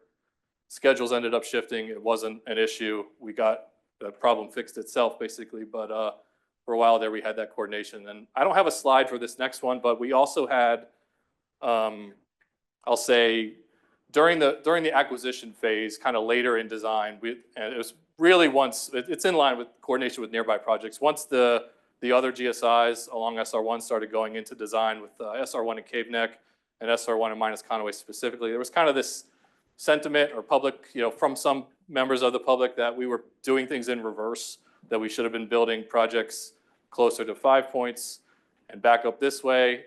It doesn't work that way, notwithstanding the actual safety problem that exists at this intersection and the fact that we were years ahead of design. We're just not going to do that, just hit pause. We did entertain, the notion, we did do a kind of a beefed up traffic study to kind of show there's a fear that once we pull out that light at 1 and 16, that it's just going to be, I think Carmageddon was the term that I used a lot, that it's just every single car is going to arrive at 5 points at the same time. That's not going to happen. Our traffic analysis showed that, over that period of, over that distance and that time, natural gaps occur, cars divert. Not every car that's on Route 1 is destined to go through the 5 points intersection, things like that. So we sought to answer that fear with some data, and I think we did a good job with that. So that was another design challenge, and I think, yeah. Hi, everyone. Now I'll go over project schedule, work progress, and work remaining. There are 6 construction phases in total. Construction began in June 2022 and is anticipated to be complete in December of 2025. The estimated cost of the final contract is a little over $26 million. We're 2.5 years into the 3.5-year project. We're 78% complete by time and 66% complete by money. We're currently in the tail end of phase 3. We hope to start phase 4 in March, weather permitting. Phase 3 was supposed to be a little over 1 year. We're behind schedule for some various reasons that I'll get into later. We're committed to meeting the project end date and are working with the contractor to come up with ideas to finish on time. Now I'll go over some of what we've built to date, like the construction of ramp A and B. These are on the east side of SR1. They were built in phases 1B and 1C. This is what northbound SR1 is currently driving on, and they were open to the traveling public in May of 2023. We are currently constructing ramps C and D. These are the ramps on the west side of Route 1. These ramps are pretty much complete. Traffic drove on them in July 2024 for our nightly bridge beam setting detour. The work remaining is type C paving, backing up the edges, final signing and striping, hanging an exit sign, and turning on the street lights. These ramps will officially be open to traffic at the start of phase 4. We installed H-piles for the southbound SR1 bridge, which has integral abutments that require H-pile foundations. In phase 3, we drove 20 H-piles, 10 per abutment, and conducted dynamic testing on a test pile to determine the design criteria. The first test revealed that the pile didn't meet the required capacity, so we drove the piles deeper and decided to conduct PDA tests on all piles after a 7-day wait period to allow for soil setup. With the additional testing, we adjusted the pile design, reducing the required bearing resistance. This revised approach will be used for phase 3 and phase 4. While the process led to delays and added costs, it ensured the piles met the necessary design standards for safety and performance. All right, now that you've seen some of the work that we've done, what do you think the average monthly estimate payment is?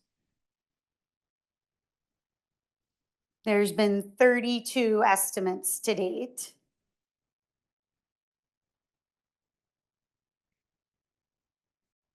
Great, yep, the answer is B. The average estimate payment is $455,000.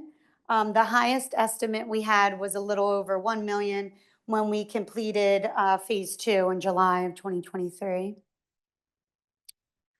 All right, we started embankment construction in phase 3 in fall of 2023.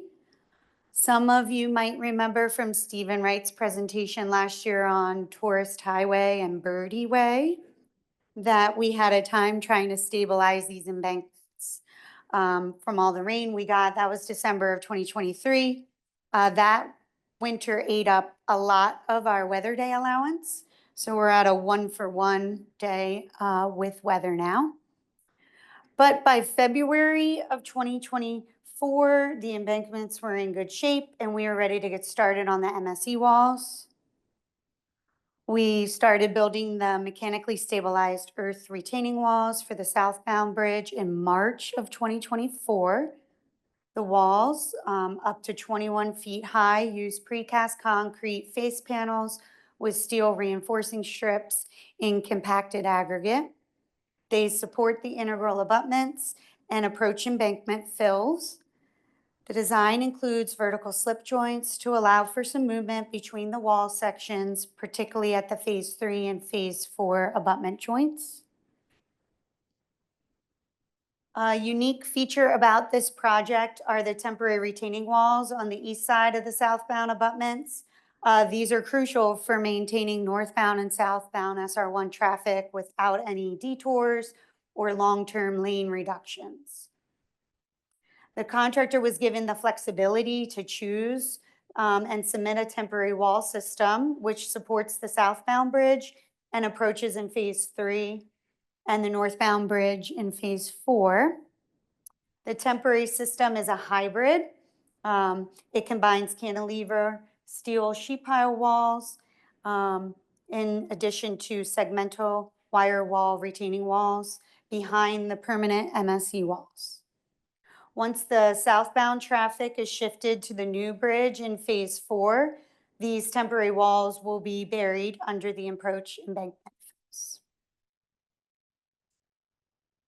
All right, once the piles and the abutments were done, we got to work on Bridge 3-157 South. This bridge carries southbound Route 1 over SR 16. It's a single 122-foot span steel girder bridge supported by integral abutments behind MSE retaining walls. The beams are supported by concrete pile cap, and the ends of the beams are encased in the concrete back wall. Phase 3 work on the bridge we have left to complete is the bridge safety fence and deck grooving. I did want to note that the SR1 bridge abutments have been built and designed to allow for future widening in both directions of Route 1.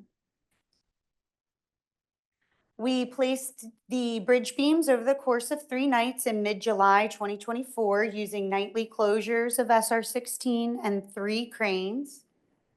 It really only took 1 night to set the 5 girders, but the other 2 nights we needed the detour still to complete the shielding and the deck overhang. Each girder is 122 feet long. All in all, the activity went very smoothly because there was a lot of safety precautions in place. All right, here's your next pop quiz. What do you think is the average weight of one of the girders?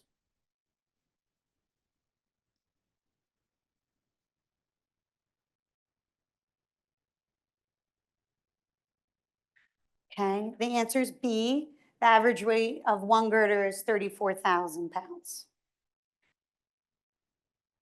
Okay, I wanted to highlight some key actions we took to try and address bridge deck cracking on this project. First, we used a low cementitious Class D mix, which helped prevent cracking, though it did slow the strength gain. We had to wait for the 56-day tests before we got approval to place the parapet walls. We followed the 2024 specifications rather than the 2016 specs that are in the contract. And that switch required going from a 7-day wet cure to 14 days. And then it has stricter rules for burlap and curing protection. While these changes caused some delays and added costs, the result is a more durable deck.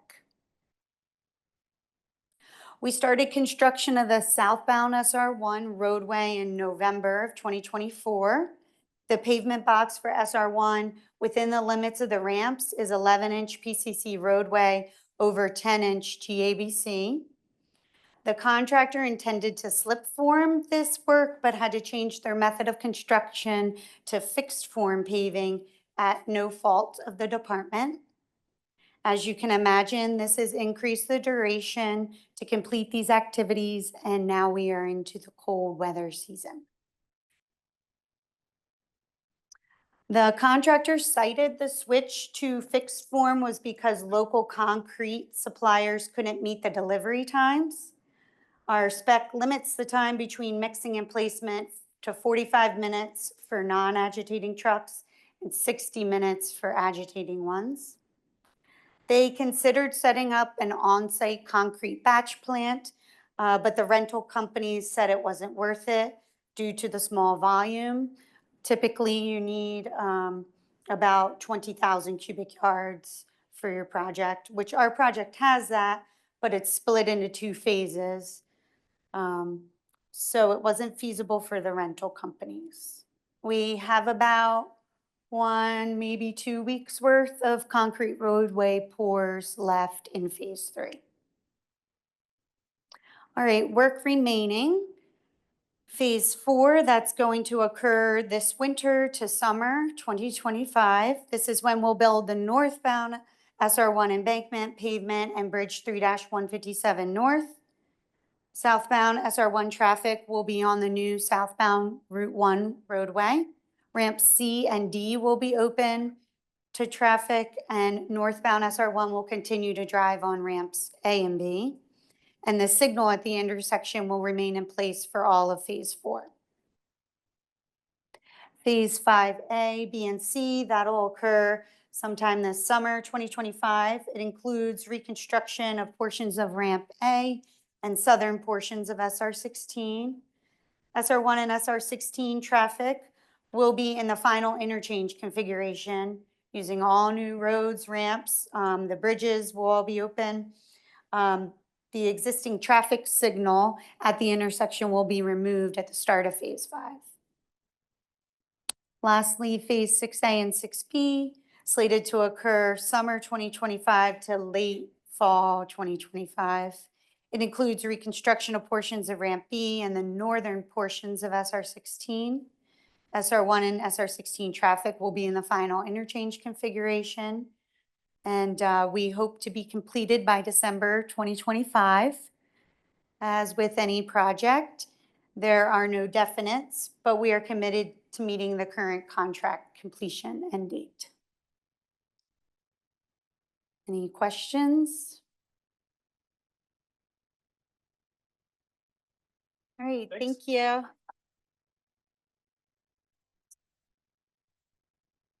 Thanks, Sarah and Brian. Next up, we have our Director of Motor Vehicles, Amy Anthony, with some DMV updates and recognition.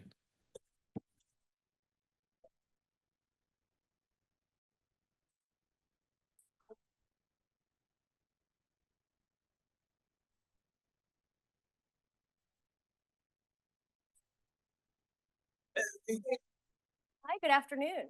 I'll try to speak fast to get us caught up. We'll skip the trivia at the end. So DMV's motto is first class service from the first state, because we say we're the best in the state of Delaware or in the nation. Today, I'm going to talk about improving communication. We noticed one of our biggest issues is communication from the top to the bottom and vice versa. So we worked really hard this year to improve communication throughout the division. And I'll start with our chatbot. So for several years, we had a live chat on our website, and our vendor, our call center vendor, did that live chat.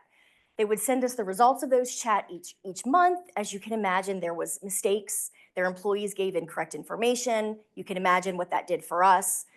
We also saw the results of the surveys every month, and sometimes they left a lot to be desired. So then we learned about AI. Big shout out to Todd Revis. He introduced us to Google SID Solutions, and now Della was born. We reached out to all of our staff. We asked for feedback. Hey, what do you think our chatbot could be called? We took kind of a collaborative approach. We joined several names, and now we have Della. Isn't she lovely? So she is going to be our guide through the presentation today. What we did is we created these welcome videos for our new hires. Having 7 locations, 4 DMV locations, 3 toll plazas, lots of different staff, 24/7 operation. It's very difficult for leadership to get out and meet all of the new hires all of the time. So we created a welcome video. Another big shout out to Chris Owens and Kat Beasley. They did an amazing job. They compiled our welcome video, but spliced it. So if anyone moves on, if they retire, we don't have to reshoot the entire video. They can just, they can record that one particular individual and update the video. So I'll share that for you now.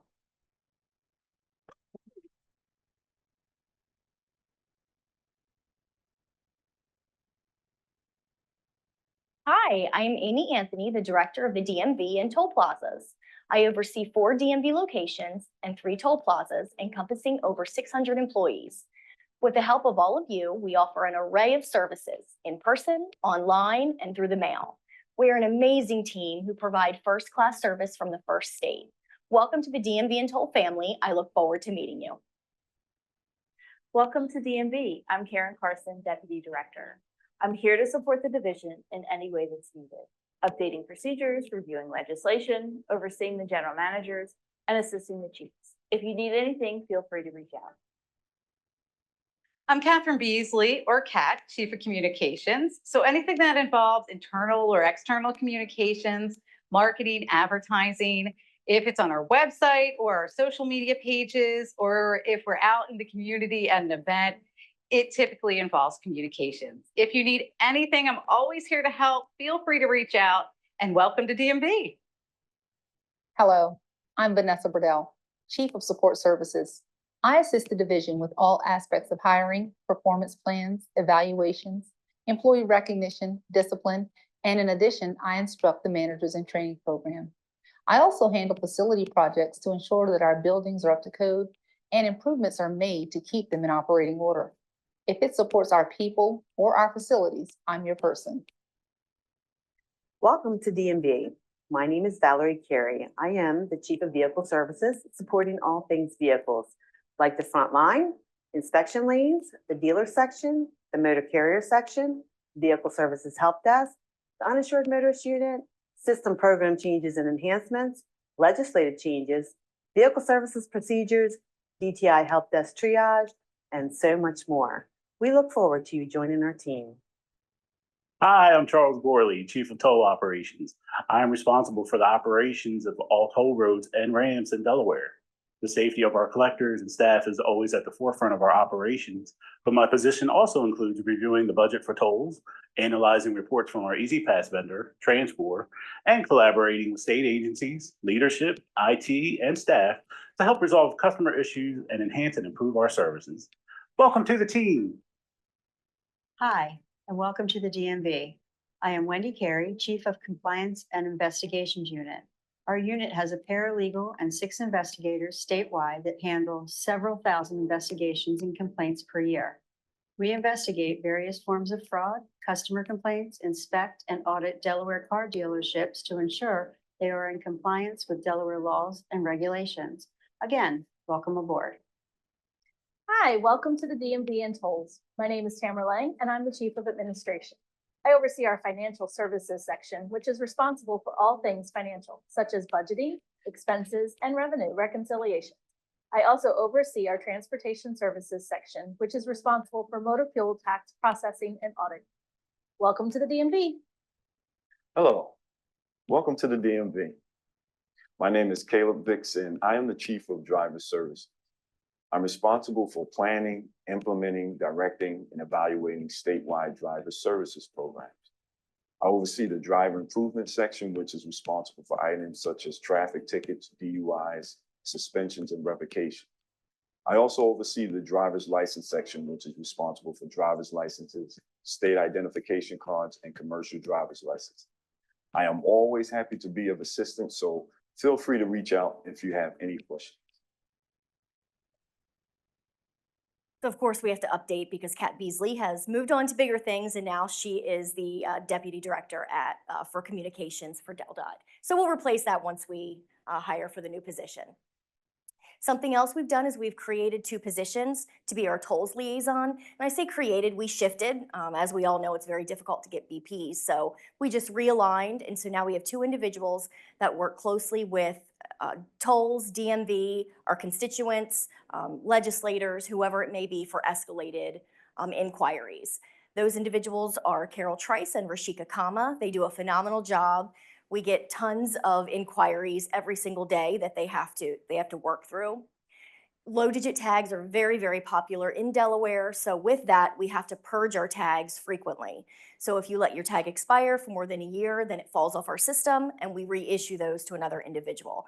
As you can imagine, that comes with additional problems. So if someone's driving around on expired tags, well, it's illegal. They might get violations. So then if a violation occurs, then of course that violation goes to the new owner and we have to assist, whether it's in Delaware or another state, to try to get that individual out of that violation. That's some of the things they do. If you're a Delaware resident and you get a violation in another state, they also help and assist if you have trouble trying to get rid of that violation because maybe you had a transponder, it didn't read, whatever it may be. We do our best to help. We write letters. We can't force another state to listen to us or take our letter. So sometimes it does result in the customer having to go to that state to resolve the issue, but we do the best that we can. Bits and bytes. So every Friday, I record a video. I'll sit in my office, I take the iPhone and I record a little video and I upload it to YouTube and I send it to the staff. And it's anywhere from maybe 2 minutes to 5 minutes, depending on what I have to say that week. It's just updates. What's going on in the division? Was there any major project that was completed? Did an incident happen? Whatever it may be, I'll record a little message and I'll send it to the staff. In the email, I also include the vacancy rates because they're very interested in that, as well as all of the kudos that we receive throughout the week. Well, Karen had a bright idea halfway through the year. Why don't you do a blooper reel for all the, if you make any mistakes? Well, I don't have a script. I just kind of have a sticky note, have subjects, so I just kind of say whatever I feel at the moment. So as you can imagine, I have several bloopers. So I started keeping them throughout the year, and our communication team did a phenomenal job and did a little blooper reel. So feel free to join me in the embarrassment of watching my blooper reel. Good morning, everyone. I hope you've had a great week. Oh, shoot, happy Friday. Darn it.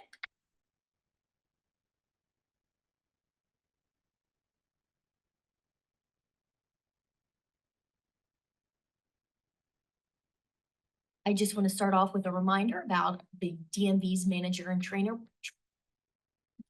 end of the phase to Thursday. We put out two. Thank you for taking care of that. I said that 5 times. Made sure that all of you made sure you. Oh my gosh. Let me get it together.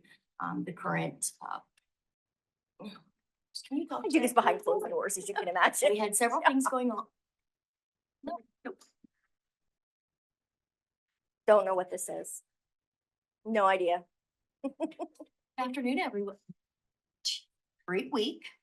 I said, hey, that just. Nope, nope, not brochures. Good gracious. It happened, and it. Good gracious. Dover Town Hall. Gracious. Quick suggest. Added the.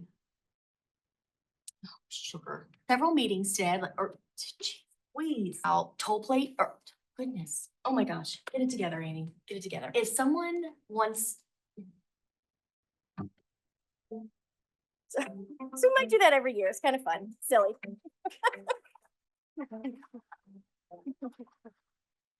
That was very embarrassing. We put together a monthly newsletter. It's called Driven, and it's, we take any kind of suggestions. If something happened with an employee, maybe they got married or something big happened in their life, we send out a newsletter every single month to the entire division. And our Delaware City DMV, they kind of wanted to do one personal as well, so they do the exact same thing, but it includes maybe birthdays in that particular location.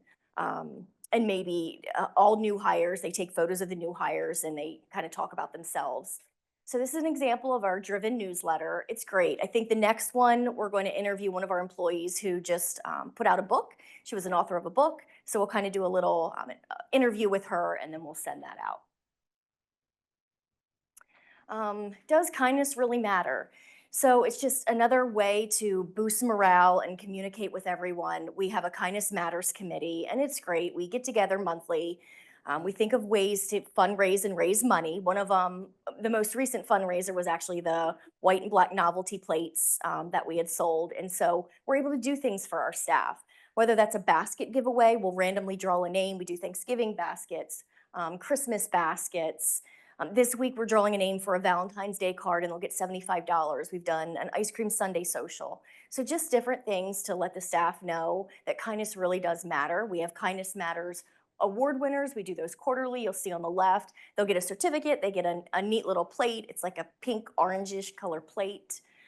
We did a t-shirt design contest. So we let the staff design a shirt. They submitted it and then the entire division voted on the design. That is the most recent design up there.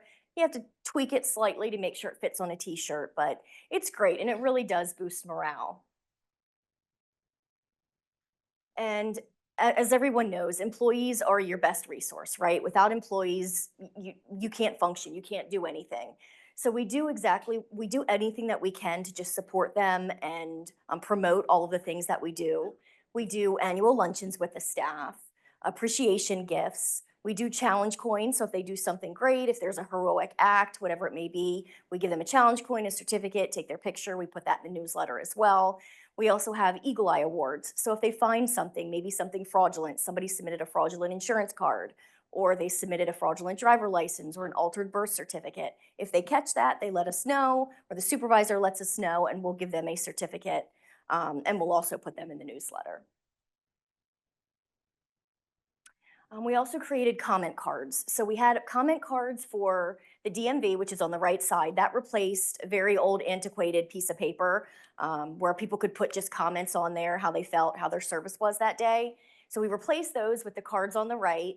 So we get kudos, we get lots of feedback in our customer service email box every week. Well, we didn't have anything for tolls. And it was very important to us to bring DMV and tolls together as one because they were segregated for so long. So we created cards. And when you go through the toll booth, it's a very fast interaction. So this is a great way that we can, if somebody says, hey, I want to say something nice, you did great today, they can give them this card. And we're also having toll staff join DMV with our events. So this year, it's brand new. We're very excited. Tolls will join DMVs, whether that's job fairs, the Delaware State Fair, the booth, maybe any kind of parades. And we would also like to start selling DMV the transponders. So we really want people to get easy passes. And so if we could sell easy passes while we're at events, we think that would be a great thing as well. Town halls. So we've done town halls for many, many years. We meet with the staff. And of course, we're a customer service facing operation. We can't shut down operations to meet with the staff. So years past, we went to all of the divisions, stayed in a conference room, 2 different sessions. They could come in and we would speak with them. We had an agenda. We changed it up slightly a few years back and we made them on Wednesday mornings because we're open 11 to 7 on Wednesdays. Staff could come in and we would meet with them. Well, because we feel we've done a great job with communication, we changed it up even more this year and we got rid of the agenda. So we went to all of the different DMVs and toll plazas and we just sat and we just met with the staff. And we just wanted to hear from them. We said, let's do an open dialogue. And it was great. It was like a conversation back and forth. It gave us time to actually sit and talk with them and we could address their questions, concerns, or issues right there if we possibly could. When the town halls were done, we still gathered all of the data and the information. We sent it out to the division so they all knew what we discussed. But it's great. There's some things that we can't do. This is just a few items that they suggested. We're growing out of our Georgetown DMV, which probably many of you know. We're so busy that, it's more people are moving down there. So that's what prompted us to do all of our DMV on the go truck and trailer events, if you will, in Sussex County. So when we have that mobile unit, it's 3 days a week, April through October in Sussex County. I won't read all of these, but some of the things they wanted to know if we could close before 4:30 to 7 or 7. People don't realize we have to stay until the last customer is served. So if 25 people walk in our door at 4:29, we have to stay. So staff rarely get out before 5 and 7:30. Some things we were able to do, drive-through lanes. So I don't know if any of you have been to the Georgetown DMV, but when you leave the inspection lane, it immediately goes to the drive-through and it bottlenecks. So we're gonna actually add another drive-through lane in Georgetown and in Dover because we don't have enough at those 2 locations. So they really liked the new format and we felt it was just more open and we could be honest and it was more raw. So we really enjoyed it. And this will end my presentation because we're not gonna do the trivia, so we could cut it short. But does anybody have any questions? Thank you, Amy. So we're going to switch things up a little bit, just get us to lunch a little sooner. We're going to move the road design manual presentation to after lunch. Just a couple announcements before we head to lunch. Make sure you sign in out front, both for this morning and again for this afternoon. Also grab your orange bingo card while you're out there. Reminder to see Darlene at the swag store and check out what she has there. For lunch, we'll have 2 lines, one starting from each end. And we're going to try to reconvene at 1:10. Thank you very much.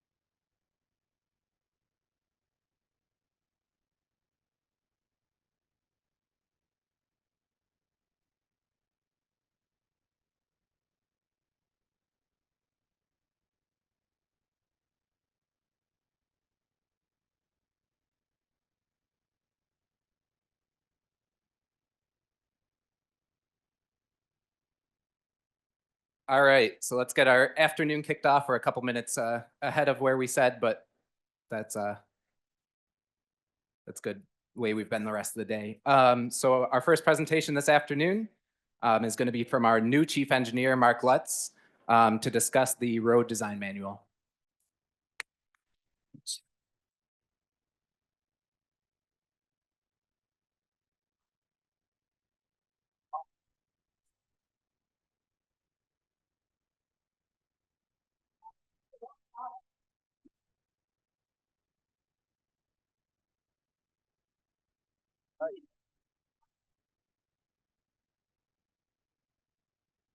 Good afternoon, everybody. Mic check, you can hear me all right? All right, great, thank you. They remembered that I wanted a Rush song. I appreciate that. All right, so want to talk a little bit about the road design manual. We presented this at the AASHTO Safety Summit last year, and so part of why I wanted to talk about this was the fact that we are integrating safety and the safe system approach into everything that we're doing. It's not just something that's in one little place in the TMC in Smyrna. It's throughout everything that we do. So I want to talk a little bit about how we are integrating safety into the road design manual. It's interesting because everything, so the road design manual was DelDOT road design manual last adopted in 2022. So that was ahead of the safe system approach being rolled out by FHWA, but everything that we have in this is fully consistent with what's in the safe system approach. I think every state's manual, I'm sure, is unique. I think ours is different in probably a couple different ways. I suspect ours is the shortest road design manual in the country, and that was purposeful. We took almost all process information out of the old road design manual. The old one was kind of nothing was wrong with it, and no offense to anybody that worked on that, but it had some process, but not all. So at the time, we decided take all process out, and except for we have the control criteria checklists and some forms and a design exception list. But other than that, it's just about design. It's so short because for the most part, it adopts the most recent Green Book, the most recent roadside design guide, the MUTCD. So it's mostly pointing to other things, but I'm going to talk a little bit today about the things that are specific about the road design manual. All right, every trip, every mode, every dollar, every one. Shantae hit this. This was from when the presentations were due. So Shantae had the slide up there earlier, but again, this is highlighting why everything that we're doing relates back to driving these numbers down. All right, apparently I put the poll questions in first. So I think this is like the quiz, and then you'll see how you did at the end of the day when I get through the whole presentation. So what do I do? Do I need to click it again? Yes. So I'm not going to give you the right answers now. I'll just give you 30 seconds to try to put in. I don't know, maybe I'll ask Maureen, help me out and record the answers. Maybe if I have time, I'll go back at the end. All right, moving on to the next one. All right, four-legged intersection, suburban area, moderate ped demand. Typically, how many crosswalks do you want to have?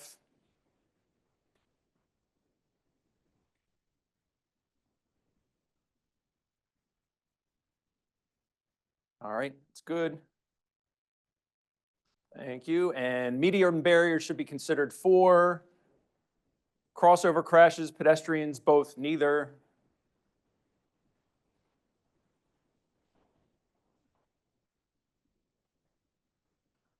I don't remember how many of these I did.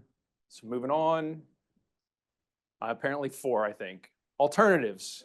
Capacity should be considered first. Safety should be considered first. Safety and capacity should be considered concurrently.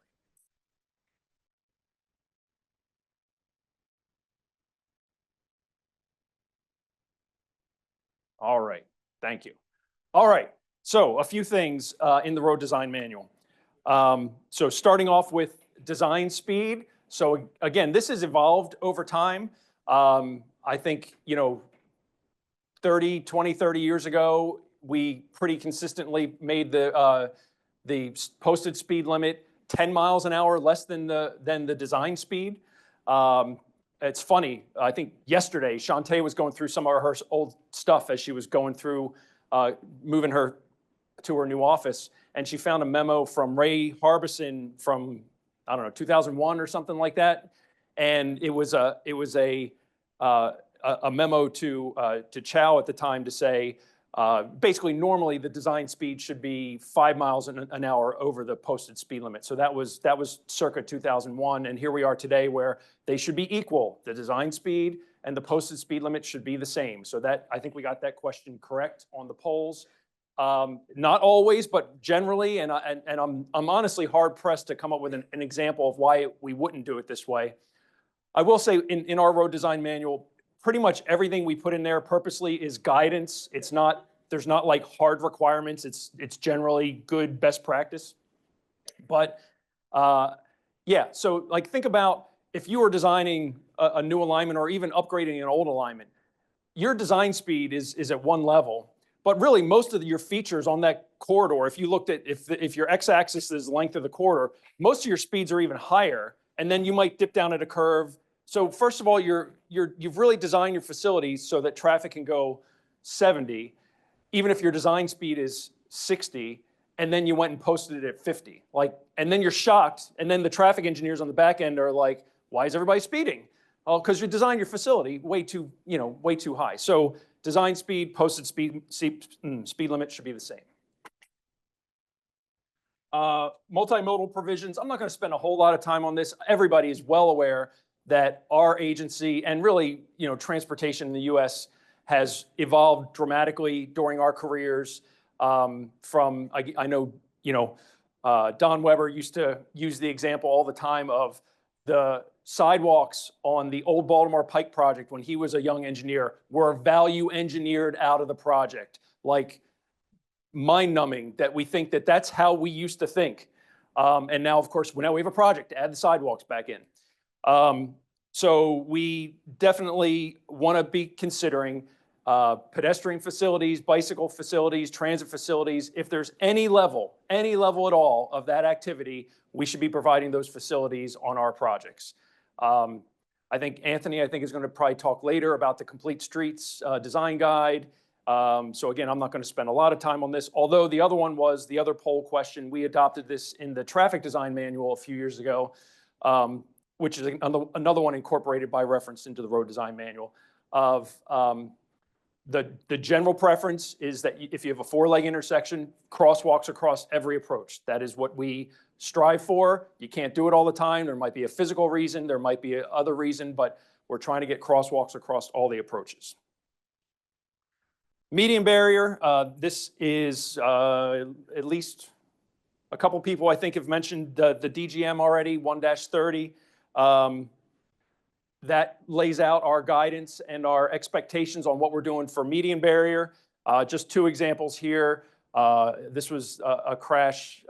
This was on Route 1 north of the canal. So a couple trucks went into it, and these things, they're not designed, for trucks. So but they can still potentially work. So obviously on a freeway, the intent for the barrier is to stop cross median crashes.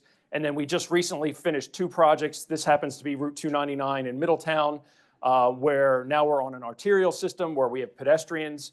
And this is where we've put it in for pedestrian funneling purposes.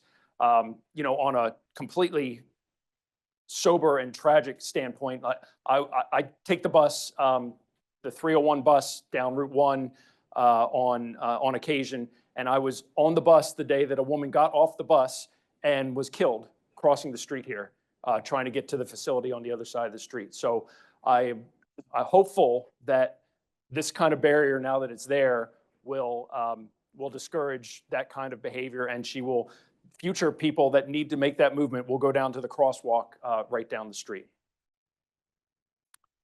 So that, I think everybody got that poll question correct as well. We are doing median barriers for both pedestrian safety as well as for cross median. All right, design year and level of service. So our design year, It's not always 20 years in the future. So please read the road design manual. Smaller projects, like most of our intersection projects, it's a 10-year design year is what we should be using, not 20. New facilities, a GSI, new alignment, definitely 20 years from the expected opening day, but a lot of our smaller projects like a roundabout or a traffic signal upgrade or projects like that, it should be 10 years. The other thing, level of service, again, probably back, before our careers, there was a goal to hit level of service C, and everybody realized that that was, too aggressive, and then it was D. Our general design guidance is that we get level of service E in the design year.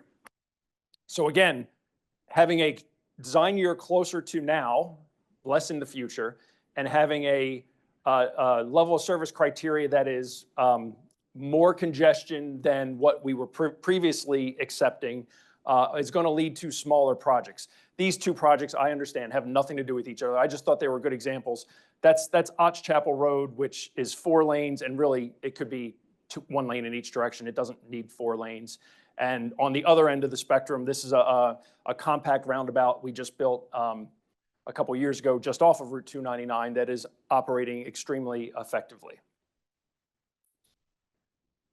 All right, lane and shoulder widths. So again, this was in the past, we probably would have done most collectors and above, we would have done 12-foot lanes, 8-foot shoulders. And so I think, it's in practice, we've been doing 11-foot lanes and 5-foot shoulders on many of the suburban or rural roads for many, many years, but it was never formally documented. And in fact, I remember doing some design exception paperwork on those kind of things in the past, whereas now we're saying, yes, on a freeway, it's still 12-foot lanes. On most other roads, your lane width should be 10 or 11 feet, not 12. Shoulders, same thing, don't need 12 or 10-foot shoulders most of the time. For the most part, if you have a whole bunch of access points like a corridor like Route 72, which we're just finishing in construction right now, whole bunch of residential in a row, that might be appropriate for 8-foot because you're not just accommodating the cyclists, but you're accommodating the trash trucks and the moving vans and whatever else, the garbage trucks, all those things that end up parking on the mail trucks or the other ones. So often it could be, if in those situations, it's probably 8 feet. If you don't have a lot of access points, probably 5 feet is usually going to be sufficient. And it doesn't even have to be 5 feet. If you have a good multi-use path next to your project, you could potentially just have a 1 or 2 foot shoulder. Does not necessarily have to be 5 feet if you have alternate facilities for cyclists.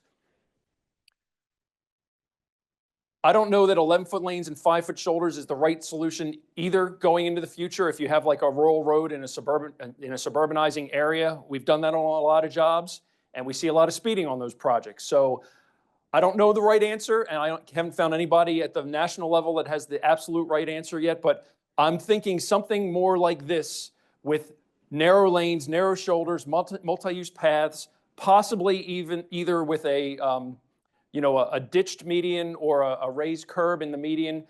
The moral being, for some of these roads, again, in a suburbanizing area, we should be designing something more like a parkway and not a highway.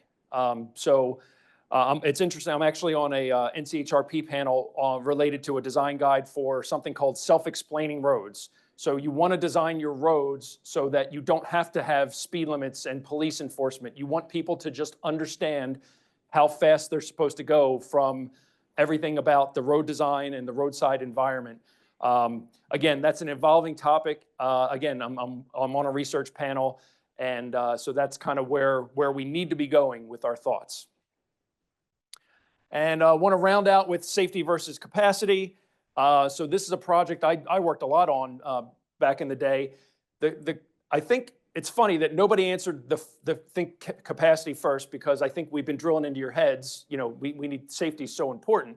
But when we're looking at alternatives, the default has almost always been the opposite, is that you look at the capacity and the level of service and the traffic volumes and develop your alternatives from that first. and then you discount things. And then from there, once you've gotten to that point, you say, okay, now what can I do safety within what's left?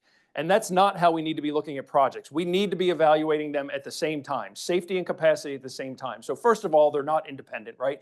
If you have, total gridlock for 12 hours of the day, that leads to unsafe behavior. People get frustrated, they accept poor gaps, they run red lights, things like that. So you need to be looking at them at the same time. It's not discount your options and then think about safety, or the other way around. The other issue we have, and we're still trying to get there, is our analysis of safety is not to the point where our analysis of capacity and delay is. So that's another area where the world evolves, and we need to keep on top of that as much as possible. Dan warned me that anybody who doesn't finish in time is going to get a process review. So I'm done.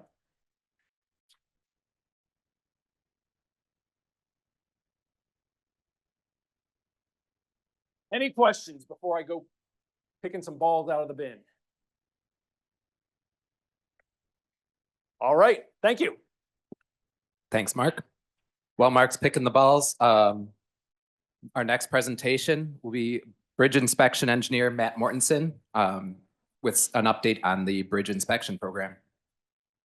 We're up all night to the sun. We're up all night to get some. We're up all night to get fun. We're up all night to get lucky.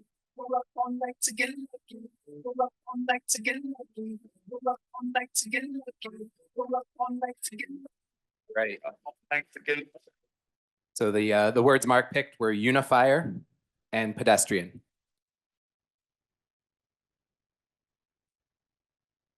All right, so bridge inspection. Just figured I'd do an introduction slide since this is my first time presenting at Winter Workshop.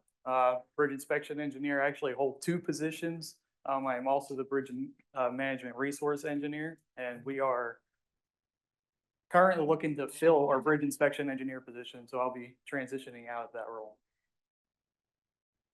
Responsibilities for the bridge inspection engineer, they are to schedule and assign bridge inspections for in-house and consultant staff. They do QC on every inspection that comes in, which this year was, I guess in 2024, it was somewhere around 750 inspections. And they also do, they randomly select the QA inspections for field review at the end of the year, and coordinate with local owners like DRBA. DRBA has I-295 bridges and then the Delaware Memorial bridges as well. Ensure compliance with the NBIS, which is the National Bridge Inspection Standards, and the FHWA's metrics. We got to meet their oversight requirements. Part of the NBIS is to track the inspector qualifications, and they also coordinate the storm response and incident response. So anytime a storm comes in, we got to deviate what we're doing to respond to that accordingly.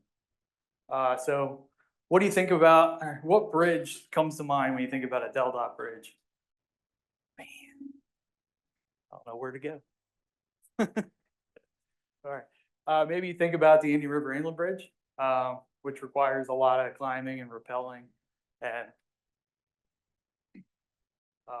special requirements for inspections. Maybe you think about Christina River Bridge. We've all seen issues with that, and the span over the waterway is a non-redundant steel tension member span.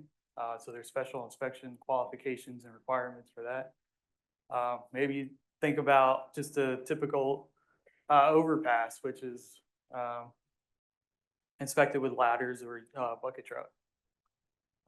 We keep getting smaller, so go down to a culvert and a pipe culvert. So in Delaware, the definition of a bridge is a hydraulic opening of greater than 20 square feet and a vertical opening of greater than or equal to 4 feet. And we must meet both requirements. I get this question a lot. Is this location a bridge? Should we call it a bridge? And that's the definition we go with. So safety inspections allows for identification and tracking of bridge deterioration over time. It's a good way for us to develop deterioration models to determine how soon bridges will need to be worked on in the future. We need to meet the NBIS requirements, National Bridge Inspection Standard, which involve inspector qualification, inspection types, inspection intervals, and inspection procedures.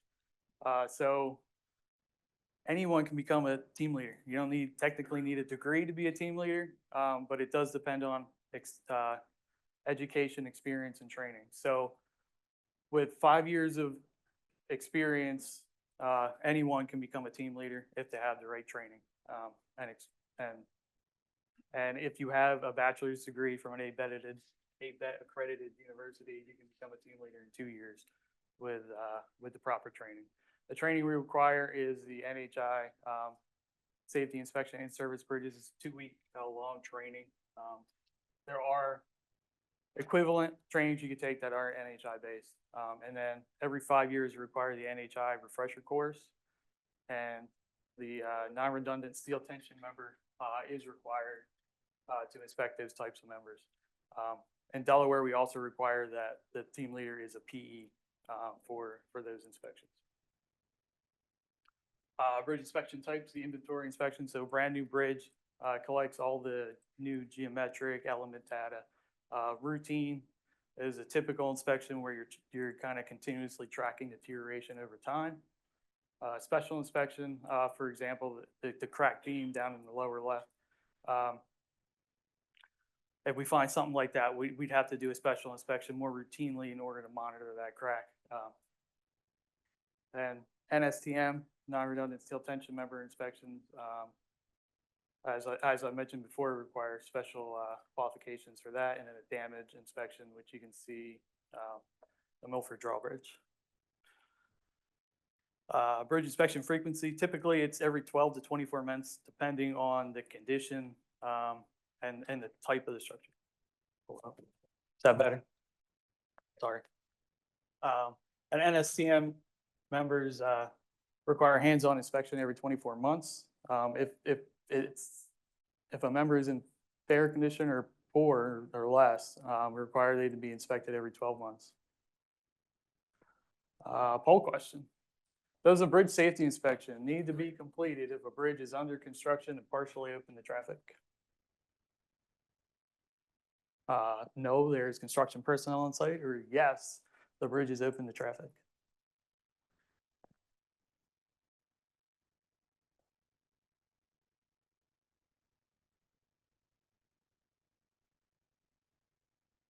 Well, most of you are correct. Yes, even though there's engineers typically on site during construction, we still require a bridge safety inspection so that we have documentation and we know that there's qualified inspectors that have looked at the bridge for that inspection. Inspection challenges, keeping up with inspections. Obviously, with all the projects we do, we have a growing inventory. 301 was a major increase in bridge numbers, and then all the interchanges that we're doing creates more work for us. But typically, we've been having less staff. So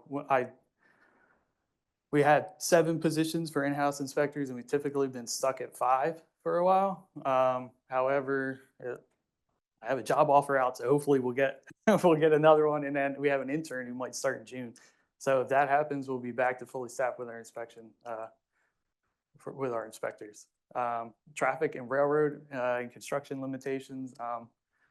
Obviously, interstates require nighttime lane closures, so we got to work around that. Railroads, everybody has issues with trying to get them to get flaggers out on site, and then construction with mainly the major projects. So like when we had the I-95 corridor project or the 896-95 project, there's a big bubble surrounding that where we're limited on when we can do lane closures. Storm and incidents.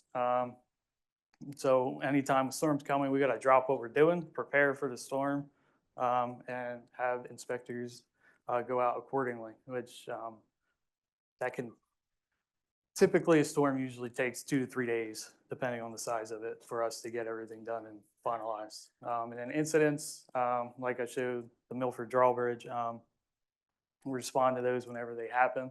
So again, we got to drop what we're doing, respond to those incidents and get things processed as quickly as possible. And then changes to our process. So we had the National Bridge Inspection Standards, I guess it's 23 CFR 150, was updated in June of 2022, which we had to make all those changes in our manuals and have the inspectors do that in the field. It's the SMBI, which is the specifications for National Bridge Inventory, replaced the 1995 coding guide for collection of items that we do during our inspection. So we are currently implementing that and collecting that data this year. So 2025 will be the first year where we collect that full time during our inspections. So inspection access equipment, it's just the example are UBIV and bucket truck. For in-house inspectors, you require them to obtain a CDL in order to operate these. If I go back, one other thing that we have to deal with is what Craig was talking about earlier, homeless encampments, right? So we definitely appreciate Craig and his involvement with making sure our inspectors can be safe on site, that's for sure. Thanks, Craig. And then it's just some deterioration they find out in the field. Section loss of beams, rot in timber, perforated pipes, and deterioration of concrete. Some storm events, photos, pipe washout, Smith Bridge, mostly underwater. And overtopping the waterway. And then what happens when we get debris blockage of the bridge is the flow has to go somewhere. So it tends to try and go down. And when it goes down, it scours out a bridge, which you can see on the lower left, which obviously that's a huge issue undermining the abutment, and we got to get emergency repair done in order to open that bridge back up. And then bridge impacts, some recent impacts that we've had. SR 141 over 95 that we need to schedule repair for, and then Milford Drawbridge, which has already been repaired. So the bridge inspection program assists the bridge inspection with finding critical issues that so we can quickly bring it to attention to get it repaired. Collect bridge condition data, which we can track over time to kind of get an idea of when the bridge will need to be programmed for future work. Data used to develop general deficiency lists and prioritize prioritize rehab and replacement projects. Any questions or comments? Try to run through that as quickly as I could.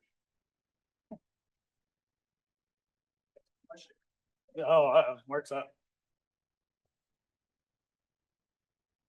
Thank you, sir. Another Eagles. Darn right.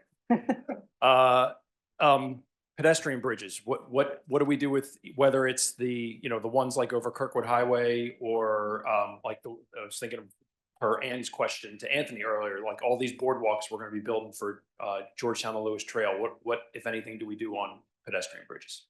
For pedestrian bridges, if they are owned by DelDOT, we perform inspections on them.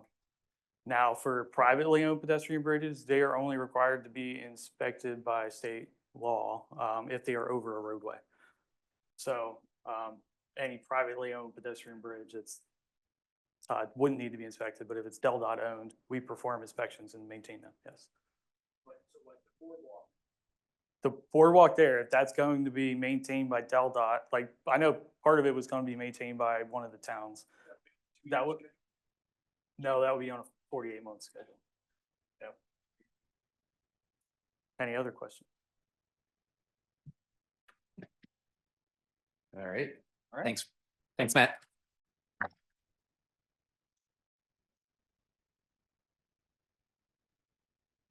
All right.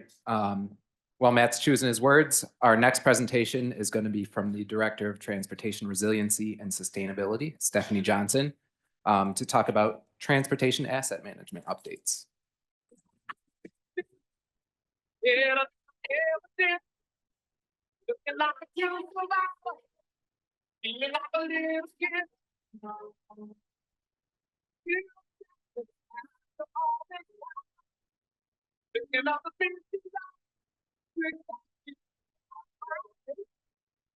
Took me a minute to put that song together because I'm thinking asset management, but I think it's tied to my resiliency goal. Forgive my voice.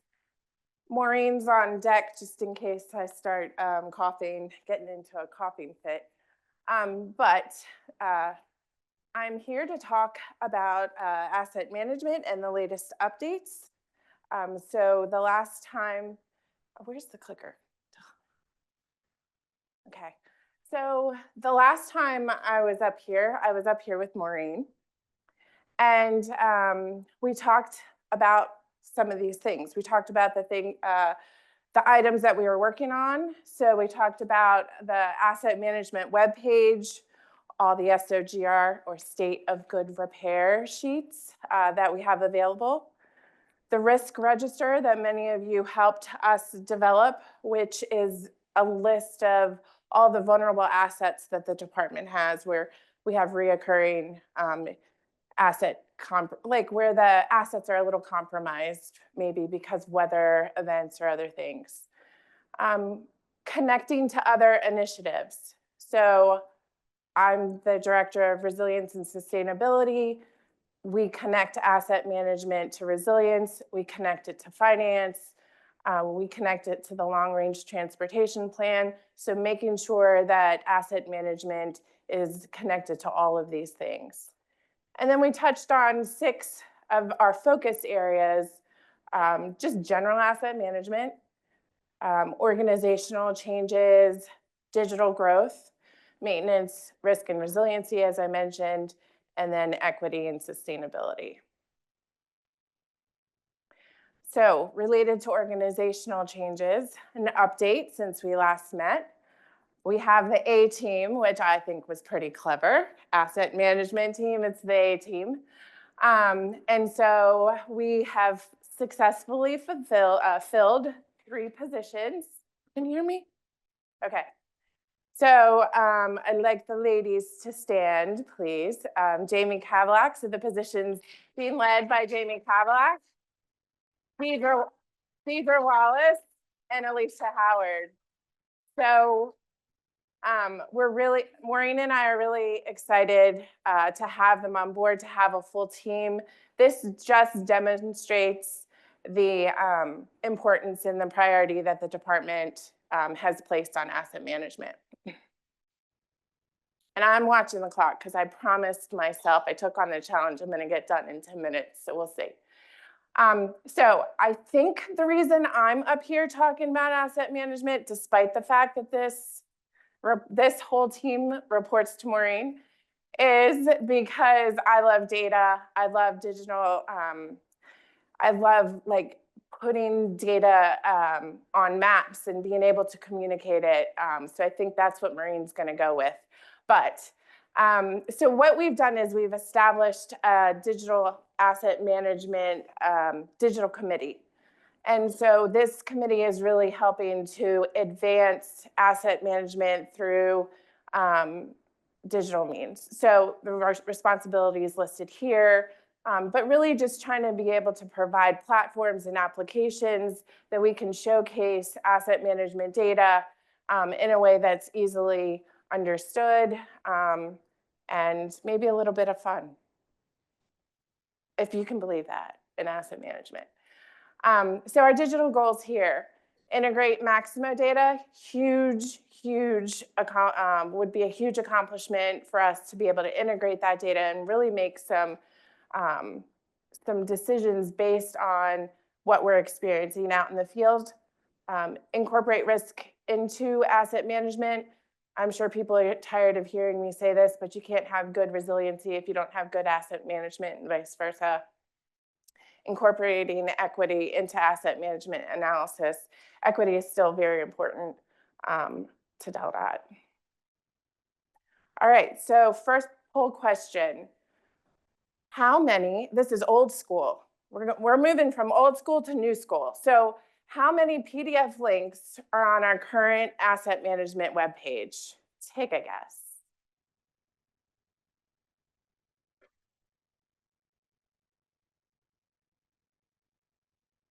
Okay. So the answer is 29. 29 PDFs to look at. And that's not been, it's not the most efficient way. So this is the old school. I gotta move, man. This goes fast. So second poll question. You guys are honorary digital committee members right as of this minute. Which would you like to see as our landing page for our asset management page? So I don't know these locations. If you know them, you can call them out. But here's the option one. Keep in mind, this is an asset management page, not a bridge page, not a safety. But these are your options. So which one would you like to see? Hurry, hurry, hurry, because clock's going.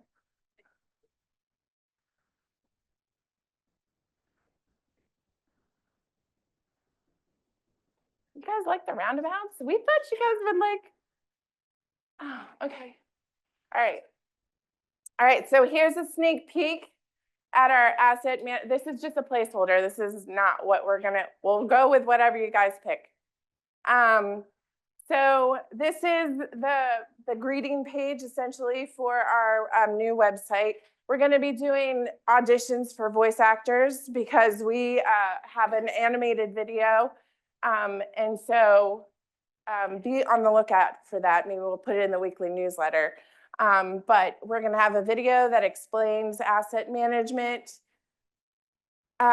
Here we will have, you'll be able to click and view the different asset management plans we have. Then you can see the different maturity levels, and doesn't that look so nice in comparison to just the regular data that we have or information we have out there? A little animating. Then you can go to the SOGR overview, and instead of looking at 29 different PDFs or hyperlinks, you get these pretty little icons that you can click on. And so in this instance, we pick stormwater BPMs. If you're still old school, you can pick on the PDF still, and it's still the old format. But we've got something better. So now you can look at the inventory condition, and you can, this is dynamic and interactive. You can play with the different funding scenarios. You can see what the trade-offs are. All those graphs charts would change. So we're really trying to get folks to understand how asset management plays into the business that we do here at DelDOT. Okay, so poll question number 3. Which direction would you best like to see this information? So horizontal. Okay, this one is a little different because you're going horizontal, but then it throws you for a loop because then you go vertical. Watch. Come on, come on, come on. They're gonna do it? Supposed to. Oh, anyway, vertical or horizontal, you guys pick. Let us know. All right, that's it. Look, I did it. All right, any questions? Stanton, did you have a question? I was just curious why Maureen wasn't helping you present. She just set me up. All right, thank you guys. Thanks, Stephanie. We have Matt's previous words were Rehoboth and Highway.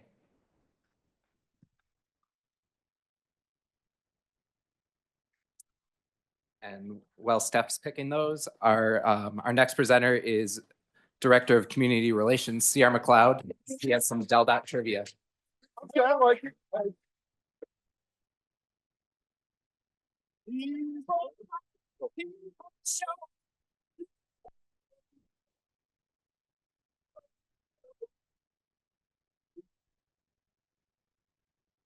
You need to make the announcement, Brad? Yeah, so we have delineators and excavation. Shantae, are any of those on your card? She's back there. Oh, sounds like she's got one. You got one? All right. Well, good afternoon, everybody. I'm C.R. McLeod. When we were approached about doing something for Winter Workshop this year, we thought about, taking we're always looking forward, but it's good to look back too. We've got a lot to be proud of. So we thought we'd do some DelDOT history. So we're going to start at 1917. Everybody get some notes. We're actually going to make this interactive and fun, and just really kind of touch on some things about where we've been and things that you might not know about the department. So with that, we will move forward, and this is interactive. So this will everybody, if you have your phone or tablet ready to respond, and we'll run through these and see how you do. All right. So okay, there we go. Everybody ready? We'll jump right in. So what year did the DelDOT logo debut?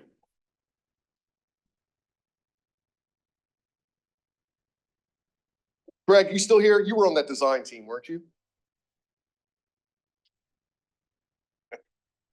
All right. Well, there to get your answers in. Let's see.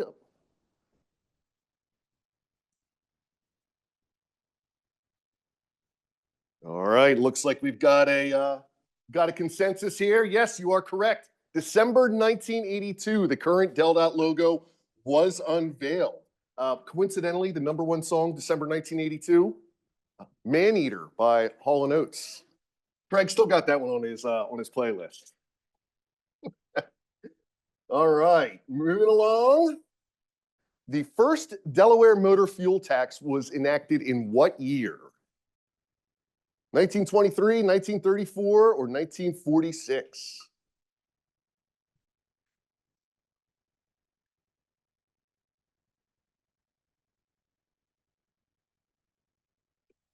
All right, it's actually 1923. Yes, it's been around a long time. So, yeah, 1923 on that one. Coincidentally, since we're celebrating a lot of us are celebrating the Eagles championship, the 1923 NFL champion, the Canton Bulldogs. Okay, there have been how many Indian River Inlet bridges? 3, 4, or 5?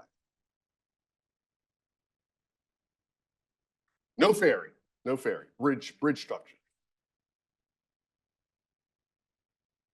Okay, we'll see what's.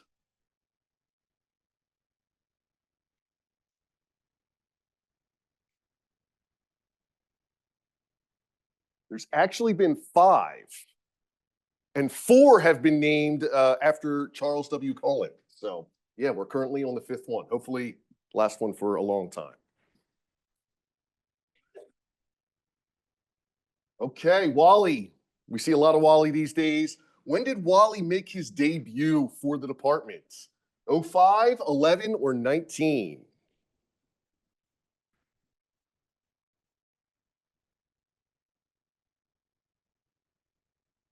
Yep, you're right, 2011. He's been a great mascot for us and has built a lot of goodwill across the state in the various ways that we use him. So, yep, Wally's been with us now for 14 years.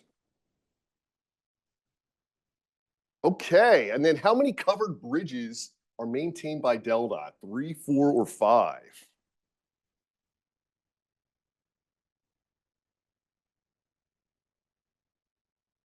Okay. Oh. See what folks say here. All right. Yep, 3. We've got 3 in our inventory that are maintained by the department. Ironically, the Smiths Bridge is actually the oldest bridge in our inventory, not because of the bridge structure itself, but thanks to Jason Arndt for teaching me about this. The substructure dates back to 1836, making it therefore the oldest bridge in our inventory. And then the state with the most covered bridges, our neighbor, Pennsylvania. What year was the last state-maintained dirt road paved? 96, 2002, or 2008?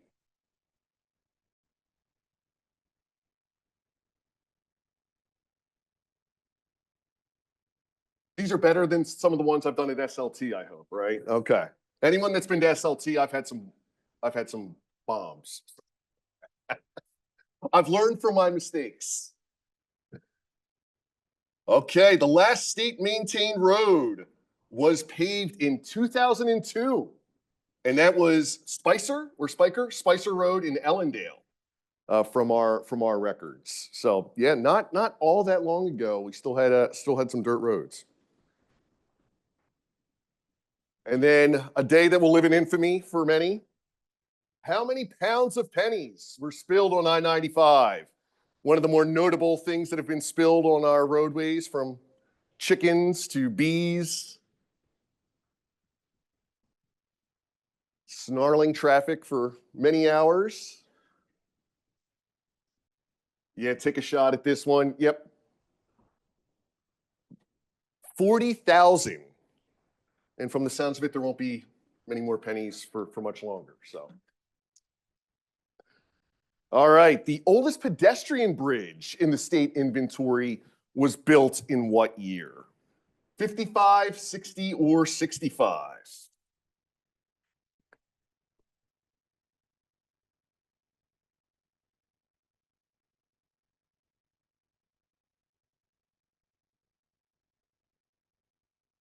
Okay, like we're settling in on our decision. So yeah, a lot of guesses on this one. It's actually C, 1965. The oldest bridge, current pedestrian bridge in our system. It's actually on Route 2, Kirkwood Highway in Newcastle County, right by the Meadowood development there. So there's three that are those similar structures. I don't know the exact, I'm sure there's a specific name for the type of structure that is, but there's three of those that were all built around the same time frame. Oh, I don't know what my graphic here. All right, but Delaware began issuing license plates in what year? 1903, 1906, or 1909?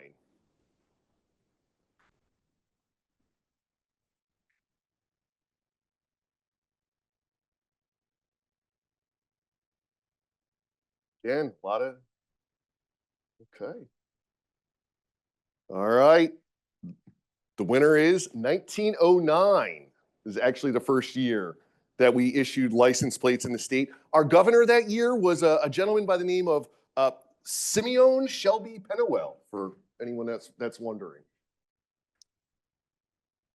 All right, and then lastly, what year was the Transportation Trust Fund created for the state? 68, 87, or 2000?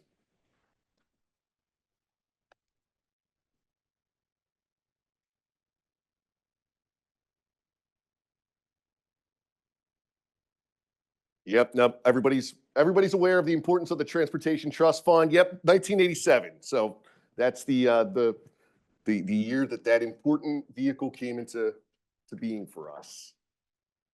All right, so how did everybody do? Okay, did you maybe learn something you might not have known about the department? And one of the things we're going to be doing in community relations is building out a website that really helps to chronicle our history over the past 100 now plus years. So we hope everyone will contribute to that as we begin building that out. We've been compiling notes and really just trying to make sure we've got all the dates and photos together. So we're going to be excited to unveil that later this year for everyone as well. And again, want to celebrate the history that we have and the contributions from all of our employees, obviously our partners, and friends across the state. So with that, thanks everybody for your attention.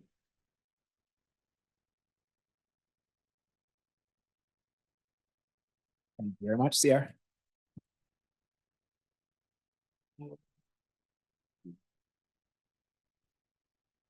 All right, our next presenter from the automated safety, or our automated safety program coordinator is Dustin Shane to talk more about the electronic speed safety program. Either color.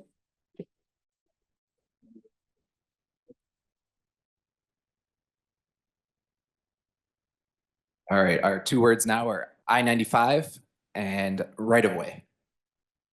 Go ahead, Dustin. All right, everybody hear me all right? So I'm here to talk to you guys about the electronic speed safety program we have on 95 at 896 right now. So I'm pretty popular lately. Every trip, every mode, every dollar, every one. So fun fact, over the next 15 minutes during this presentation, about 70 more speeding tickets will be issued on that project. So you guys won't get them, but if you drive through there, maybe, we'll see. Show of hands, how many people have gotten a speeding ticket in their life? Bunch of criminals, all right. Plenty of revenue coming to the project, I guess. So yeah, about 70 more tickets are gonna be written while I'm up here, unless I can get done in 10 minutes. And that's gonna spiral into either folks just paying their tickets, learning their lessons and speeding down, or entering into the appeal process, and maybe we'll see them at court, or they'll send some passionate emails to our community relations group, and that'll come to me. So we'll get into that a little bit more. A little bit of history. In June of 23, the bill that allows us to do this project passed, and in July of 24, we began our warning process, our warning notices. About 21 days in July, we were issuing warnings. Every driver who exceeded 11 miles an hour or more in that speed zone got a warning. On the 30th of July of 24, we started issuing citations to people doing the same speed limit. So that's a little bit different than our pilot program we had on the viaduct a few years ago. This is just a quick, you can kind of run down of how most of our projects work. Kickoff and regulations, which moved into the planning period. We'll get into more of this as we go. The planning period, we need to make sure we're METCD compliant, figure out what kind of equipment we want to use out there that works for the project, the availability of that project through vendors. Our final prep work, just making sure we're ready to actually implement the equipment in the field, working with legislators and vendors. And then of course we went live like I was just showing you. And it's still, things are still evolving as we go. While it's not our pilot program, in many ways it feels like our pilot program because it's just a lot different than the first go round. So it took about a year. A lot of people think maybe it's as easy as just putting some cameras on the side of the road and start collecting fines, but we had to work with a lot of different state agencies, a lot of different sections right in DelDOT just to get the ball rolling. You know, like I'd mentioned, maybe you're gonna end up in court for this. We had to work with DelGIS, the courts. Elevate is our vendor, safety, obviously. Everyone in construction for that project, we need to coordinate with them. DSP, we have technicians that review all of the citations for DSP, so everything's fair. It's someone with law enforcement background issuing these tickets or warnings. Obviously, we put the equipment in the field, working with the construction project to make sure it was accessible out of the way of the project, but also accessible to Elevate staff. The camera's batteries last about 2 days. So every couple of days, someone needs to go out and perform maintenance, collect the data off the equipment, change the batteries, and just keep the program running. On top of that, there's plenty of warning signs out in the field, and we'll show you those after a bit. We need to get the warning signs out on the road and let motorists know that there's cameras out there, and make sure everything's in regulation. So we developed new business rules for Elevate the vendor, and that's an ongoing process too, just to kind of keep the grease on the wheels and keep things running smooth. So I mentioned DSP staffing. We have Delaware State Police. We have technicians. It's usually retired police officers that every one of our warnings or citations, they actually review them. They look them over, make sure everything's fair, and before they send them out to the public. Obviously, we had to get our annual reporting things in line for Leg Hall. While all this was going on, we were also developing and establishing guidelines for the residence districts. So all of your municipalities, we were making sure that they were able to access this when they were ready to start using speed programs in their towns. So our FAQ, our frequently asked questions page that's on our website, we're currently at about 7 pages, and it's growing every day. Everyone who gets a citation, is very passionate about it. So they have their own questions, and we want everyone who has questions or concerns about the program to feel like they're accounted for. So we have that resource. Not everyone uses it. Some people do. That's just kind of a courtesy we put out there for the public to go look at and see how the program operates, and hopefully answer some of the more general questions that they might have. Again, it's a growing list, so we're learning something new pretty much every week, and it goes on and on. So the great thing about the program is for anywhere that it's growing, we are successful. You can see here that the average speeds have been reduced in both directions, which ultimately the goal is to slow people down and make it safer for the motorist, and also the people working out on the side of the road. Everyone wants to get home. So you can see in both directions, there's been a markable speed reduction. The posted speed limit on the approaches for both sides of the project is 65 miles an hour. It was reduced to 55 miles an hour. In the beginning, it was well above that 55, and now it's come down to a little bit closer to or even less than what it needs to be on average. So as of January 30th of this year, around 56,000 warnings have been mailed, 57,000 violations have been mailed out, 30,000 of those violations have been paid, so a little bit over 50%, so that's not bad, especially compared to some of our neighboring states. 48,000 late fee notices were mailed out, so you have a certain amount of time to pay that citation when you get it, or there's 2 rounds of late fees and then ultimately goes to collections. So we're doing okay with people paying them, but we're also sending out plenty of late fee notices. The DM fee, one of our, I guess, kind of the ways to make sure people pay their citation is we can do registration holds. So if you don't pay your fine and you need to renew your registration, you're the DMV, you're going to get some bad news. You can't renew it until you satisfied your citation. I've mentioned court a couple times. So far, for just the speed program, 61 people have appealed to take it to court. The majority of them actually do show up. That's where my friend George Lees, who looks like he might have skated out here, that's where he comes in. So it's JP Court 20 in Wilmington, and everyone has their chance to plead their case with no success so far. Violations by speed. Not that anyone should be speeding at all, but you'll see that most of the people exceeding the speed limit are kind of near that 11 mile an hour over range. So the 11 plus is where you start getting that citation. Of course, we have our outliers, the people who are really in a hurry. We found that southbound is usually the direction they're going faster. So I guess they just can't wait to get out of Delaware, or maybe they're trying to get away from Wilmington. Who knows? So they're heading out, but we'll get into some of the, I guess not fun ones, but some of the ones that kind of shock you a little bit. So here's some of our highest recorded speeds and the fines associated with those speeds. So the 132 is somebody who wasn't quite as in a hurry as the 142 up there, but that occurred in both directions. Maybe the same driver, who knows? But if you go that fast and it's your first time doing it, you're going to pay a little bit over $1,000. 139, a little bit more, and 142, a little bit more than that, and you deserve every penny of it because that's extremely dangerous and crazy. So that's what you have to look forward to. I think this is the slide so nice we showed you twice. It sure is. So take another look, and please don't be that person. All right, so here's some safety data. Excuse me, for northbound, when they implemented construction, and mind you, the cameras weren't out there when they started construction. When they started construction out there, crashes rose by about 44%, so that's significant.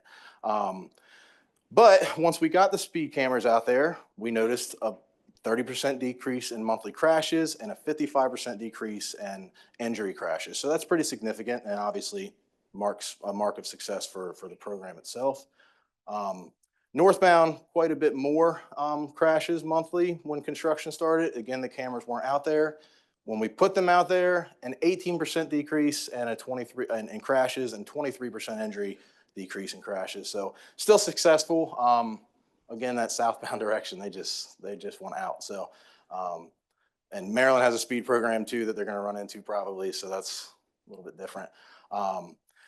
For the viaduct, we had a $35,000 per camera. We don't own these cameras. We lease them from the company, which is good because they require, like I mentioned, a lot of battery changes, significant amount of maintenance. They have to physically upload the data every other day.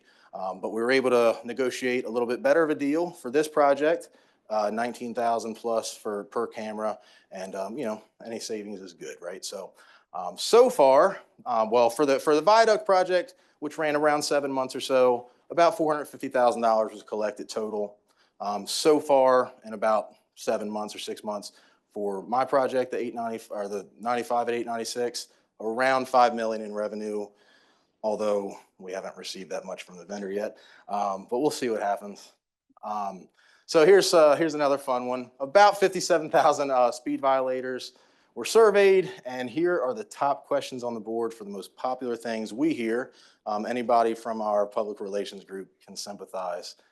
All right, so what do we hear the most? Can you waive our late fees? And the answer is actually yes. Anybody who's making a good faith effort to pay the fine will waive their late fees to a point.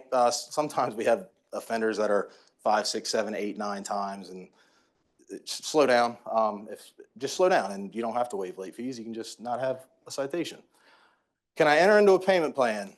It's yes and no. The vendor does allow for incremental payments, not necessarily a setup payment plan, but if you want to get on and pay $5 10 times a day until the thing is satisfied, you can. Just keep in mind, if you are one of the unlucky ones that gets caught out there, you have 121 days before that goes to collection. So if you do it, please slow down and pay your fine, or just slow down, you won't get one. I didn't see any signs, man. I answer that email 10 times a week. I didn't see any signs. There's no signs out there. How am I supposed to know I'm supposed to go the speed limit? Where did you get your driver's license?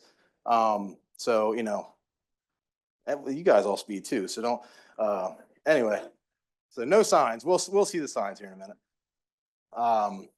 No workers. There's no workers out there in the work zone working, so I should be able to speed 142 miles an hour. Why not? It doesn't matter. That work zone is always, and it's always a work zone. So, and even when there's not workers present, it's always a work zone. There's limited shoulder space. There's lane shifts. Lanes are restricted. It's always a work zone. And the speed limit's posted at 55 as the speed limit, not just as a work zone speed limit. It's reduced from 65 to 55. Here's a good one, and it always gives us question too. So I want 70 and I got a 130 mile an hour, or $130 ticket. I want 67 and I got a $172 ticket. Well, it's based on how many times you do it. So the more you do it, there's tiers. The more you pay, the more you do it. So if that registered vehicle goes to that speed zone and 6 times you're going exactly 70, every time you get that citation, it's going to be a little bit higher. And it should be. Slow down, stop speeding. All right. This explains that. I'm not going to be, you can't see it. We didn't follow the font thing. So essentially what you have is a $20 base fine, $1 additional per mile an hour over the speed limit. There's a doubler because it is a work zone. And then there's all the fees. Everybody wants their cut, the ambulance and the violent crime and everything. So it adds up quick. And then when you go into your subsequent offenses, it goes even higher. $25 base fine, $2 more, the doubler, and then everybody gets their cut. All right, I didn't see the signs. No one told me it was 55. I drove 65 everywhere else, or 75 or 85, but definitely not 55. There's the signs. There's the pavement markings that are in place. So if you didn't see them, and are those the only ones? I didn't see those. Well, there's some more. And then we went ahead and told you we're going to give you a ticket if you speed. And then the construction project was nice enough to put a big orange sign with the speed limit on it. So there's just no signs. There's some more signs, and then some more signs, and then some more pavement markings. At least one of those guys are speeding in that picture. Then there's some construction barrels for the ones who say it's not construction. And then there's a courtesy radar sign that's telling you that you're speeding. That one, it's a love-hate for us. It's not ours, and it's not related to our actual speed camera. It uses radar. We use LiDAR. There's a whole bunch there, but basically our system's better, but that one's still out there as a courtesy to let you know you're speeding, even though you don't see any signs. There was a bunch of these that I wanted to include, but someone said we couldn't have profanity. So this here is this is one of the good ones that we liked. We get a lot of really interesting people who are claiming, I shouldn't have got this ticket. It wasn't me. I didn't know, etc. So this individual, either their mechanic stole their car and took it out for a drive, or the car didn't like the mechanic and it took itself out for a drive. So essentially they had their mechanic write them a doctor's note and say, couldn't have been me. The car was in the shop. How could the car have sped through? There's pictures and there's plenty of evidence. So that's just one of the many kind of funny ones we get. That's a little bit more tamed. I had a few more in here, but we didn't want to offend anyone. So anyway, that's between us and our community relations group, we get quite a few of those. So if you're wondering what's coming next for the speed cameras, I mentioned earlier our municipalities, and if you're wondering what standards dictate where you can put them in a municipality, you're welcome to read that over there, and your guess is as good as mine. Apparently it means you can put them absolutely everywhere in a municipal area, because that is Newark's list of places that they would like them. I think it's great. But you know, if you're in the Newark area, after they start putting cameras out, please drive the speed limit for a number of reasons, but they're gonna get you if you're not. So that's what Newark has in store.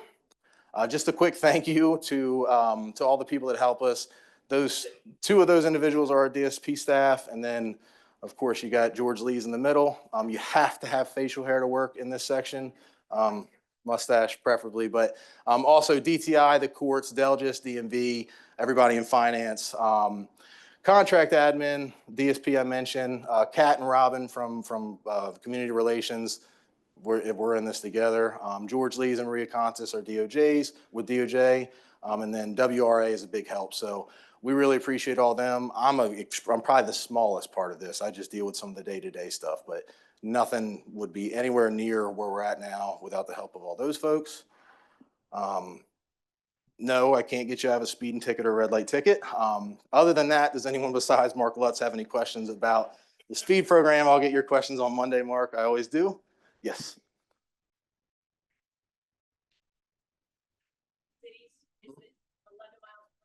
It is. Right now it is. There's a chance that it won't be later, but yeah, right now it is. Absolutely. Yep. Anybody else? Questions? Hey, real quick, are you tracking like like types of vehicles for speeding? Like I'm thinking, like what comes to mind right away is a sport bike. Is that something you're tracking versus like a sedan versus a pickup truck? We're not actively reporting on that, but obviously it takes a picture of everything. So there is a record. You would kind of lean towards like the 142s and the 132s and things like that being probably a sport bike. We know for a fact that a couple of the ones that were over 100 were not. They were just fast cars and irresponsible drivers. So that's it. Anybody? Anything else? All right, 2 questions. I think it's a record for today. Absolutely. So thanks very much. I appreciate it. Thanks, Dustin. All right, well, he's picking his words. We're gonna get ready for a break here. We're gonna go 15 minutes, which will get us right caught up to our original schedule. Couple reminders. Well, before the break, make sure you sign in out in the lobby if you haven't yet this afternoon. And also there are snacks and desserts on the buffet tables. So thank you. And our words are guardrail and Lewis. Our next presenter is the Director of Tech and Innovation for DelDOT, Todd Revis, to discuss some AI initiatives at the department.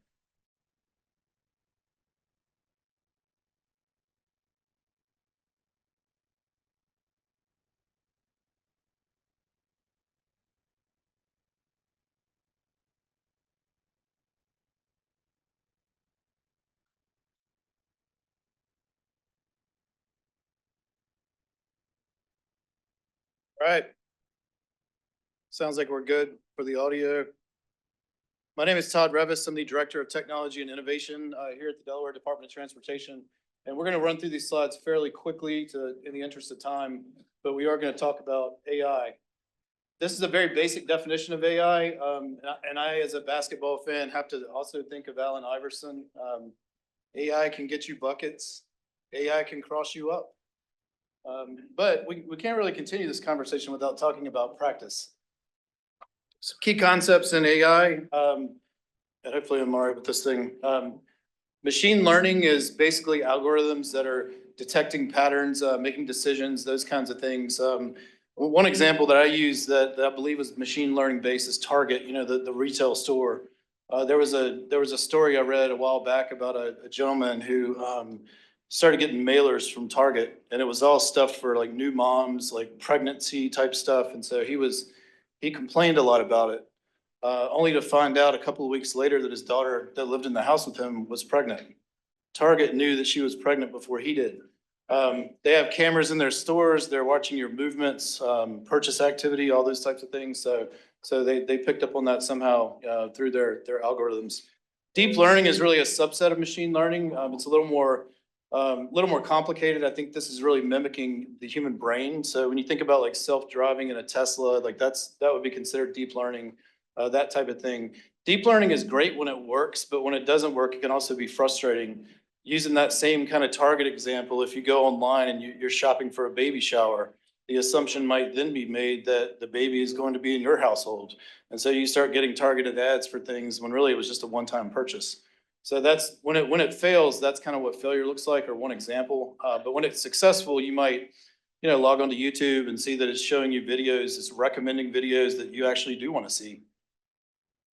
Data lakes is just a glorified, really title for a multitude of databases. Anything with AI is obviously very data intensive, so that's just kind of a fancy geek speak representation of a lot of data and databases. NLP is just the recognition of language. Closed captioning would be a good example. And we find just doing these Zooms and everything, if you turn on closed captioning or you read the transcript, you can see where it makes mistakes. It will make mistakes with languages and accents and things like that.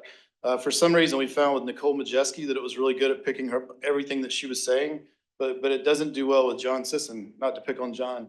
But obviously everyone understands him. So it's an area that still needs to improve, quite frankly. Virtual reality, I think everybody's fairly familiar with that. So I'll just kind of keep moving here. Large language models are the driver behind a lot of these boutique tools. And again, it goes back to the scale and immense amount of data that's involved. Generative AI can create content for you, hence the name generative, and we'll look at some examples of that. So this image is generative AI. It was created by AI. I asked AI, an AI tool, to create a cross between Wally the Work Zone Warrior and a T-1000 Terminator. This is what I got. So you can kind of look at it and say, okay, that looks like the T-1000, definitely got that part right. We see Del Dot on the safety vest. We have a safety vest. So you're seeing some things that make sense, but look at how Del Dot is spelled, or look at the capitalization. So it didn't get that right. It obviously doesn't seem to know, or this tool that I use doesn't seem to know who Wally is, because it doesn't really look like Wally in any way. So it seems like it crossed it more with some sort of general Del Dot theme. So that's kind of I thought that was a good example because it shows you the power, but also the limitation, I think, in a sense. I went back and asked it more questions and didn't get anything any better than this, because I don't think that it was picking up on the reference to Wally and that sort of thing, despite Wally being ever so popular. So different examples at Del Dot. TMC has a big project where they're doing a lot of, there's obviously a tremendous amount of data collection that occurs at the TMC. So this is a machine learning example where it can help make faster decisions, detect problems within the transportation network, that sort of thing. Scribe AI was actually, I think she's here, Beth Hermansader was the first one, I believe, to bring forward Scribe AI. So we got some licenses and started playing around with it. It's a tool that can help you create documentation.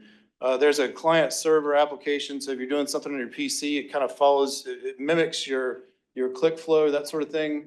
There's also a browser extension. So if you want to plug it into your browser, and then you have a web-based application that you're performing a task in, it follows you along and documents step by step every one of those tasks.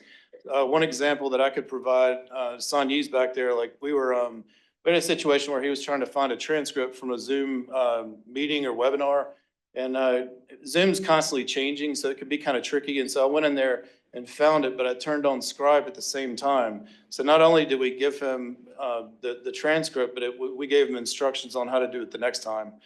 So if you're looking at SOPs, like different things like that, this tool is excellent for that, and it's quite cost effective as well.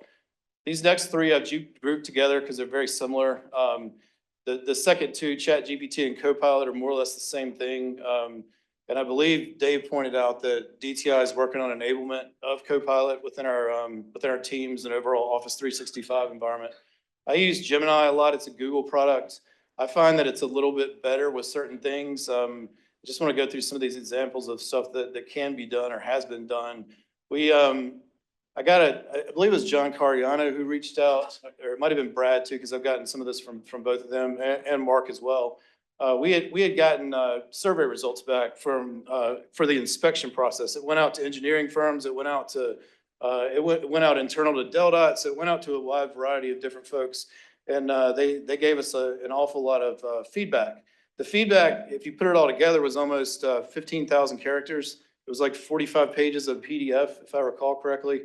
And so I started looking at these tools and saying, can we generate a summary, of this? What's the general theme? What's the, if we had to hit the high notes on this thing, how would we do it?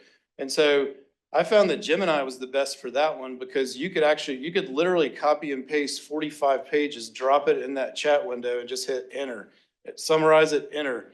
And it was spitting out answers. It took all of it. ChatGPT could not take that many characters. It had a cutoff. The one thing that I'll talk about a little bit later is I went through and scrubbed it too. I took all the names out. Some people were anonymous, some people weren't, but I don't want to put names into this stuff quite yet because I'm a little risk adverse. Notebook LM is another Google product that allows you to actually create an audio file that sounds like a podcast, two different people talking to each other. So you got a drag and drop of a document. You can take multiple documents and drop it in there, and it will create a very, very realistic podcast type experience. What's it good for, other than just being amazing? I think if you are in the realm of training and you're working with different individuals, everybody kind of learns a different way, sometimes. But if you had an opportunity to train somebody by just giving them an audio file, like of someone explaining how to do something, it would be pretty good at that. I'm bringing all this up for a reason too, because we continuously look for ideas. Claude is a good tool for use in writing, that sort of thing. It's known to be the best there. And then the last one here is Pop AI. This is more gen type stuff. And so this is an actual slide that was created by Pop AI. So Pop AI can create presentations for you. And so Beth found this tool and actually created, I'm not going to go through the whole presentation, but she has 15, 20 slides on roundabouts that was created by an AI tool in seconds. So I went back to Beth and I said, why don't you use Scribe AI to document how you created the presentation in Pop AI? So you start to kind of pair these things together, and just, it's fun to be creative and kind of toy around with that kind of stuff. So best practices, I would say always take a risk-based approach. I'm still not to a point where I want to upload certain things like PII into one of these generic tools. We do have a Google Cloud account, and they're working on enabling a special kind of place for us that's carved out where we can use Gemini, and it's only living in our world, if you will. I mentioned kind of mashing it up, like using multiple sources, multiple tools, that kind of thing. Overall, I think AI is a tremendous accelerator. Another best practice that's not listed here would be keeping a human in the loop. So when you're going through these things at some step in the process, I don't think we want AI going complete 100% end to end on a task.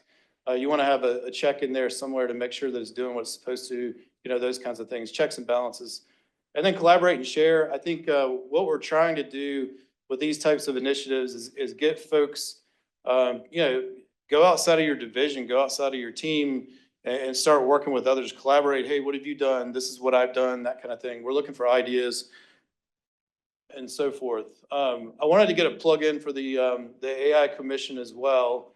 That was created in 2024 by the House bill that you see here.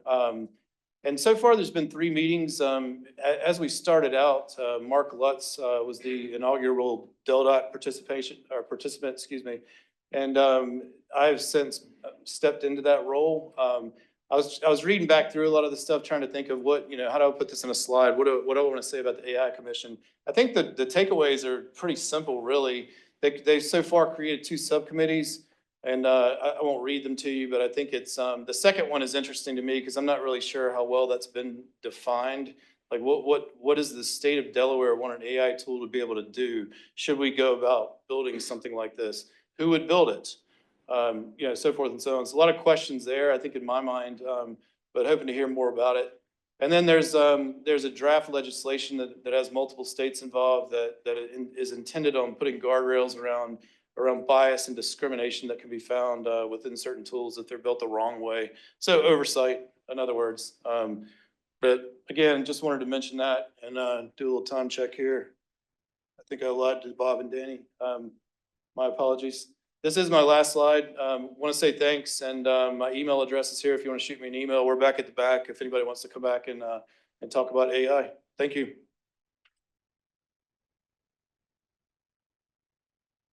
And I gotta do bingo. Thanks, Todd.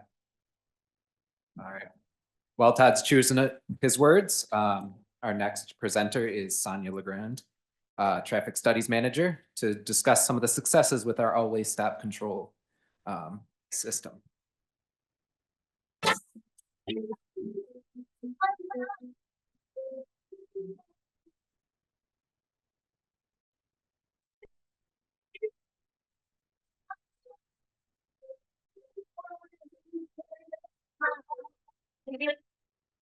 So Brad just ruined my first poll question, but I don't know if you guys have it ready.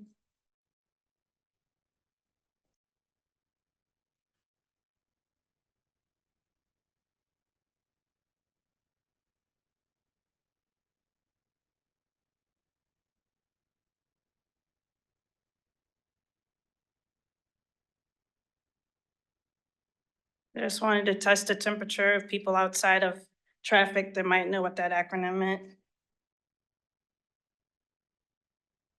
Cheated. I was hoping for funny answers too. Eagles, I see that. Meatball.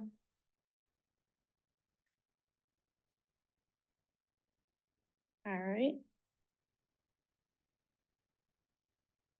As we all go through the mission statement, every trip, every mode, every dollar, and every one. I wanted to spend a little time on the traffic fatalities dashboard that we have. If you're familiar with the DelDOT website, on the main page, we have a link to safety that goes over the strategic highway safety plan. And on there, there's a link to this dashboard. So I had as up to the time when this was due. But one thing my section focuses on is intersections, and we try to prevent some of the serious and fatal injuries at intersections. So at this point, our number was down as of February 4th, but I know last year we kind of finished in the red for the intersection spot. My next poll question, what type of intersection control do you feel is the safest?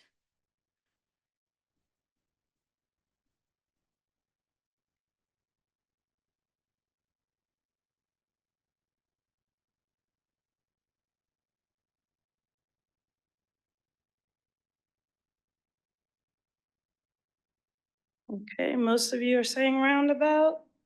Let's get to the statistics. Here's just looking at property damage and personal injury based on some of the data we have from before the intersection was converted to now. Traffic signals, as you can see, are in the red. There's reasons to use traffic signals, but we always get that request. So we try to let people know that it's not necessarily the safest option, even though it's the one you're most familiar with. Roundabouts definitely are positive, but as you can see, the always stop, definitely in the personal injury and property damage, we have lower crash rates. Just talk about our evolution, our residential streets program, where we have the guidelines. So most of the subdivisions, some of the older ones, they might not have intersection control. So we came up with this program. It's been around since 2016, where just some of the neighborhoods, they complain about cut through traffic and people being unsafe. So we have a program where we would install always there. So also in our strategic highway safety plan, we noticed that there were 51% of the intersection fatals and serious injuries were at unsignalized intersections. So we decided that let's look at our neighborhood program, our subdivisions, and also the conversions that we've done to look at the statistics for those. Another portion is the MUTCD, the current version we're using. Just the section on multi-way stop applications and what considerations were used. It can be an interim measure for a traffic signal. And if you have 5 or more crashes in a 12-month period that could be susceptible to correction, then an always stop can go in. And then this is the traditional, like the minimum volumes that are needed on the major street and the minor street. So also, there have been some considerations by FHWA for crash experience. So we started to utilize that. And now the new 11th edition of 2023 version does have crash experience and also sight distance included in the warrant. So that's something that we've been using all along. So glad to see that. And this is a video with Peter and RK&K to talk about our program.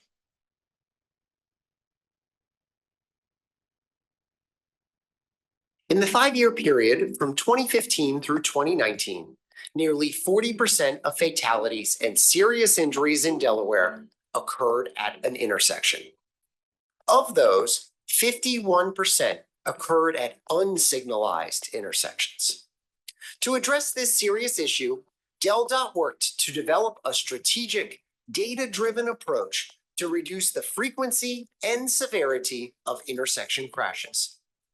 The team began a controlled study on the implementation of a low-cost, rapidly deployable solution at intersections, known as all-way stop control. 37 low-volume intersections were selected for the study. Over a 6-year period, DelDOT converted all 37 intersections to all-way stop control, and the results were simply astounding. Total crashes were reduced by 49%, and angle crashes dropped by 68%. More importantly, since the conversion to all-way stop control, injury crashes decreased by 76%, and there has not been a single fatal crash at any of the intersections, a 100% reduction. Hello, I'm Peter Haig with the Delaware Department of Transportation. I'm our Chief of Traffic Engineering. I'm here standing at the intersection of Route 5 and Shingle Point Road, Chestnut Road in the town of Milton. With the department, safety is our #1 priority. The recent all-way stop that was implemented in the spring of 2024 at this intersection is a proven safety countermeasure that addresses fatal and serious injuries from a proactive standpoint. We are doing this statewide at several intersections in order to drive down our numbers with regards to fatals, serious injury crashes. With the statistics proving the effectiveness, we plan to convert several other intersections to all-way stop control. Cost effectiveness was also an important part of this. Traditional solutions like signalization of an intersection or converting to a roundabout takes years to design and install and can cost hundreds of thousands, if not millions of dollars. Each all-way stop control intersection can be implemented for $20,000 to $25,000 and installed in as little as 1 day. Hi, my name is Nicole Leonard. I'm the traffic engineer with RK&K. We are helping DelDOT out with always stop control implementation and their before and after study. So we are taking a look at how effective always stop control is throughout the state. And what we found is, once we started crunching the numbers, that serious injuries and fatal crashes were reduced significantly with the implementation of always stop control. Always stop control is really a win-win-win for the state of Delaware.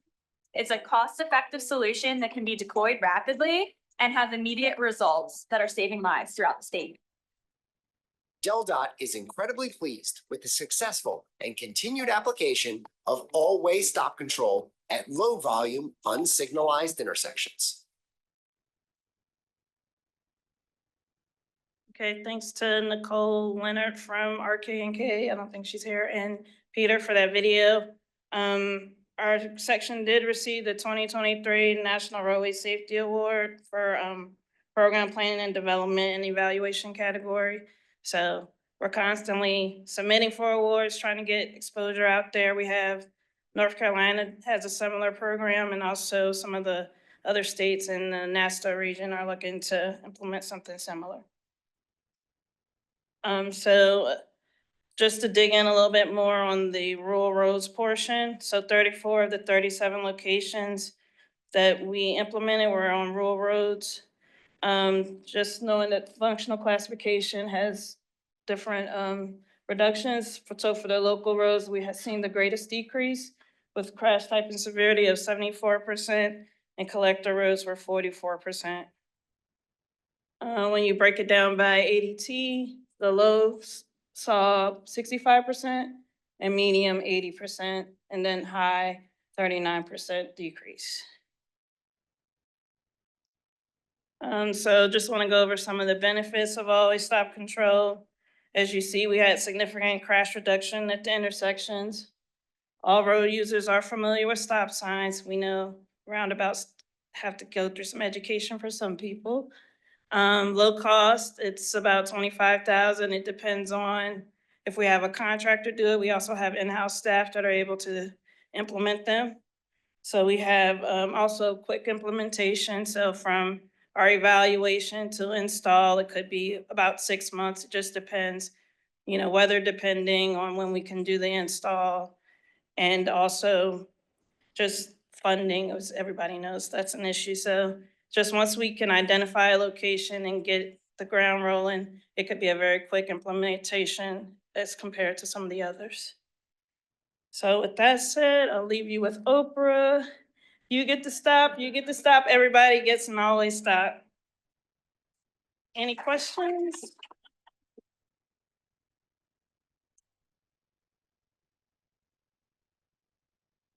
Like you have one in the front. Okay, yes. He's coming with the mic.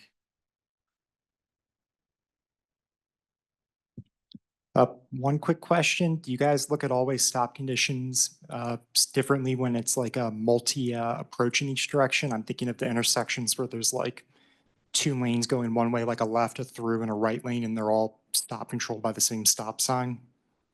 In those cases, we have made adjustments, like there's one in the Middletown area, Bayview Road, where there was separated lanes. So we just made sure that there was a right turn lane, but we combined the left and the through. So sometimes we can do multi-lane locations. It's just depending on what striping changes we can make so that it won't be any confusion when people all get there at the same point. But if we can combine some of the movements, we do that. Thank you.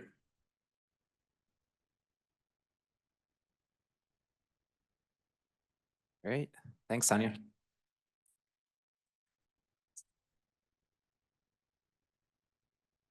So the words from our previous presentation were Majeski and transportation.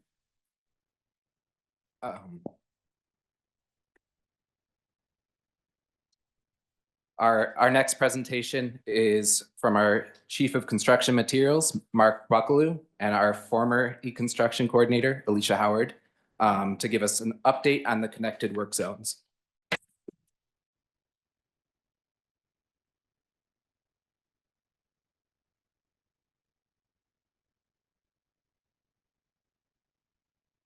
Good afternoon, beautiful people. Good to see you in person.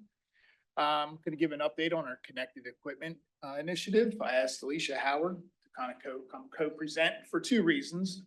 One, there's a map that we've been working on creating and call it an interactive map. She's been very helpful in getting that whole thing up and running. She put a lot of work into it to actually make it functional. And the second reason I asked her to do it is because she's leaving us to go to asset management, and this is her punishment. So I showed this slide many times. Construction lags in digitization. We are just a couple rows down from healthcare. So that should give you a nice warm and fuzzy. We've been, of course, constantly trying to push to update our processes. We of course started with Unifier, our e-ticketing initiative, course, we have all the hot mix in, tickets are in, a lot of the concrete tickets are in, and concrete is gonna become mandatory very soon. Bar and stone tickets are also in, and EPDs are gonna be in very soon, with a lot of the things that we're developing. We recently obtained a $5 million grant from FHWA for advanced digital construction management. And by the way, thank you, FHWA partners. Especially our local office has been very supportive of us. They joined us on a peer exchange. So we're very grateful to FHWA for these opportunities. Now, what does the ADCMS grant do for us? Well, first and foremost, it provides funding. There's not really a market for this until it starts getting developed and people start to see the benefits of it. So that's why we really needed the grant in order to get something out there and start developing this. Now, what we're doing with the grant is we're harnessing the API that we developed with the e-ticketing to try and just connect some of the contractors' equipment, the rollers, the pavers, the milling machines, those types of things. Once we get the data from those pieces of equipment, we can start to hone in our messages for the smart work zones. We can start pushing out actual messages through Waze to all the drivers driving through our work zones. What we're trying to do is foster a safer environment in our work zones. We want to protect our workers. They are the backbone of what we do. They're a backbone in construction. They are a backbone for contractors. We're trying to partner with contractors to help provide a safer work zone. There's some other things we can start to do with the connected equipment, and we're starting to do some research into those different opportunities. One of the primary goals of the safety feed was to first engage with our contractors. Now, I've given this story a lot. I'm going to say it again, but when we first started e-ticketing with our suppliers, fortunately it was during COVID, because a lot of the meetings we had were via Zoom, and the suppliers, the hot mix suppliers, wanted to kill us because we're big government. We're trying to get in their back pocket. We're trying to see what we're doing. That's not the intent. It's never the intent. The intent is to take the paper ticket and convert it into an electronic ticket. It's not very much more difficult than that. With the connected equipment, when we started telling contractors what we wanted to do, they came out of the woodwork. They want to be a part of what we were doing. I thought it'd be much more intrusive, which it's not, but they want to be a part of the collaborative effort in order to help develop digital construction. Once we start connecting equipment, we can start to build our processes and see what opportunities exist. We can utilize those connections again to push information out to the road users driving through our work zones. And ultimately report the information, also push the information out to our message boards that are out on construction projects. I'm gonna let Alicia talk about the project map that's been developed. So this is our project map. This is the eDOT app that we use. And in the map here, you can kind of see a screenshot of all of the different projects. So right now we have about 176 projects that are loaded into the eDOT app. The orange I'll kind of talk about on the next page, but that means that it is an active work zone and that it's transmitting to Waze. We established the project limits based on the work zones. So right now we have about 340 work zones also within the eDOT app. As Mark said, we're not trying to watch everybody. However, please remember to accept the ticket where you are placing it because it will put a tag to where you are marking that ticket delivered. So if you're doing it from your field office or from your house, we're not looking for it, but it is showing up. So this is kind of what I was talking with the orange is transmitting. That's an active project. So you get a screenshot of kind of the basic project information with the project name, the road that we're on, everything's going to be a work zone for this instance. And then it also is giving you the public description. So you can see here it says active construction, workers present. Sometimes it might say workers present, slow down. So we are trying to push that information out to the public. If you're driving down the road with Waze on and you're coming through one of these active work zones, you're going to get that message. The other cool thing is that this is going to be transmitting based on the hot mix tickets that we receive or the connected equipment. So you'll kind of get both options for that. The off alignment roadways are kind of a work in progress right now. We're going to see how that goes. The CMGC for North Millsboro, we're working on that and looking to see how that's going to be affected. Thank you, Alicia. So connected equipment, again, I talked about all of our contractors want to dive into this system. it's mostly just pavers, rollers, milling machines. We're working with contractors to connect other pieces of equipment because the more we get in there, the better information we can push out to the public. We hosted a peer exchange in October up north. We had equipment suppliers there, John Deere and Workin, who actually joined together. Members from Caterpillar were there, FHWA was there, Trimble was there, all the big names, and everybody's trying to put their heads together to figure this out and see what works. We did do some connected equipment with Bone Mag I'll get to in a minute. But as I talked about in previous presentations, the information that we have is able to push out through Waze, which is owned by Google. Google is the dominant map that people use when they're driving. Google Maps is where we desperately want to get to. Now, Google won't accept our feed until we become 99% accurate. So let that sink in for a minute. Google's not going to push out information unless it's 99% accurate. We have been able to make some headway with Google, and Google is starting to push out some of our information, and I think it's only a matter of time before they adopt everything that we're pushing out. Right now, everything is in ways that all the information is in ways that we push out to the public. We want to start expanding some of the information we get from the equipment. When we had conversations with Caterpillar and John Deere, so John Deere mostly makes farm equipment. Some of the technology uses farm equipment it's sick. It's incredible. They're going to start implementing that same technology into some of their working pieces, which is more of their construction line. Caterpillar already starts to push out information as far as their equipment. What the suppliers don't know is how do they market this? Is there a way that they can basically make money off of this? And yes, there is, because the more we start to develop this and see what works and what we can do on our projects, we may be able to start automating some of our processes. When you start looking at the equipment, the information we can get is distance paved, the width of pavement. You can get your as-built yields from if you're paving. You can get the temperature behind the screed slope. All of these things we can start to develop and automate some of our inspection processes. There are some accuracy limits that you have to be careful of, especially when you start looking at distance paved, you're only about 95% accurate, which for me, that's close enough for what we're trying to do. We want to start linking some of our real-time traffic data. So we're going to start hooking up to the traffic data we have on our portable traffic counters on the side of the road, give accurate updates to traffic right through the Waze app of time it takes to get through a work zone. Push same information out through our smart work zones. Start to make smarter work zones for our projects. Secondary goals for this: improve our proof of delivery, proof of placement, quantity verification, some quality control measures. Started tinkering with AI a little bit. So when we start doing this connected equipment, it can already start drafting your daily report. Then all the inspector has to do is put any information in there that may be specific to the operation that may not get picked up automatically. This will start helping our inspectors in the field spend less time writing a report and more time in the field. We started dipping our toe a little bit into intelligent compaction. This is my holy grail. I'm going to talk about it in a minute. Digital stationing. A lot of your projects that have stationing, we have digital stationing being developed. Cassidy is going to talk about that at Lessons Learned. This is going to have huge ramifications in asset management.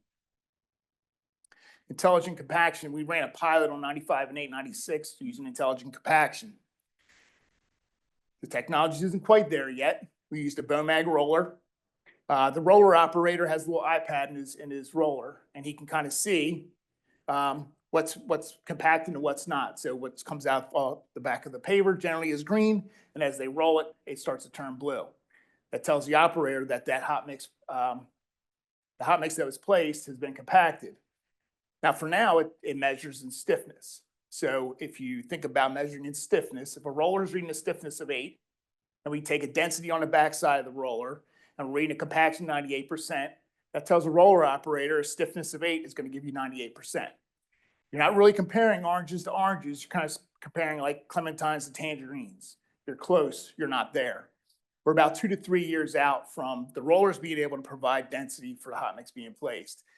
Minnesota's doing a lot of work. Just going to wait for them to finish and borrow everything they have. Secondary goals, I talked about digital stationing. McCaskey talks about it. You can start to see how that you can start to implement some more asset management and material placing. You can use that digital stationing to kind of as-built assets that are being installed in the field by contractors. Digital as-built, this is coming. I think there's an easy way for us to do this that's not going to put additional work on our staff. Now, a lot of people don't like the digital platform, right? And the dirty little secret is our construction people don't do as-built as much as we say we do. So we need to start getting better, right? We can start doing that with digital as-built and pushing that information over to the asset management section, and then they can start doing their thing. My last piece regarding this is that there's a Topcon RD-M1 scanner. This is probably the best product on the market right now, and I desperately want to pilot it. Shante, if you're listening. It comes with a scanner on the back of a truck which drives down the road. It LiDARs the road, it picks up all the information, all the elevations. You take that data, you run it through their Topcon program, and they'll smooth out the pavement. You can take basically slight redesigns of the existing roadway. It'll take that information, feed right back to the milling machine, and the milling machine will take those revised grades and mill the road to the depth necessary. Take that same information, put it into paver, and the paver will automatically go out and hit those grades. This is the world we're coming to. What we're going to be able to start doing is having smoother pavements. Maybe reduce some of the bird baths that you see on some of our pavement rehabs, because we don't adjust grades on pavement rehabs. We just mill to, put back to. This technology is coming, and it's going to start, our business is going to be changing over the next 10 years. Third goals, and I'm going to read this. House of Representatives, a year and a half ago, passed the bill. By July 1st, 2025, the office shall incorporate clean construction preferences into bid documents resulting in public works contracts and require plan documents developed by covered agencies to incorporate clean construction preferences. What does this mean? It means we have to start developing EPDs, which is basically a nutrition label. It tells you, just like a nutrition label on the food that you eat, the EPD is basically how much carbon is it taking to put that material, to mine that material, take it to the project, and install the construction material. We have to get baseline EPDs so we can figure out areas that we can improve on our carbon footprint into the environment. This is what's been asked of us by our legislators where I want to stay. I don't want to get us to a point where they mandate like they did in Colorado. That's going to put us in a very, very bad place. So if we show that we're actually making reductions, I think we can meet some goals that the legislator is looking for. We plan on doing all this through the e-tickets. If you don't like e-tickets, I need you to think about something. If we don't have e-tickets and run it through e-tickets, you're going to be running it longhand on a piece of graph paper, running it up on an adding machine, and printing your receipt to your graph paper. I'm pretty sure you don't want to do that, so let's embrace the e-tickets because it's all going to be done behind the scenes where inspectors won't have to do anything. Closing thoughts. We're partnering with a lot of different states. We're going to take those partnerships, expand our capabilities. We're collaborating with the construction industry, all the contractors, suppliers, equipment manufacturers. This isn't just for the DelDOT's benefit. This is for the industry's benefit. Coming in April 2025, on your e-tickets, you're going to be able to assign pay items for the hot mix right on the e-ticket app. Digital as-built is coming. I talked about that. We're going to link our data over to asset management so it's a usable format. As Stephanie talked about, it's not a PDF. PDFs you can't use. It's going to be a usable format. Designers, please remember to put connected equipment special provision in your contracts. And just remember, we're open for business. We want to share opportunities with everyone. Finally, we had a safety poster that was developed when a lot of people from DelDOT went to the safety summit in Texas. This is our poster. There's a UPC code in the bottom right corner, which is here. If you're interested, there's a whole storybook on the connected equipment and everything we're doing. Any questions? Any questions for Alicia? Thank you. Thanks, Mark and Alicia. So Sonia's words previously were Harrington and Dart. We did have a winner last time, but we'll play until we get a couple more. We have a few more prizes in the back. Our next presentation is, again, our planning supervisor, Anthony Aglio, to talk about the Complete Streets Design Guide.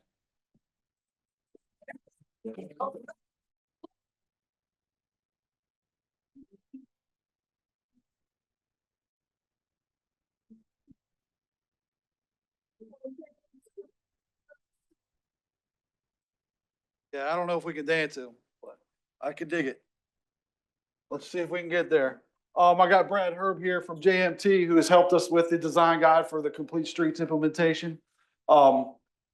We've been working at this for quite a while.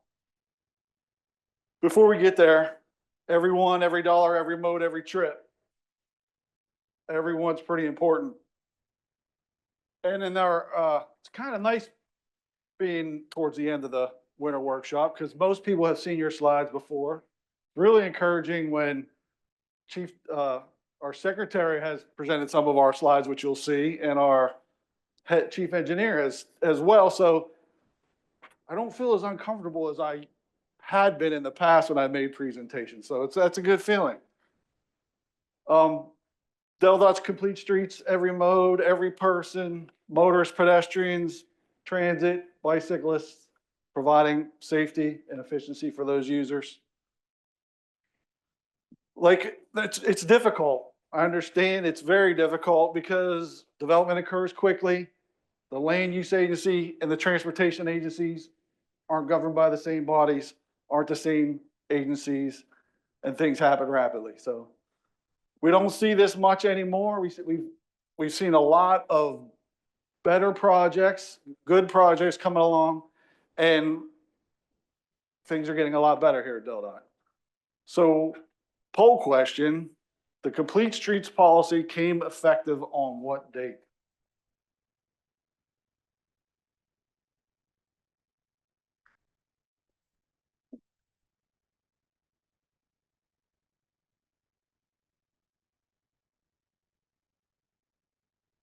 Right?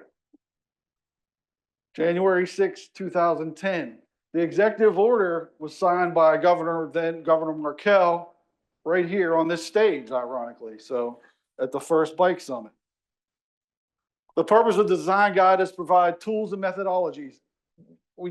In planning, we tried twice to develop an implementation plan, and where you're finally have a design guide, something a little different, but it's to meet the needs of the surrounding communities, talking about context, all users, fitting things together. And it doesn't mean that you need a bike lane or a separated path on every road. It's all about context, all about trying to provide safety for future users. And we're going to use the safe systems approach that has been seen. We've seen that earlier. Our basis of the whole Complete Streets guide is the safe system approach, slowing speeds, understanding that humans are going to make mistakes, and we're going to try to increase our design so that things like that don't happen. All right, thanks, Anthony. All right, so we really like this guide to be used on all projects, but there are a couple exceptions that we're going to cover.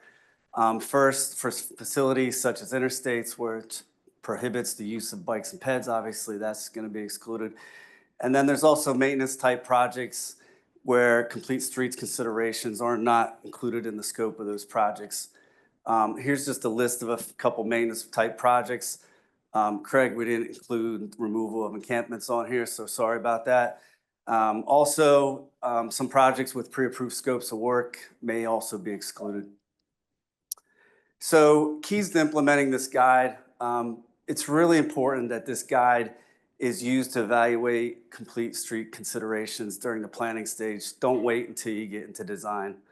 Also, a checklist was created to assist in conjunction with the guide to assist you to identify design implements to use in your design. And then lastly, we have the experts in the admin building. Reach out to Anthony's group before you start design, touch base with them to make sure you're on the right track and get some confirmation before you jump into design.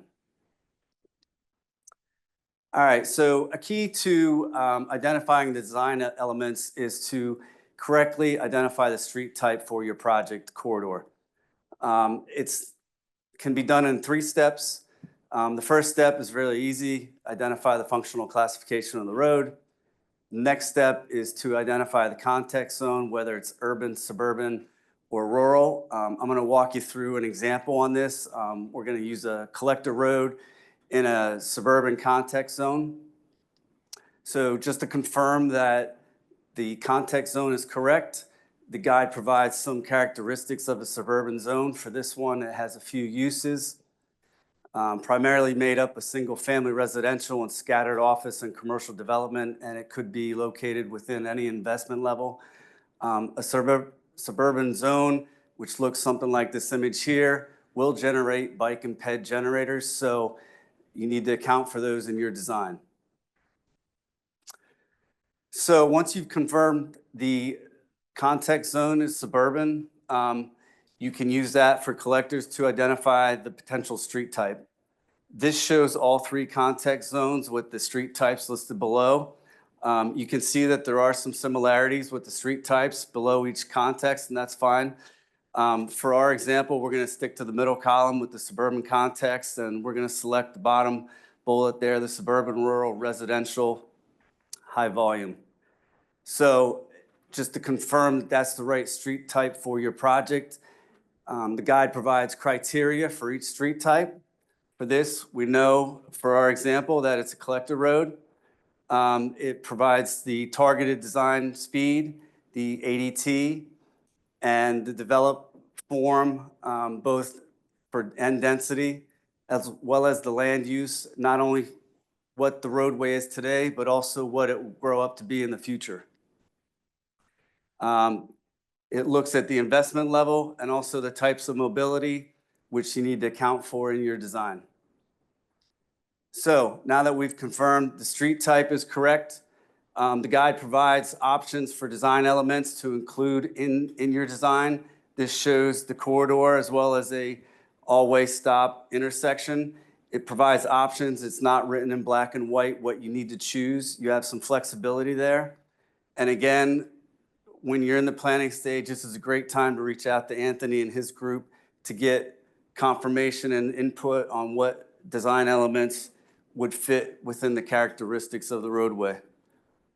For this particular street type, it also provides a roundabout option at an intersection, and it shows what the recommended bike and ped facilities would include with the roundabout intersection. Additional design considerations look at footprint of the roadway. It starts with the roadway zone. That's primarily going to be used by motorized vehicles, but it can also be used by bikes and other active modes of transportation. Outside the roadway zone, you have the active zone, primarily used by bikes and peds. And within the active zone, you could have a furnishing zone if it's adjacent to a building, the frontage zone. It could have a furnishing zone for benches and as well as a buffer zone. So these are all, this is really great because it kind of helps you determine what that typical section of your roadway will look like. So before we go any further, I want to thank the steering committee for all their hard work. And then how many people know that this is being drafted right now? Maybe I would like to see a little more hands in that, but it is online. It's on the DelDOT webpage. It's been circulated. Right now, we're circulating it to the Pedestrian Council, the Bicycle Council, and the Disabilities Council for one more round of comments, and then we're going to get it adopted. But it provides guidance like when to separate for bicycles based on speed and traffic volume. So when it's okay to share the travel lane, when we need a bike lane or a buffered bike lane or a separated facility. And then back when the executive order was signed and we had our policy adopted, design of bicycle facilities has changed so much. So it's almost better that we're starting here, or we'd be working with something that's 15 or 20 years old right now. And like as Brad said, in context, the devil's in the details. So if you have a project in an urban zone, suburban zone, or a rural zone, it's not the same. And the tie-in pieces are very important.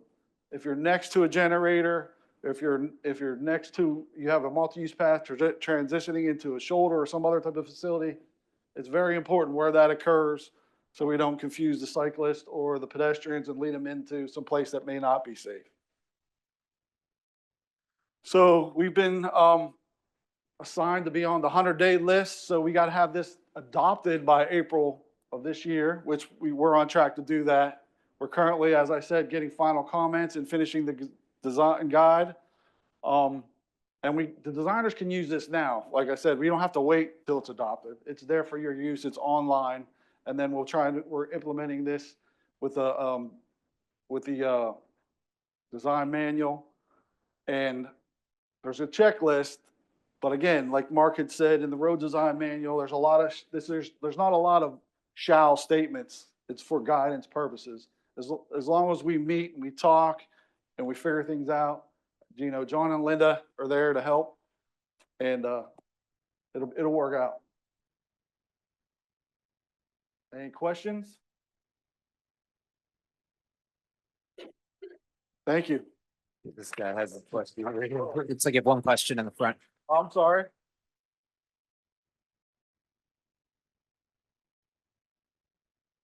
Sorry, just two quick questions.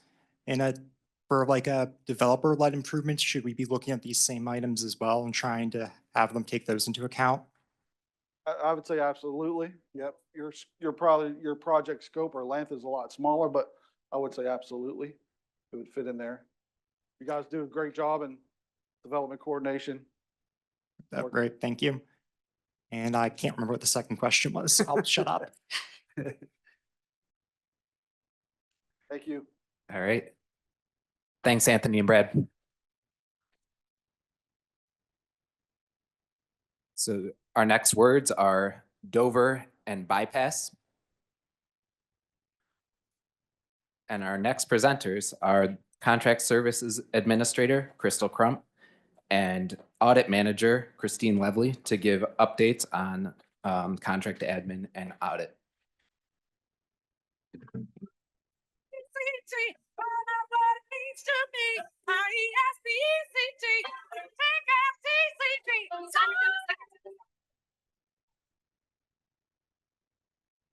That song, that's nice. I like that. Good afternoon, everybody. I'm Crystal Crump and Christine Lovely. we're going to find the clicker. So we're going to give you guys some information. There we go. We're going to start like everybody else has. Obviously, it's very important to us. I want to give you guys an update on Simply Gov. Everybody's heard of Simply Gov, right? Yeah, we're still working on it. So we're doing our vendor registrations for construction. We're about 35% registered, 50% has started. It's a good thing. So for, I'm sorry, that's for construction. For professional services, we're at 30% and 62% has started registration.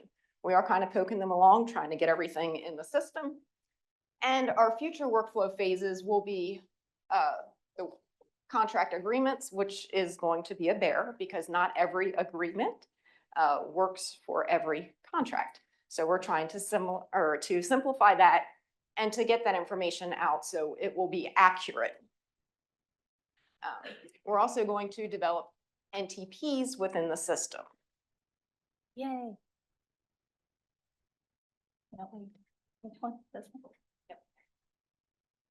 Yep. So we wanted to talk about the automated NTP process.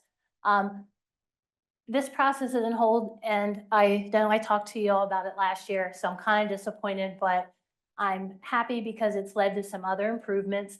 So one of them is that OnBase went through a big upgrade. DMV had a version and DelDOT had a version, and the DMV version 1. So we're moving all of our DelDOT files to the DMV version, and we're in testing right now. So we're ready, hoping to go live here in the next couple months.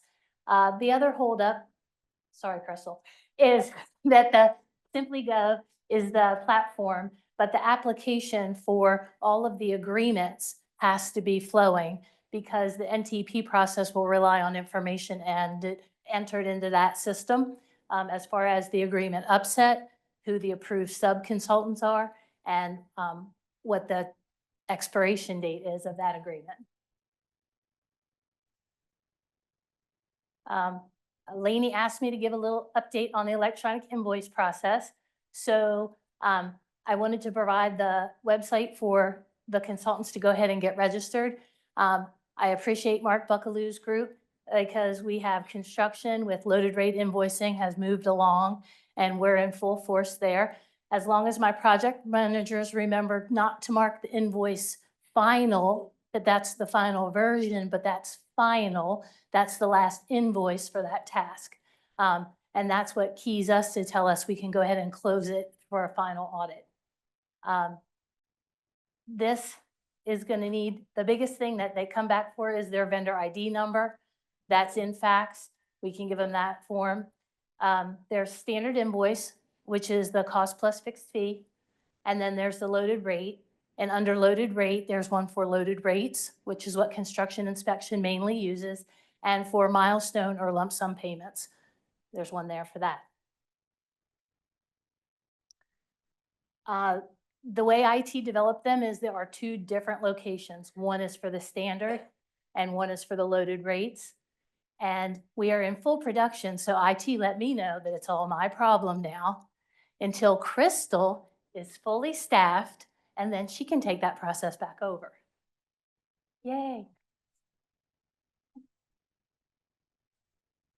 I guess I should also say before I move on is that I just met with planning. So planning agreements are going to start using the standard invoice. And I hope by the summer we bring transportation solutions on board. So then we will have almost everything in this process. And I think this is a better way to track the invoices. We haven't missed any. We're more timely with processing and it can identify gaps and when invoices are skipped. I said I would take this one for Crystal because I kind of started it. I've been around the department a long time, so I know when to put my foot in my mouth and it's okay.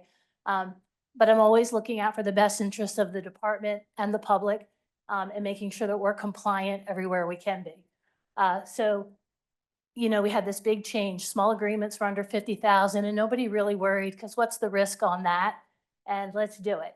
But then we said, hey, 100,000 would be better. And guess what? 150,000 would be even better. But two things, if you want to use electronic invoice process, that has to have an agreement number. Sorry, Crystal. And, so we have to go through that process. And then recently we learned that contrary to what I thought, legal needs to review those as well. So that was something I didn't know that we didn't do. So, you know, that's just a little thing, and I don't think it will be that painful once we get through a few of them, but it will add time, I'm so sorry, to the process. But contract admin will give you the agreement number. And so, as you know, that doesn't require RFP, so they're out once they give you that number and it gets some legal review. But the thing I caution you is to watch the procurement thresholds. So that doesn't mean this is an easy way to do some agreement because my other one's expiring because those thresholds are still in place that you can't exceed doing certain amount of business with certain vendors. And that's not going to be me tracking and it's not going to be Crystal tracking. That's going to be you guys tracking and making sure you don't do that because I don't want to have to write you up at the end of the day that it got exceeded. So, but we're definitely here to work with you and help you get through that. And when you're doing a small agreement, you need to remember to collect the proposals and the quotes. And do you want to say about the DBE? Or do you have a slide for that? Okay. Okay. So this should be all I have to say. Oh, I have to see that more? Select your firm or vendor, reach out to contract admin. They'll assist you with drafting the agreement. They'll route it to legal. See, I got out of order. This ensures that everything stays organized and compliant. Organized, compliant. Small agreements still need to have a pre-award review. I know everybody loves that process, But we have a 3-day turnaround, and most of the times it's a day or two. Small agreements need an agreement number for the application in the electronic invoice process, and because that is a required field. And project managers are responsible for ensuring that any small agreement request doesn't violate any procurement guidelines.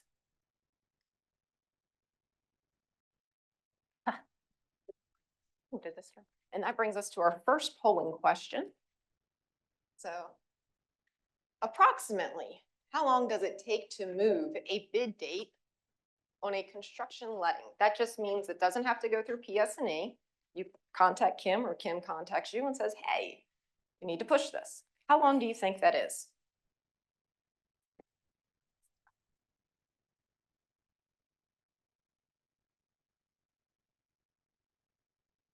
People were listening in the project status meeting. Yep, so you're right. It's about an hour. Go ahead, Christy. Keeping that time frame in mind, we're just going to go through some of the construction process for actually getting an agreement. So the project manager goes through design. They have all of this stuff. They're ready to put their information into AstroWare. They start putting everything in the back end. They're going to route all of their information to Bob and Danny. It's going to go through PS&E. Once it goes through PS&E, they're going to check all kinds of stuff. Now, they're not the project manager. They're only checking the information you submit to them. So they may say, hey, did you forget something? It may go back around a couple of times. We're just trying to make sure everything's right. So they're going to check for like all your stormwater plans and everything. So, and then they're going to provide the project manager a mock letting of what it looks like. This is not what we actually advertise. Actually, we contract administration do not use that template that is in AstroWare. That is something to give you an idea of what's going to be in the letting. Please read that. Please mark it up. Please make sure that your quantities are right. Everything that you need in there is what it needs to be. If there's any issues, just say, hey, Bob, Danny, nope, we need this change. They're going to hook you up. Okay, so contract administration gets it from PS&E. And you would think since PS&E's already done all this wonderful stuff that we have nothing to do, that we just get to put this out there. That is the furthest thing from the truth. So we're actually going to go and we're going to review the documents that they sent to us. We're going to take that, put it into our approved template. We're going to make sure that everything in that template is what needs to be based on your funding and the type of contracting. So there's a lot that goes into that. We're going to then send that back to the PM, say, hey, this is the real thing. And you're going to notice when you start getting this that you're going to have a checklist now. I do apologize, but we're trying to make sure that we're putting out the most accurate information without doing a lot of addenda. So, oops. So, that's all right. So we talked about the checklist that we're going to start doing that. So we're going to post it. We are, for the construction side, we can actually post right to the GSS website. We don't have to go through any kind of red tape on that, which is really good. So that way, when it comes to us and you guys say you're ready, we can go ahead, we go through FileZilla, we do a few other things and we post it and it's out there. If there's any issues, please, by all means, let us know. We'll correct them and we'll get it back out there. So there's been some changes with what happens on federal contracts. So for federal contracts, we are now required to collect some information for DBE. So we're collecting a bidder's utilization commitment statement and we're collecting a bidder's list. If a bid is submitted without this information, it will be deemed non-responsive. So for the construction people that are in here, please make sure that information is in there. And there's been updated forms put online, so please utilize those because we need to know actually who that form belongs to. So at the top, if you don't see a place for your name, please make sure you go out to the website and get the correct form so your name will be on there. Yes, it's caused our bid openings to be a little longer We're striving hard to streamline this. It's a little bit more paperwork for us to look at. It takes a little bit longer, but we want to meet the requirements to ensure we continue to get our funding. So OCR and contract admin has worked close together on trying to streamline the process after bid opening. So we have to ensure that there is, that they receive certain information within a timely manner so they can do their portion. And then they get back to us and then we get to the PM and say, hey, here's your stuff. You're great. We can do this.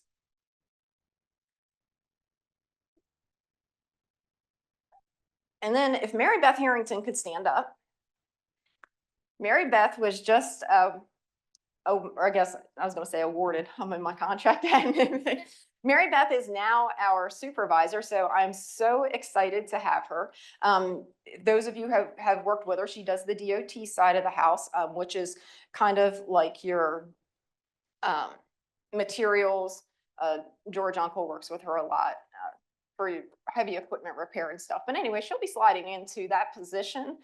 She currently helps with the weekly, and she helps on the construction side because that's the side of the house that she's been on. So it's helping me review stuff and to get things out the door a little quicker. Having said that, we currently have a posting on the Delaware Employment job site. We're looking for a few good people who could assist us to fill our staff. Hopefully, maybe you know somebody that has some kind of procurement background. That would be awesome. Send them out there. The posting is still there, so please do. Anybody have any questions for us?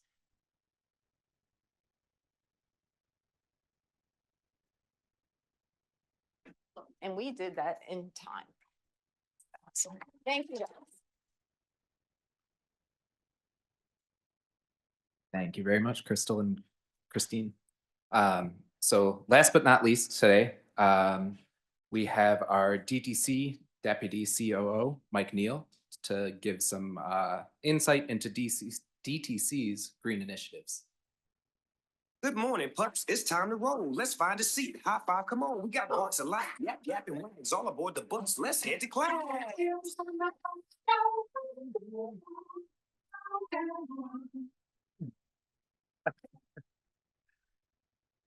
Thank you, everyone. That was great music. I've never had a walk-up song before, so I can cross that off my bucket list today. Hi, I'm Mike Neal. I work for DART, otherwise known as Delaware Transit Corporation. I am the Deputy Chief Operating Officer for Support Services here, which means I have the pleasure of working with John Sisson, right? Everybody loves John, and John wrote me into this presentation today. So John is going to help me if I get stuck here. Okay, so we have a different mission and vision statement than the rest of the department has. I wanted to share that our mission is we are DART. We are connecting you to what matters every ride, every customer, every day. We also have environmental statement and a diversity and inclusion statement. Because I'm here to talk about electric buses, zero emission buses, we'll read the environmental statement. DTC is committed to providing public transit service that protects and preserves the environment with every trip on DART services and every dollar that we invest in green technology. Okay, a poll question. A diesel transit bus can travel 4.4 miles per gallon, whereas an electric one can travel how many miles per gallon, or how many diesel miles per gallon equivalent?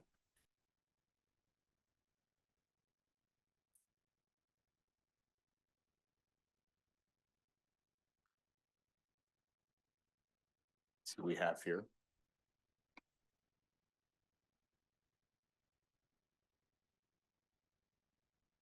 All right, you guys are pretty darn smart.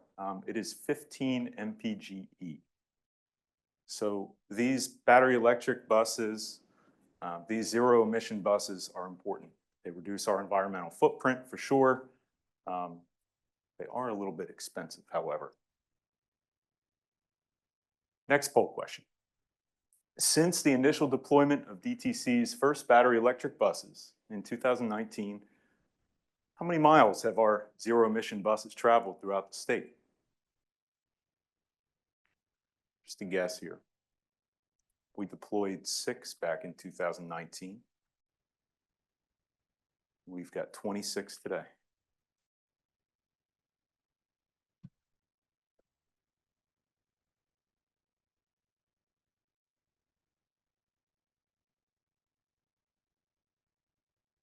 You guys are pretty smart. Yes, it's 1.3, just over 1.3 million miles. It's a lot of miles. And then finally, our third and final poll question. What is the first element of the periodic table? Get back to our high school chemistry here. What do we think? Earth, wind, and fire. You can see some of you guys did not take high school chemistry. Okay. The overwhelming majority is correct here. It is hydrogen. And you'll see in a moment why this is a relevant poll question. I'd like to introduce our Green Initiatives Transition Plan. So here at DART, as we say in our environmental impact statement, our environmental statement, we're always looking to make wise investments in green infrastructure. So our goal here is to reduce our fleet emissions 50% by 2030, by the year 2030. This is based on baseline data would have been 2015. And then also looking for 100% zero emission fleet by the year 2050, right? Which is pie in the sky goal maybe, but we'll get there. We've made significant progress toward this, especially the 50% emissions reduction by 2030. So our entire paratransit fleet now uses propane, and propane is a better fuel than gasoline or diesel. It's more environmentally friendly. It's also less expensive too. So it's a real win-win for us. And then since 2016, we've been awarded 6 low-no emission vehicle grants from the FTA, totaling $31.4 million. And this is to purchase our 26 electric buses that we've got going up and down the state today. We've also used some of that money to deploy charging infrastructure. So we have chargers at 3 of our depots right now. We've got chargers in all 3 counties, Rehoboth, we have them in Dover, and then we have them at our Wilmington operations facility. And then we also have an en-route pantograph charger at the Lewis Transit Hub that some of you may be familiar with. So when a bus comes in on a layover, that en-route, the electric bus pulls under this pantograph style charger, the charger deploys, and for about 10 to 15 minutes, it gives itself a fast charge. So the bus could come in a state of charge somewhere around 50%. And ideally, the pantograph charger will give it a boost of about 1.5 to 2% per minute. So it could roll out of there with an additional 10 to 12% state of charge boost, which will allow our electric buses to be on the street longer.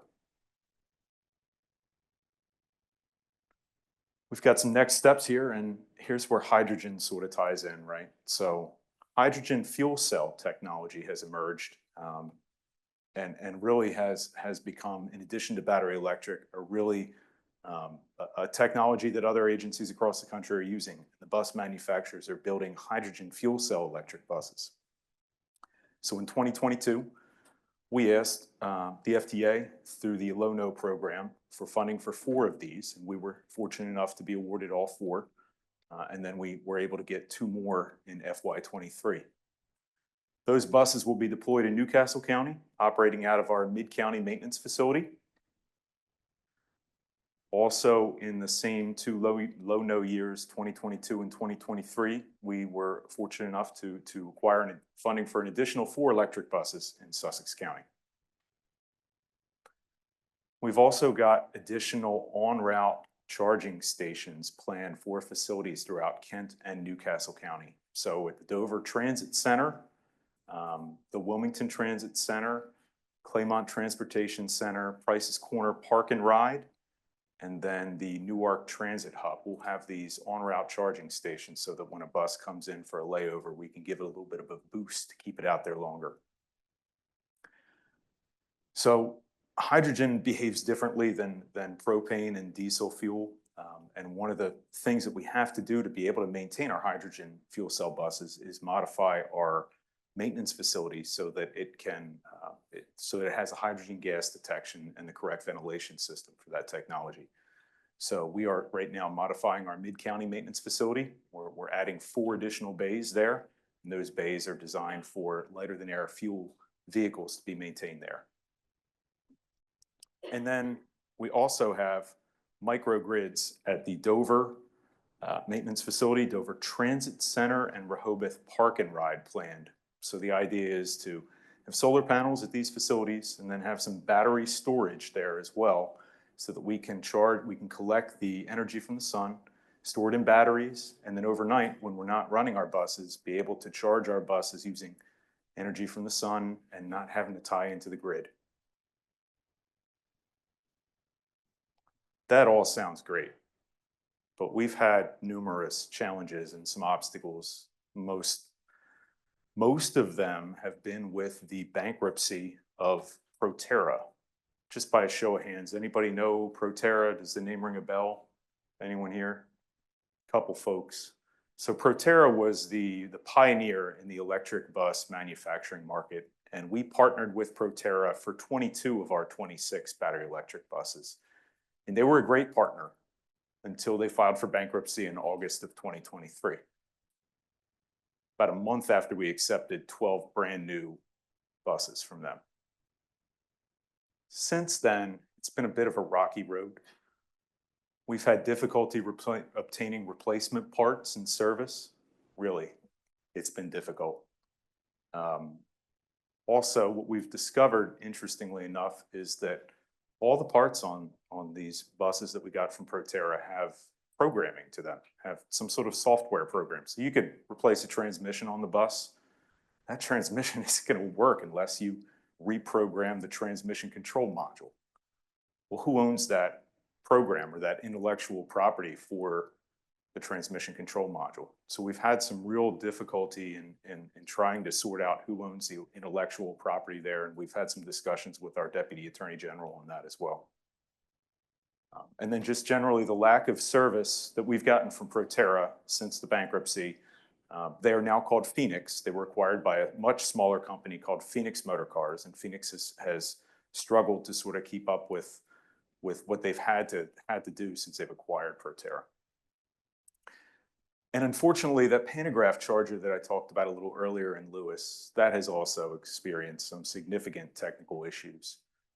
But we're on the right path there, and we're planning to redeploy that pantograph charger this spring. We'll have buses that'll be able to use it while they're on their layovers at the Lewis Transit Center. So here's a path forward. Transit industry is pretty tight. So, we've been able to reach out to some of our peer agencies. Montgomery County, Maryland has a lot of Proterra buses. So does Prince George's County, Maryland. We've met with those folks, talked to them, and shared some of our experiences with them. They've shared some tips and tricks with us. We even sent a half dozen of our maintenance techs down to Star Metro in Tallahassee for a week to just shadow their maintenance crew because they have more battery electric buses than we have, and they have a crew that's more familiar with how to maintain those buses. We're going to send more folks down next month.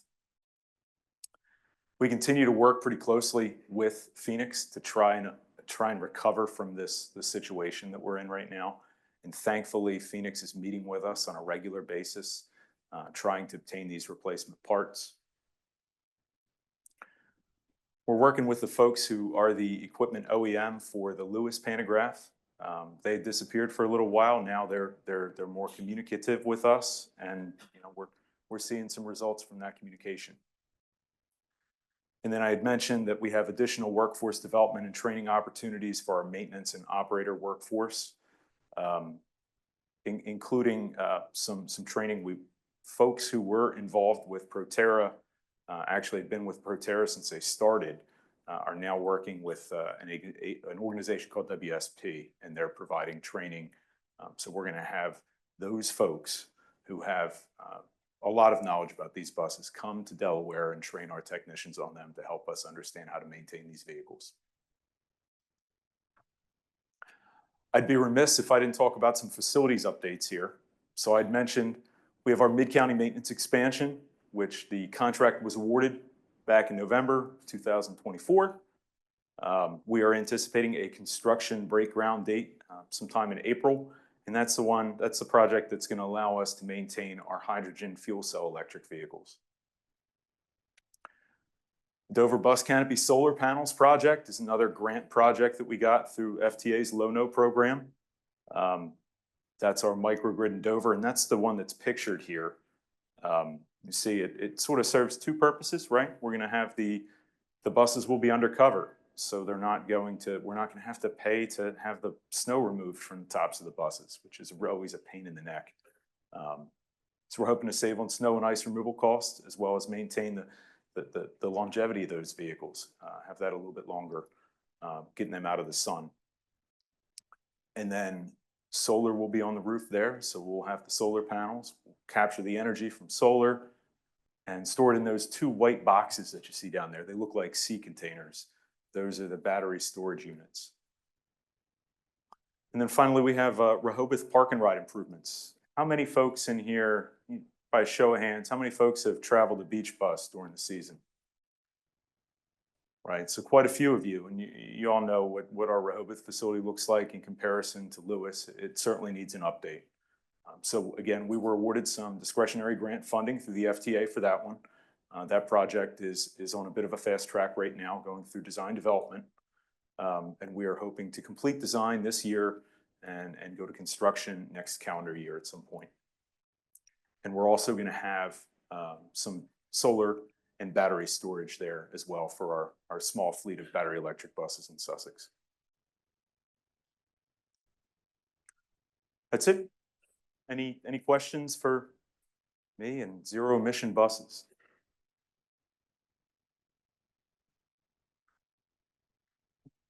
Thank you.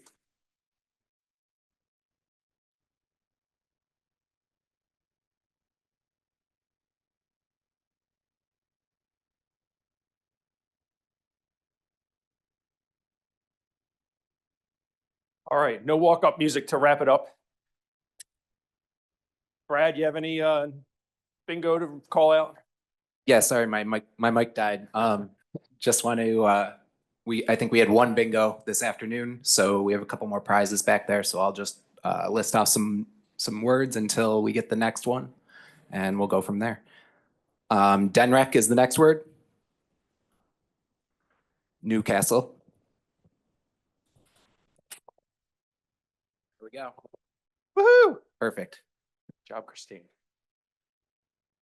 All right, great, thanks, Brad. All right, wrapping it up, I'm sure it's been a great day, and I got just a couple things to go through in closing here, so don't run out yet.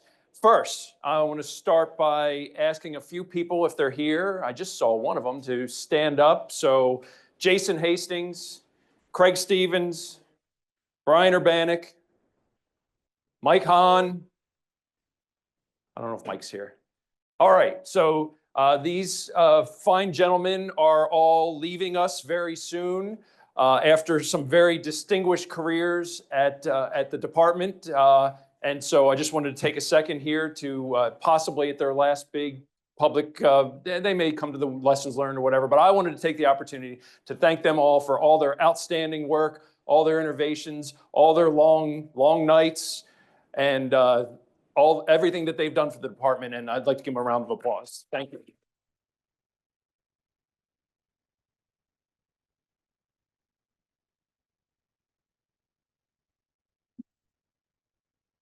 Thanks. And for two of them, I have some nice public announcements to make on their successors. So, Ann, unless you would like the honors. Okay, so I'd like to congratulate Mike Hosky as the new North District engineer taking over for Craig. and Kevin Lindell will be the new state bridge engineer taking over for Jason. So congratulations to them.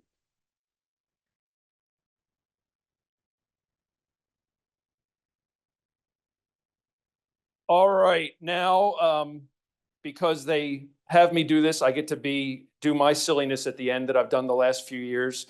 Random Winter Workshop Awards, and there's no actual award other than the bragging rights. You get the bragging rights. So, best fundraising idea, Jerry Lovell. Great job, Jerry.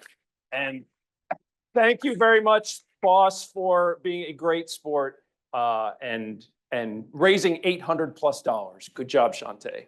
I'm going to rattle through these mostly quickly. Best use of goofy videos goes to Mark Schaefer. Best use of the number 2 goes to Stephen Wright.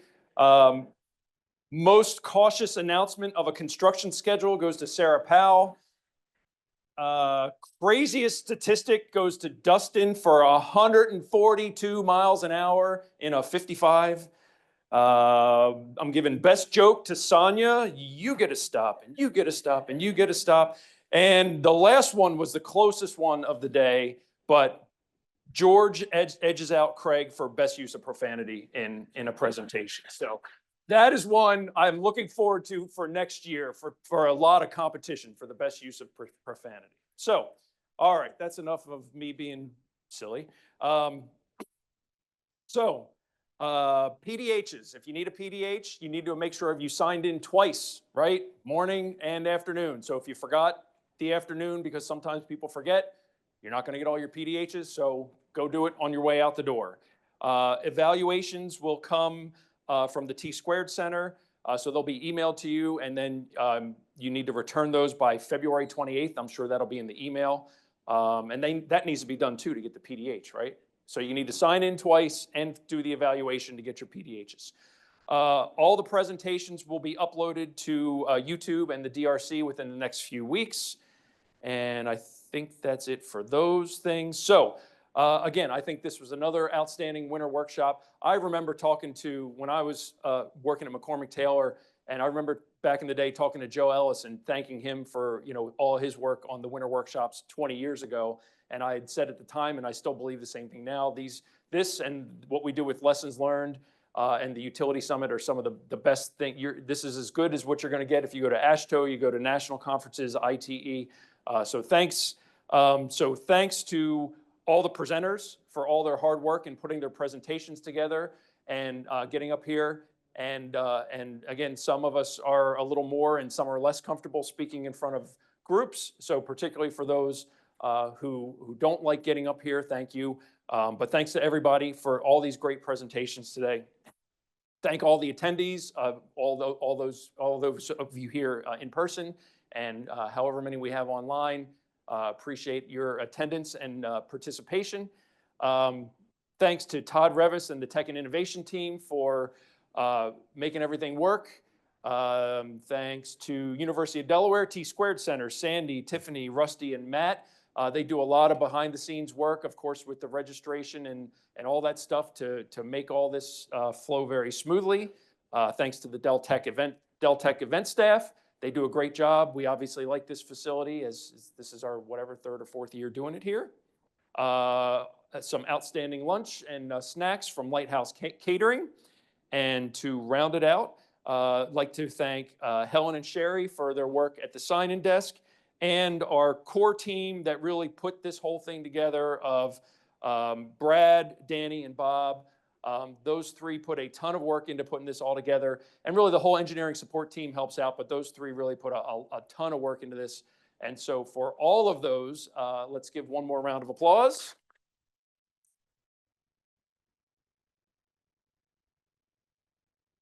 And that is all. So thanks, and everybody drive safe.